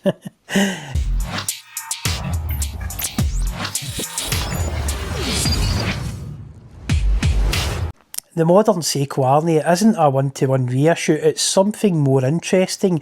It retains the soul and the tool purpose of the original H558, but it modernises everything. Better materials, better reliability, solar charging, the old one used to chew through batteries, better durability, more refined ergonomics. It's not a replica of the original, it's an evolution, a positive evolution. Arguably the best kind of reissue watches gather stories. A crystal can be replaced, a bezel can be replaced, a movement can be replaced, can be fixed, a battery can be replaced, but the memories a watch collects, those never leave. This Arnie reminds me of my daughters. It reminds me of how lucky I was that day. The case diameter is 47.8mm, the thickness is 13.8mm, it has a 22mm lug width and a lug to lug of 50.5mm. It's got a Seiko Solar Caliber H851 movement, and power reserve is 6 months of normal use, or that extends to 20 months when it reaches that power reserve sleep mode that I spoke about earlier. The crystal is Seiko's proprietary Hardlex mineral. Water resistance is that ISO certified 200 metres, and the weight is 114 grams on the OEM rubber strap. The lume in this watch is nothing short of outstanding. It uses Seiko's proprietary Lumibrite formula, and in this watch it is absolutely epic. There is one small negative about this watch, given it is an over 47mm case size. The dial real estate is quite compressed. Here it is compared to some other watches, and you can really see that here. The thickness of the bezel, the thickness of the shroud, and the way that they've had to squeeze that digital readout on top of the dial. It really does compress the analogue portion a little bit. This is the watch worn in the Jungle and Predator, the watch strapped to Arnold's wrist in Commando.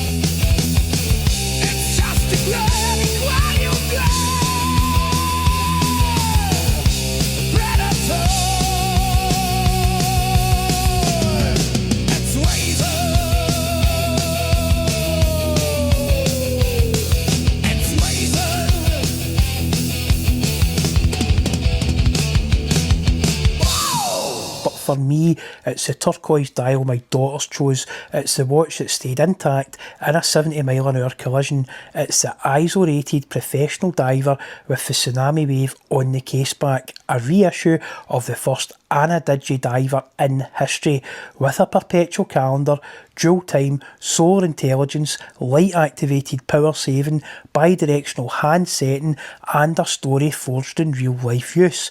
This Arnie, my Arnie, this is my lucky watch, a watch with immense levels of Q factor.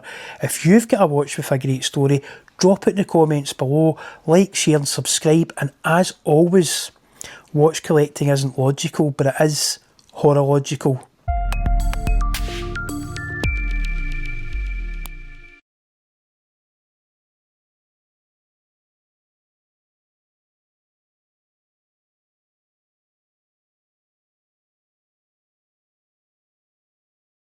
I was a little cheeky last week, but I'm Glaswegian. It goes with the territory.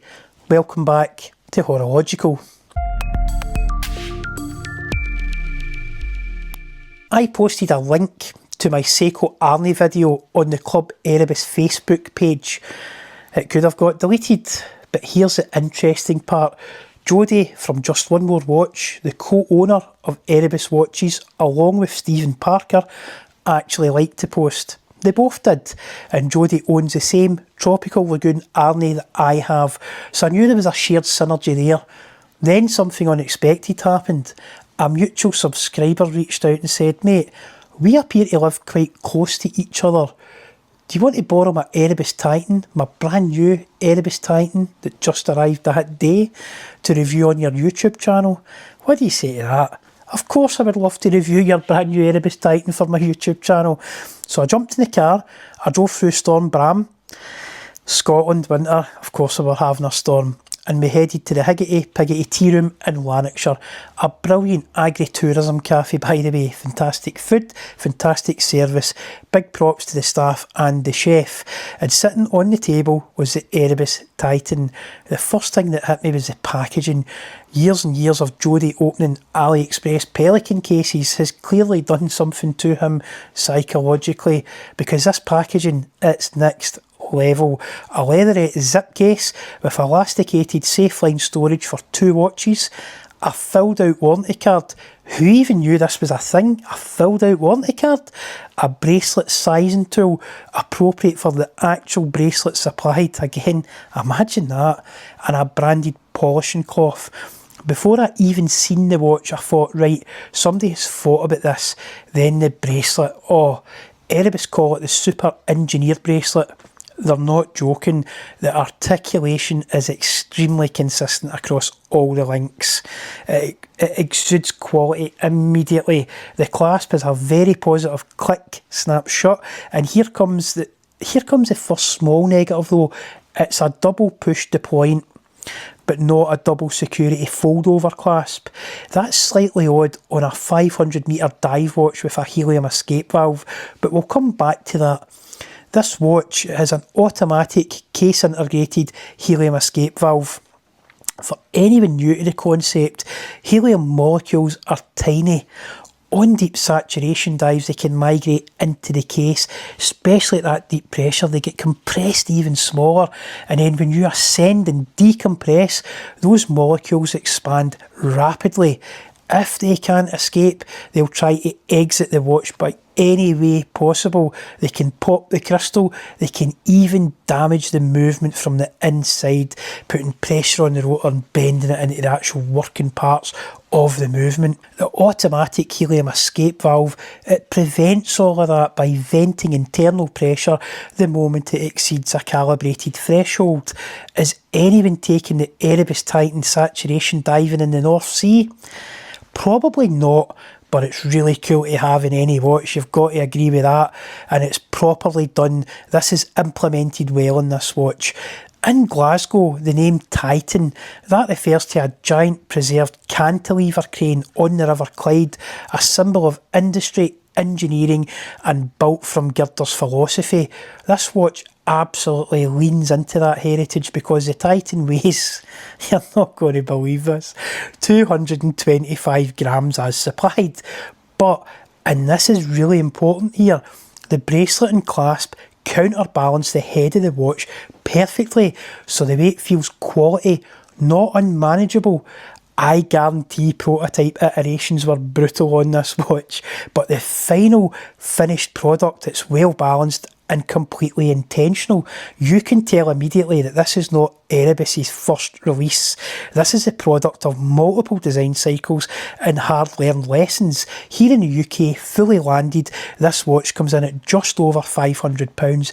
That's a joke, but in the best possible way. I've handled lots and lots of dive watches over the years. Within seconds, this stood out as something very different, not a homage, not derivative, but a watch with a clear design intention and engineering philosophy well implemented. There are negatives. The clasp really should have a secondary safety lock for a 500 metre tool watch diver. You know, everything else is subjective though. If you like light watches, this is definitely not going to be for you. If you want a generic vanilla diver watch, there's plenty out there. This is not that.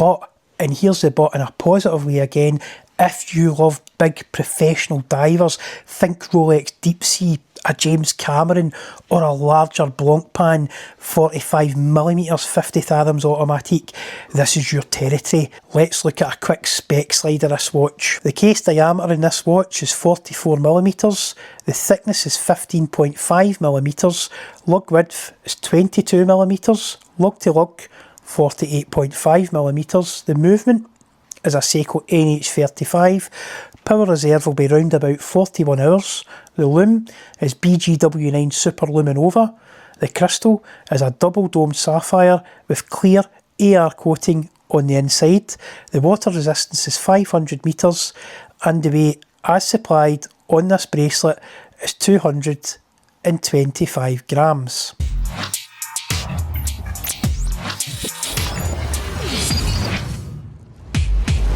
The bezel is 120 clicks, very positive clicks.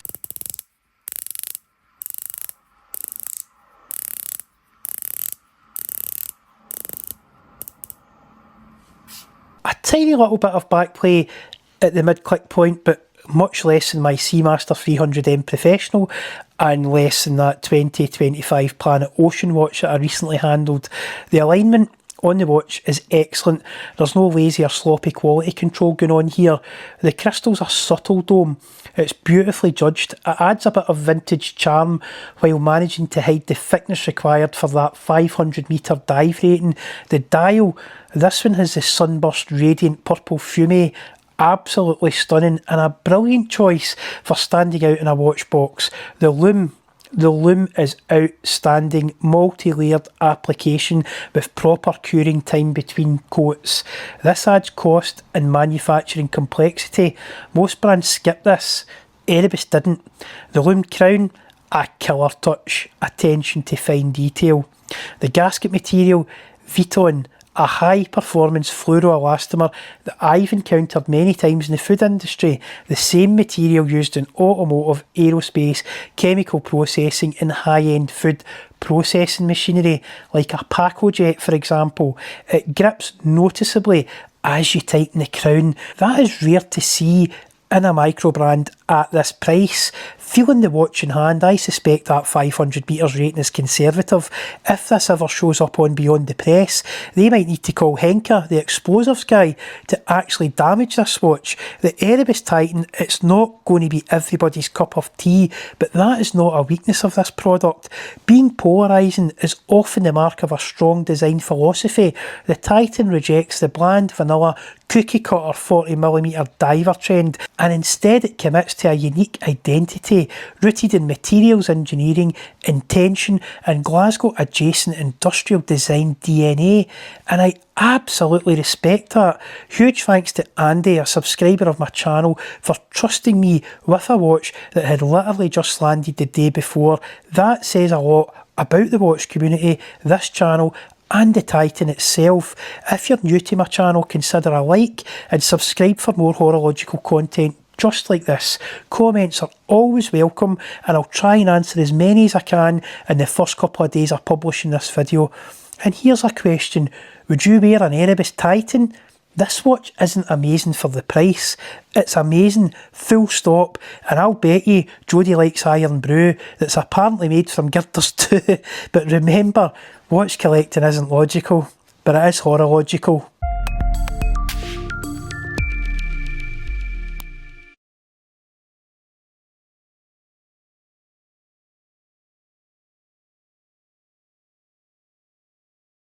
So, I ordered something from Glasgow brand Paulin, but it wasn't a watch. Welcome back to HoroLogical. I ordered a Paulin Geo wall clock, and I want to use that as a jumping off point, not just to talk about the clock itself, but about what Paulin actually is as a brand, because Paulin aren't just a watch company. They're something more design-led, more playful, a company that makes their typographic approach accessible and available. And yes, they are also the sister brand of Anardane. the Glasgow enamel dial watchmakers with famously long wait lists. So let's talk clocks, watches, typography, screen printing,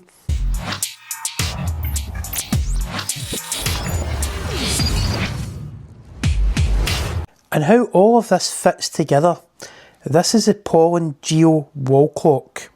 At first glance, it is deceptively simple, but like most good design, the thinking runs deep. The case is made from cork and aluminium, two materials that immediately tell you this is about sustainability and longevity, not plastic and disposability. It uses a sweeping seconds hand, which gives it a calm, continuous motion rather than that familiar quartz tick, something that matters more than people realise in a living or a working space. But the real star of the show is the dial. The clock uses Paulin's bespoke Geo typeface, inspired by the Art Deco forms of Charles Rennie Mackintosh, Glasgow's most influential design voice. It's geometric, legible, and unmistakably Scottish in character and implementation without being pastiche. Now here's where it gets really clever.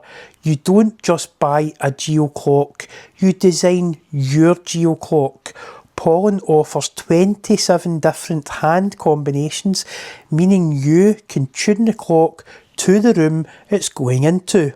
Minimalist, playful, bold, or restrained, you choose. It's a rare thing in clockmaking, genuine customisation without turning it into a gimmick.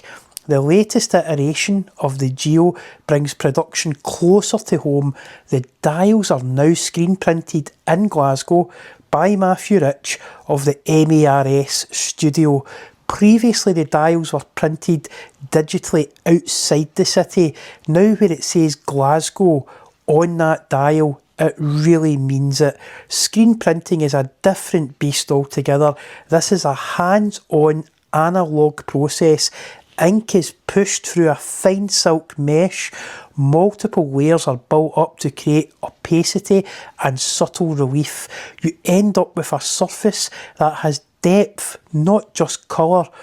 Paulin first worked with Matthew on the Ono wall clock, a collaboration with Ono Type Company, and that experience convinced them to bring this refined printing technique into their core collection.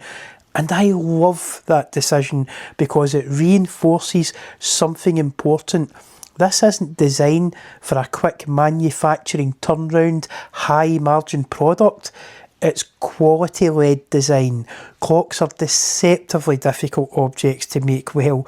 Large dials exaggerate imperfection and exaggerate poor design choice particularly well. Alignment matters, legibility matters, and this shift to local artisanal production, it feels like a quiet but confident move, one that mirrors what Anniversary has been doing with enamel dials for years now. Even the back of this clock is finished well. Steve Jobs once said that his father made him paint both sides of a fence, even the side no one would see.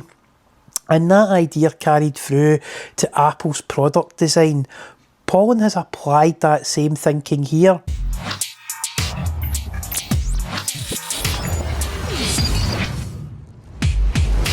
Paulin is the sister brand to Anniversary, the Glasgow watchmakers best known for their exquisite vitreous enamel dials and multi-year waiting lists. But Paulin isn't trying to compete with that. It's more accessible, more experimental, more playful. If Anniversary is about obsessive craft and permanence, Paulin is about graphic clarity, typography and joy in everyday objects. That's why the clocks make such good gifts, and slightly tongue-in-cheek, they're also a good way to scratch the itch while you're waiting for an Anniversary allocation to come through. Wink wink guys. And it's worth pointing out, There are Anardane watches available right now without a wait list. Not the vitreous enamel dial models, but the Model 2 field watch, which uses a vitreous glazed porcelain dial rather than the more difficult, higher attrition rate fired enamel dials. Same design language, same Glasgow DNA, much more attainable. So with that cleared up, let's move back to Paulin watches, starting with their newest release, the Mara. Mara comes from the Scots Gaelic word, means of the sea. It's appropriate here, and this is Paulin stepping firmly into proper tool watch territory in their familiar, fun way. What matters here isn't that it's a 300 metre dive watch, it's that Paulin didn't abandon their graphic language to get there. The dial is lacquer painted using Paulin's bespoke Wim typeface paired with a clean minute track and bold geometric markers. Legibility is excellent, graphic but purposeful. The watch is protected by a double-domed sapphire crystal with 3 layers of anti-reflective coating. Framing the dial is a domed sapphire bezel. Blancpain anybody? With Swiss Superluminova printed on its underside. A smart implementation that improves durability while keeping the lume crisp. The case features a 120 click unidirectional bezel, a screw down crown, a fully closed case back at 39.7mm in diameter and 13.5mm thick. It has real presence but remains wearable for most wrists. Inside is the La Panerai G101 calibre movement, a movement that we're seeing now more frequently as a credible alternative to a Sellita or an ETA. Each Mara comes with 2 straps, a custom high quality injection moulded rubber strap and a fabric strap made from recycled fishing nets, Blancpain again, lined with Italian Alcantara suede for design-led on-wrist comfort. That whole sustainability thread, it runs right through the brand. Mike over at This Watch, That Watch, he just done a recent deep dive, pun fully intended, on the Mara. If you want to check it out after this video, I'll link it in the description.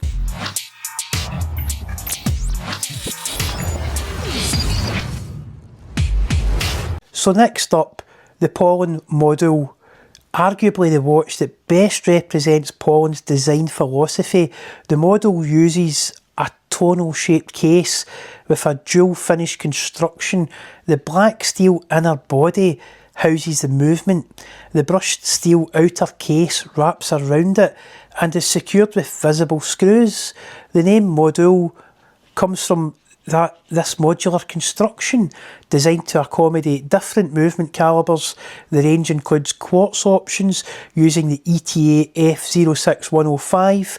It's got a manual wind mechanical version using the ETA 7001, and it has an automatic variant usually powered by the La Panerai G101 previously mentioned. The Model A manual, it's priced at 990 Great British pounds. That is especially compelling at just 8.2mm thick with a premium sapphire box crystal. It's slim, comfortable and architectural in a way that very few watches manage to achieve. It feels designed, not styled. Then there's the Oh No model. Oh wow, this was a collaboration with the San Jose type foundry Oh No, launched in California at the Wind Up Watch Fair. The dial is unapologetically expressive. The numerals are free-form, interlocking and playful, with exaggerated emphasis on the cardinal points 12, 3, 6 and 9. Legibility here is tested, torsionally stressed, but never broken. The colour palette references California design icons like Sister Carita Kent and Saul Bass, creating a fascinating transatlantic design dialogue between Glasgow and the West Coast. Available in both mechanical and quartz configurations, the Ono module shows what happens when typography leads the design, not hype marketing trends. So yes, this video started with a wall clock, but the Paulin Geo, it's really a statement about how design thinking scales from walls to wrists to everyday life. Graphic, local, thoughtful and quietly distinctive. In a world of increasingly homogeneous watch design, that matters. For more content like this, like, share, subscribe, and remember, watch collecting isn't logical, but it is horological.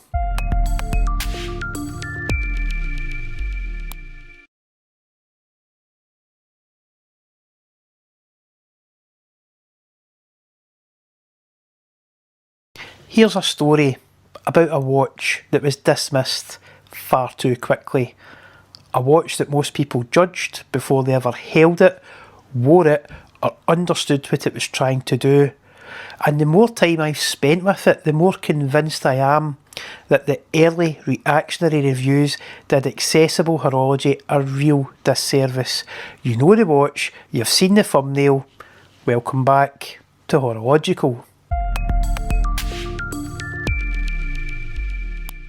Today, I want to show you why the Blancpain Swatch Ocean of Storms might quietly be one of the most interesting watches released in recent years, and why, in the fullness of time, it may be remembered as something genuinely special.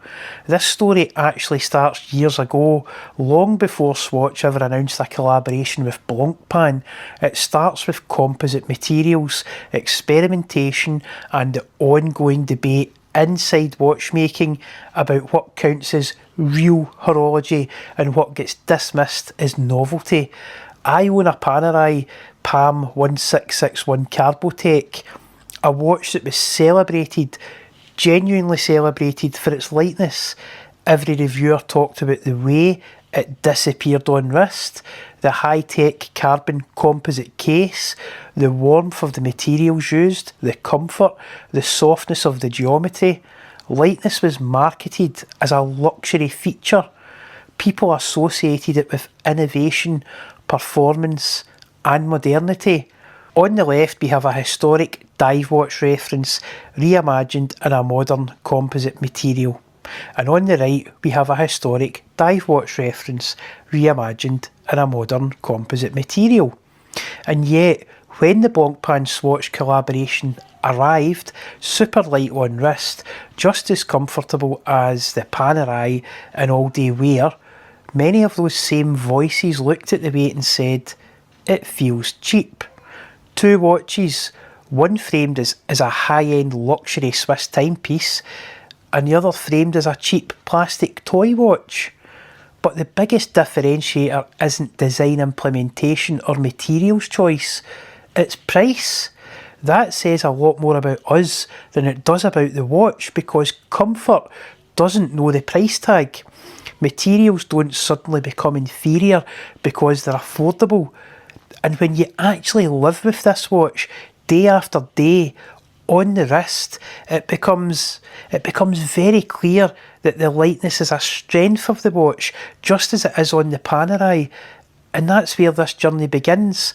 Before we get into engineering, movement philosophy, loom, bezel design, bezel action, anti-magnetic properties, the crystal, or the history of disposable movements, I want to start with the first thing that actually surprised me. Something small, something subtle, something almost no one has mentioned. The dial.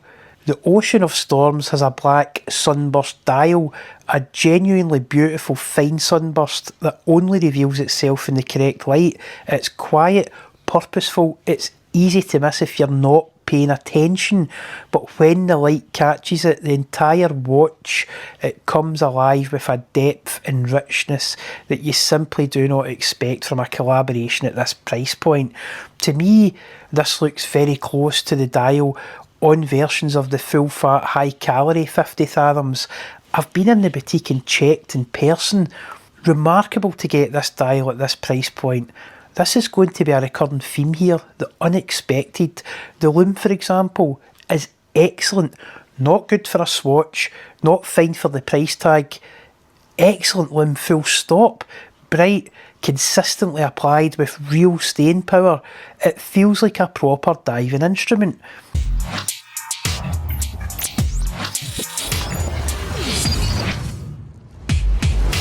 Let's look at a quick spec slide of this watch. The case diameter is 42.3mm, the thickness 14.4mm, lug width 22mm, lug to lug 44.5mm. The movement is a System 51 3Hz non-hacking. Power reserve is 90 hours. The crystal is double domed bioacrylic anti-scratch coated. The water resistance is a stated 91 metres, and the weight on wrist with the OEM strap is 45 grams.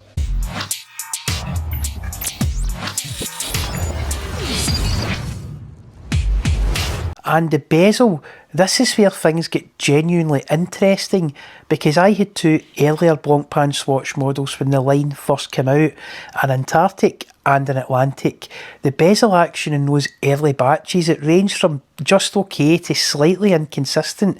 The bezel on this Ocean of Storms, it even sounds remarkably similar, in particular to the 38mm 50 Fathoms watch. Compare the sound. It's very tight, 120 click, but the space between each click makes it feel like a 60 click bezel. Now this from the Blancpain Swatch.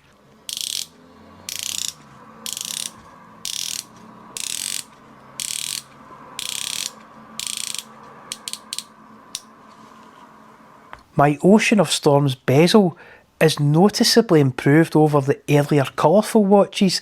The clicks are crisp and clean, confident even, and the backplay is practically non-existent, better than many mainstream divers that cost many times the price. This tells us something important. Swatch is iterating, Swatch is developing, quietly, consistently, behind the scenes. They are refining tolerances, tightening moulding precision, improving click springs. They're not treating this like a gimmick, they're treating it like a platform for the future. The Blancpain Swatch uses a bio-based acrylic crystal with a hard anti-scratch coating. It's the same material family as Omega's Hesalite.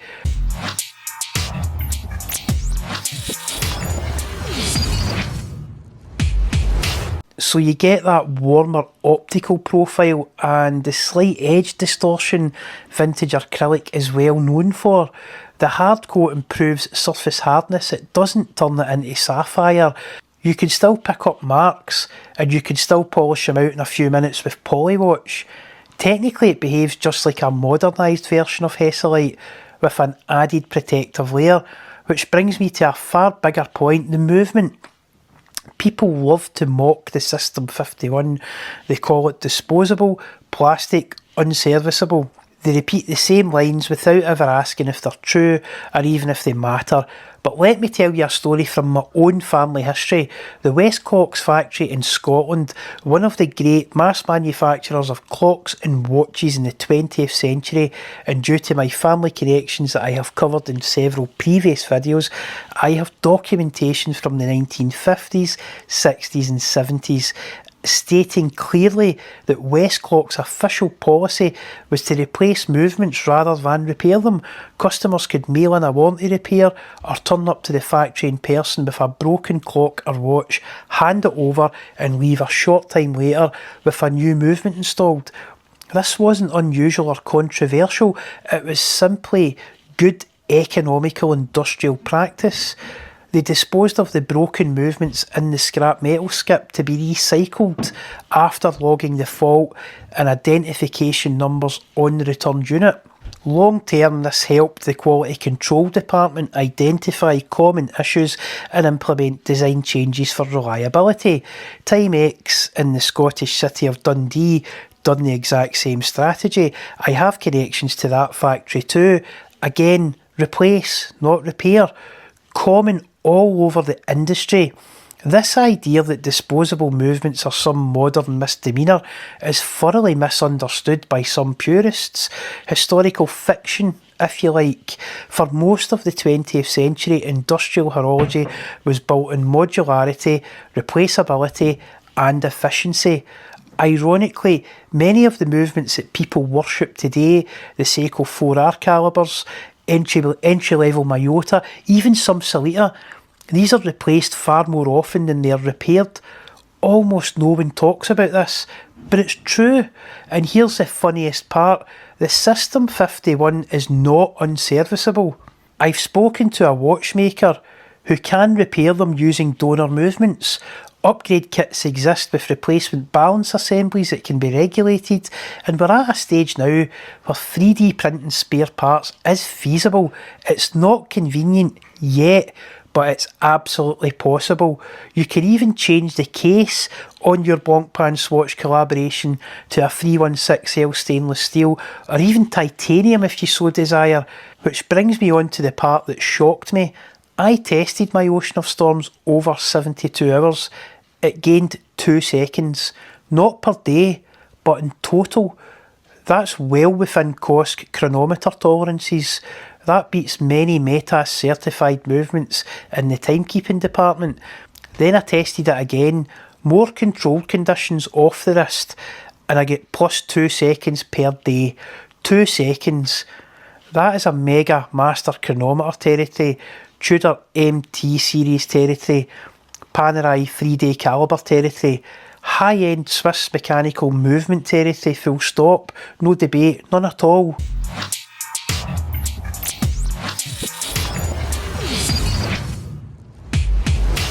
And here's the truth. For me, this movement has been rock solid and it keeps excellent time. A £350, $420 Swatch collaboration watch performing at METAS level consistency. That is why I started looking deeper, because this accuracy isn't an accident. It's the direct outcome of the movement architecture. The System 51 uses polymers in the gear train that don't oxidise, they don't dry out, and they don't require traditional lubrication, and they maintain a highly stable friction coefficient over time. The escapement is laser set, similar to many of the Tissot PRX models. The movement is sealed, protected from dust, debris, and lubrication migration. The Swatch System 51 doesn't hack by design, and that's part of why it works. Removing the hacking mechanism eliminates extra levers, extra springs, and additional friction points, which reduces movement drag overall. It lowers the overall failure rate of the movement. Fewer parts mean fewer tolerances to drift, better energy efficiency, and a more stable power reserve. In a sealed, fully automated movement like the System 51, accuracy comes not from adjustment, but from consistency, and this is how Swatch engineered it. It has had the ability to behave exactly like its big brother Blancpain 50 Fathoms movements baked right in. It is remarkable, and a completely intentional level of attention to detail that no one else seems to have noticed. And here's a further insight nobody seems to have realised. Magnetism doesn't just affect hairsprings and pallet fork escapements. The plates, bridges, screws, or even the case itself can become magnetised, and that creates lingering magnetic fields that distort the movement's timekeeping ability. But polymers don't magnetise, carbon composites don't magnetise, ceramic composites don't magnetise. It also uses a highly anti-magnetic Nivacron hairspring. Belt and braces with this System 51. The Blancpain Swatch has a natural anti-magnetic architecture. By accident or by brilliance, the result is the same. It shrugs off magnetic interference simply because the materials refuse to hold magnetic memory. This same logic applies to Panerai's Lab ID, a movement made with carbon nanotube plates, polycarbonate bridges and lubrication-free design, a watch celebrated for its innovation, and when you lay the philosophies side by side, something becomes very clear. The Blancpain Swatch and the Panerai Lab ID, they share the same movement ethos, the same materials intelligence, the same low friction philosophy, the same anti-magnetic behaviour, the same push towards engineered composites instead of traditional metals. Blancpain itself regularly uses ceramic composites in its higher end pieces, one of which I got some wrist time with recently at the boutique, but that's going to be the subject of another video. If you don't want to miss that episode, click the subscribe button below and get notified when that video drops.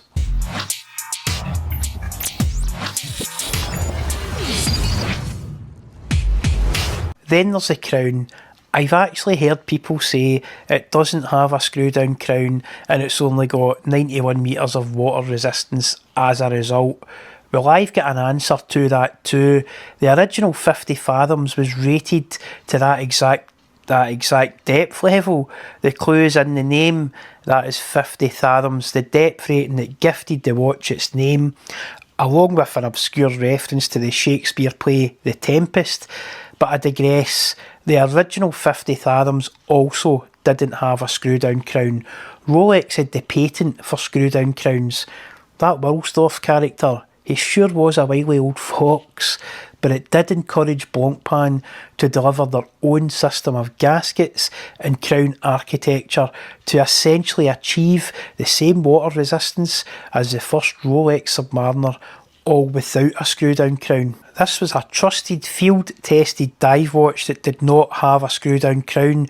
Maybe knowing this history helps me be a little less harsh on the Seiko 5KX. The winding on the Blancpain Swatch is anti-clockwise, but when you turn it clockwise it has a spring-loaded clicking pawl.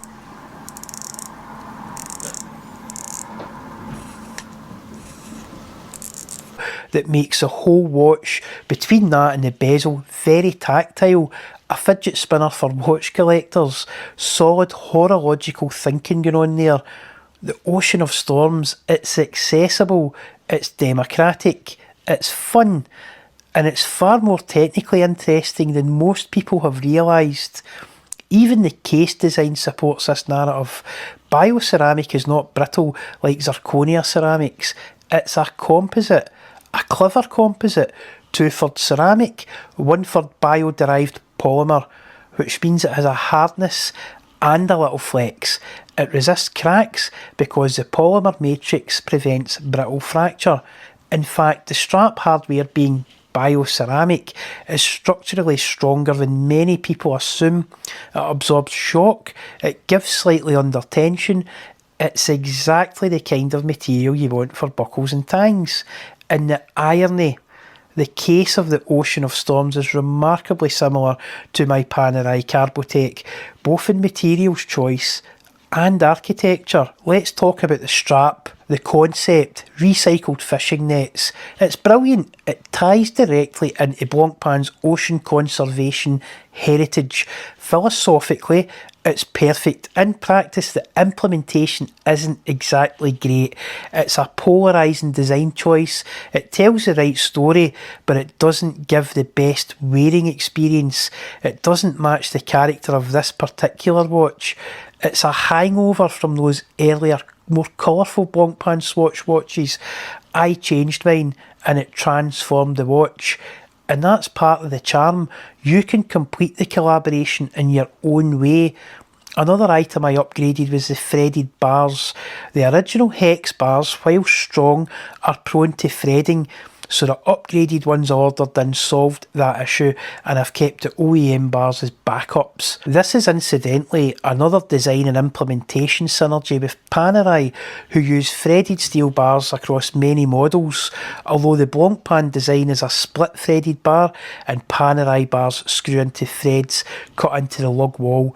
Ironically, the carbotech Panerai watches, they use spring bars with metal collar reinforcement, remarkably similar to architecture used in carbon bicycle frames where the wheel axles go through, whereas Swatch actually managed to keep the historical Blancpain hex threaded bars. These threaded bars also enable you to safely use a 20mm NATO strap on the 22mm lug width case. I really enjoyed that small portion of visible bar without the risk of it popping out the way a more orthodox spring bar could when used with a slightly narrower strap. It looks very tool-tastic that way. Long term I have settled on this leather strap with yellow stitching and a large Panerai style DLC coated buckle and tying. It allows you to enjoy that sapphire exhibition caseback with the decoration on show, and crucially it moves the watch closer to your wrist instead of sitting proud on 2 layers of NATO fabric. It's very easy to forget you're wearing it now. When you put all of these elements together, the comfort, the accuracy, the lume, the vintage look crystal, the bezel action, the anti-magnetism, the materials, the dial finishing, the design DNA, the movement philosophy, the history of industrial replaceability in its true context, you begin to see what the early reviews all missed. This watch isn't superficial, it isn't a gimmick, it isn't a toy. It's actually one of the most sincerely interesting, accessible watches released in the last decade, streets ahead of the better selling but inferior Moonswatch implementation. And here's the line I never expected to say. This is Blancpain's Lab ID at an incredible value. The same philosophy, the same materials implementation logic, the same friction-free anti-magnetic thinking, the same comfort, the same vision of what future mechanical watchmaking can be. Both are modern composite reissues of original military dive watches, both with comfort, convenience and vintage military steampunk charm built right in. Let's do some real world maths. Swatch rates the System 51 very conservatively at around 5 years of daily use, roughly 1,825 running days. But this isn't a daily watch for me. I wear it 2 consecutive days a month, usually at the weekend. Now here's the key point, it doesn't hack and it's got a 90-hour power reserve, so after I take the watch off it keeps running for around 4 more days, so that gives around 6 days of movement operation per month, about 72 days per year. So take that same conservative 1,825 day lifespan and divide it by this usage pattern.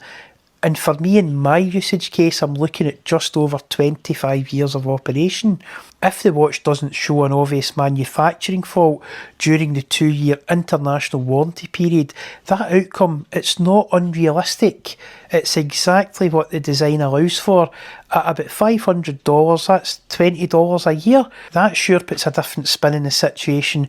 And remember, all those figures are conservative. In the fullness of time, I think the early colourful versions will be remembered as the playful spark, but the Ocean of Storms, the monochrome, mature, serious version is going to be seen as a model that revealed the collaboration's true potential and could potentially open the path to many more collaborations in the future. Breguet, Harry Winston, Jackie Rose, who knows? There is far more to this watch than the dismissive early voices allowed themselves to see. And after living with it, wearing it, testing it, and understanding its engineering, I genuinely think this is something special, a small, unexpected piece of modern horology that resonates with Q Factor far beyond its price point. And remember, watch collecting isn't logical, but it is horological.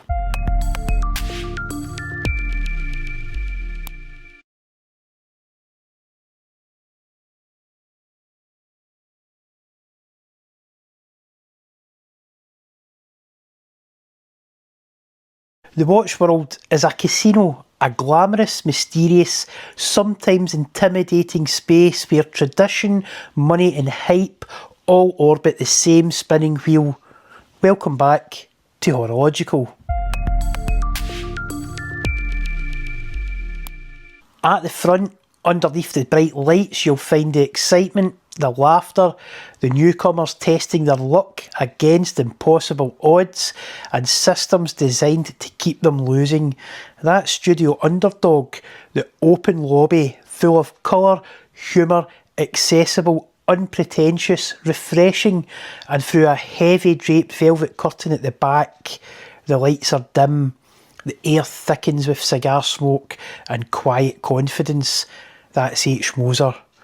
A world of bespoke suits, whispered valuations, and mechanical masterpieces that never need to explain themselves. Two worlds, one game. And for the first time, the old money table decided to pull up a chair at the new money floor. Studio Underdog didn't stumble into success, they designed it. In an industry addicted to grayscale minimalism and hierarchy, they showed up with colour, confidence and a cheeky wink. Watermelon, mint chalk chip, desert sky, classic chronograph by compact's proportions, rewired for a generation raised on design, not deference. These watches aren't jokes, they're serious mechanics with a sense of humour. They celebrate movement, but they also celebrate mood and colour theory. Studio Underdog proved you can love horology without worshipping it, that you can laugh at the language of luxury while still respecting the craft. They made horology fun again, the bright lit lobby where anyone could pull up a seat. And somewhere in that back room of the HoroLogical casino, Moser peered through the curtain, and they noticed. Heinrich Moser & Co. is the opposite atmosphere, refinement replacing noise, minimalism so confident it sometimes deletes the logo and marketing fanfare altogether. Their fume dials are smoke and depth made solid, unearthly, ethereal even, their finishing exquisite, their humour dry, almost non-existent. They've trawled the industry before, the Swiss Mad Cheese case watch being Moser's own quiet protest against the perceived dilution of the Swiss-made moniker. On the surface it looked playful, almost absurd, a luxury watch cased in something that resembled a block of Emmental cheese. But beneath the humour was a very deliberate critique. Moser was calling out how little Swiss-made had come to mean, how a label once associated with craft, provenance and integrity could be reduced to a box-ticking exercise. It wasn't a joke aimed at consumers, it was a piece-unique satire aimed inwardly at the industry itself, delivered by a brand confident enough to laugh from inside the club rather than shout from outside it. That's Moser at their best. Mischief with intent, provocation with a thesis, and humour used as a scalpel rather than a punchline. Their message was poignant, timely, and resonates with relevance years later. Let's look at a quick spec slide of this watch. The case material, composite Vacheron Mont d'Or cheese. Case diameter 42mm, thickness 9.4mm, the lug width 20mm, lug to lug 44.7mm. The movement is the in-house calibre HMC 327. Power reserve 72 hours. The crystal high grade sapphire. Water resistance 120 metres, and the weight 80 grams on the Swiss sourced leather strap. Oh, those poor milker cows.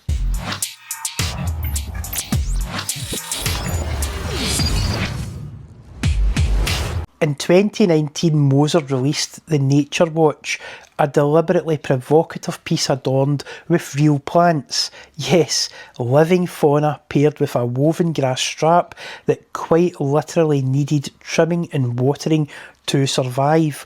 On the surface it was absurd, a luxury mechanical watch that behaved more like a houseplant than an heirloom, but once again the humour was only the entry point, the funnel. This was Moser using satire as commentary, questioning sustainability narratives, materialistic fetishism, and the industry's growing obsession with performative environmentalism.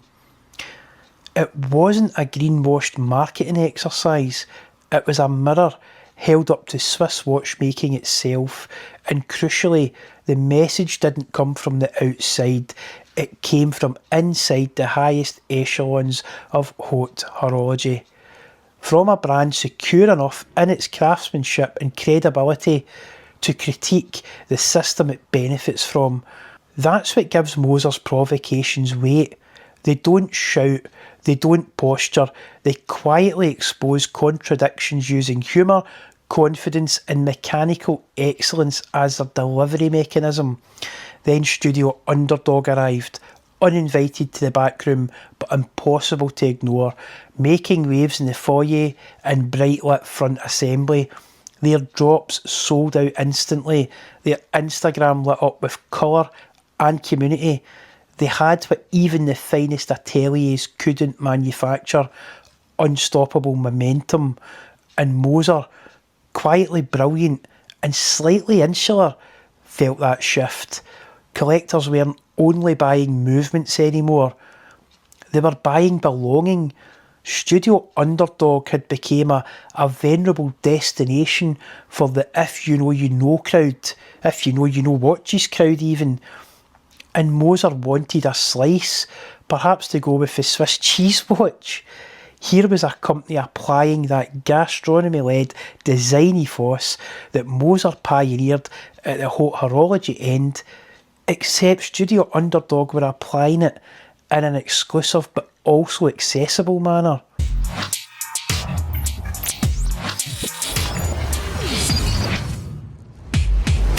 Let's have a look at Moser's part of the passion project. The case diameter 42mm, the thickness 12.8mm, lug width 20mm, lug to lug 44.6mm. The movement, the in-house calibre HMC 800 perpetual calendar, power reserve 168 hours, crystal high grade sapphire, water resistance 30 metres, and the weight 100 grams on the OEM alligator strap.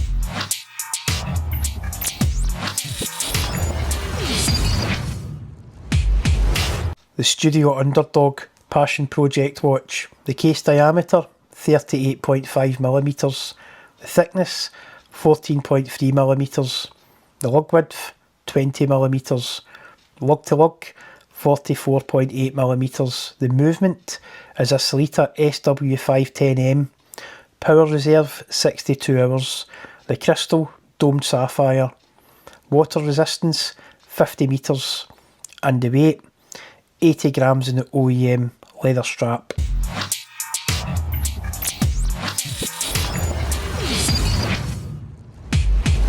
Here was a company applying that gastronomy-led design ethos that Moser pioneered at the haute horology end, except Studio Underdog were applying it in an exclusive but also accessible manner. When the collaboration was announced, everyone had assumed that Moser was mentoring the newcomer. It was the other way round. Let me explain. Look closely and the fingerprints are obvious. The colour palette, the playfulness, the visual wit. That's Underdog DNA pulsing through Moser's veins. For the first time, the old world atelier stepped into the bright lights to appeal to a new affluent crowd, most of whom had never given Moser a second thought. And yet here was Moser actively vying for their attention. It wasn't a handout to Studio Underdog, it was a handshake. Studio Underdog didn't borrow Moser's gravitas. Moser borrowed Studio Underdog's newly found zeitgeist. The baton of influence wasn't passed down, it was traded sideways in a symbiotic fashion, because in 2025, relevance is the new currency, not crypto. What Studio Underdog achieved, it isn't luck, it's marketing genius on the level of Joseph Bulova. Back in the early 1900s, Bulova understood that emotion sells timepieces. He built America's first purpose-built watch factory, and in 1926 he aired the world's first radio commercial. At the tone, it's 8 o'clock. Bulova watch time. 10 seconds that changed worldwide advertising forever. A century later, Studio Underdog uses different airwaves, Instagram, Reddit, Discord, but the psychology, it is identical. They turn customers into storytellers. Every drop feels like a shared inside joke. Every model release, a community event. Joseph Bulova sold watches through radio emotion. Studio Underdog sells belonging through digital platforms. People don't just buy watches, they buy moments in time that feel personal and tell stories. And when Moser looked across into the brightly lit public games room, they saw that same spark, that Bulova level brilliance of connection, and wanted stakes in that game. The Moser Studio Underdog partnership is part of a bigger pattern. The Omega Moonswatch blurred luxury and accessibility. Zenith partnered with George Bamford. Tag flirted with streetwear and digital art. The Kif collaboration. These aren't gimmicks. They're evolutionary survival strategies where the old world approaches the new in a sustained effort to gain a new audience and remain relevant in a rapidly changing world. The new high rollers aren't the collectors with vaults full of platinum tourbillons. They're the communities that move markets with memes and wrist shots. Nico Leonard completely gets this. Relevance now moves faster than any rotor, even one of those broken Salita SW200 ones. And Moser's real bet, it wasn't in dial aesthetics, it was in brand visibility. They crossed the room to join the energy. They were welcomed to the fun table, and the gamble worked. The fact I am here now making this video sometime later as a retrospective and not a retcon shows it worked, because here we are talking about Moser, and that's the purpose. Talking about them in the same breath as hype-driven micro-brands. That was killer strategy. Moser didn't just collaborate, they engineered relevance. They stepped out of the smoke and into the light. Studio Underdog didn't lose authenticity. Moser didn't lose credibility. Both brands gained cultural gravitas and a powerful symbiosis of collaboration. The new jackpot, it isn't forged in precious metal or cheese cases. It's cast in attention span and exposure. And Moser quietly just won a mountain of chips to cash in at their leisure. In the casino of horology, every player has their place. Studio Underdog, they brought the buzz.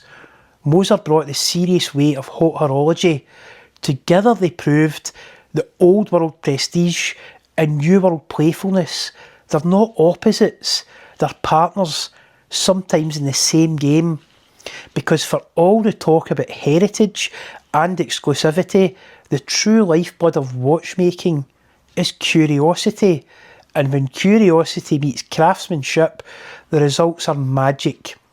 Whether it's a million Swiss francs tourbillon or a hand-wound mechanical chronograph painted like a watermelon. So yes, Moser's strategy worked. We're talking about them now. Somewhere in that smoky back room of Swiss horology, they're smiling behind their cards, thinking they just played the smartest hand in the house. But in this game, sometimes it's the underdog that beats the house. And remember, watch collecting isn't logical, but it is horological.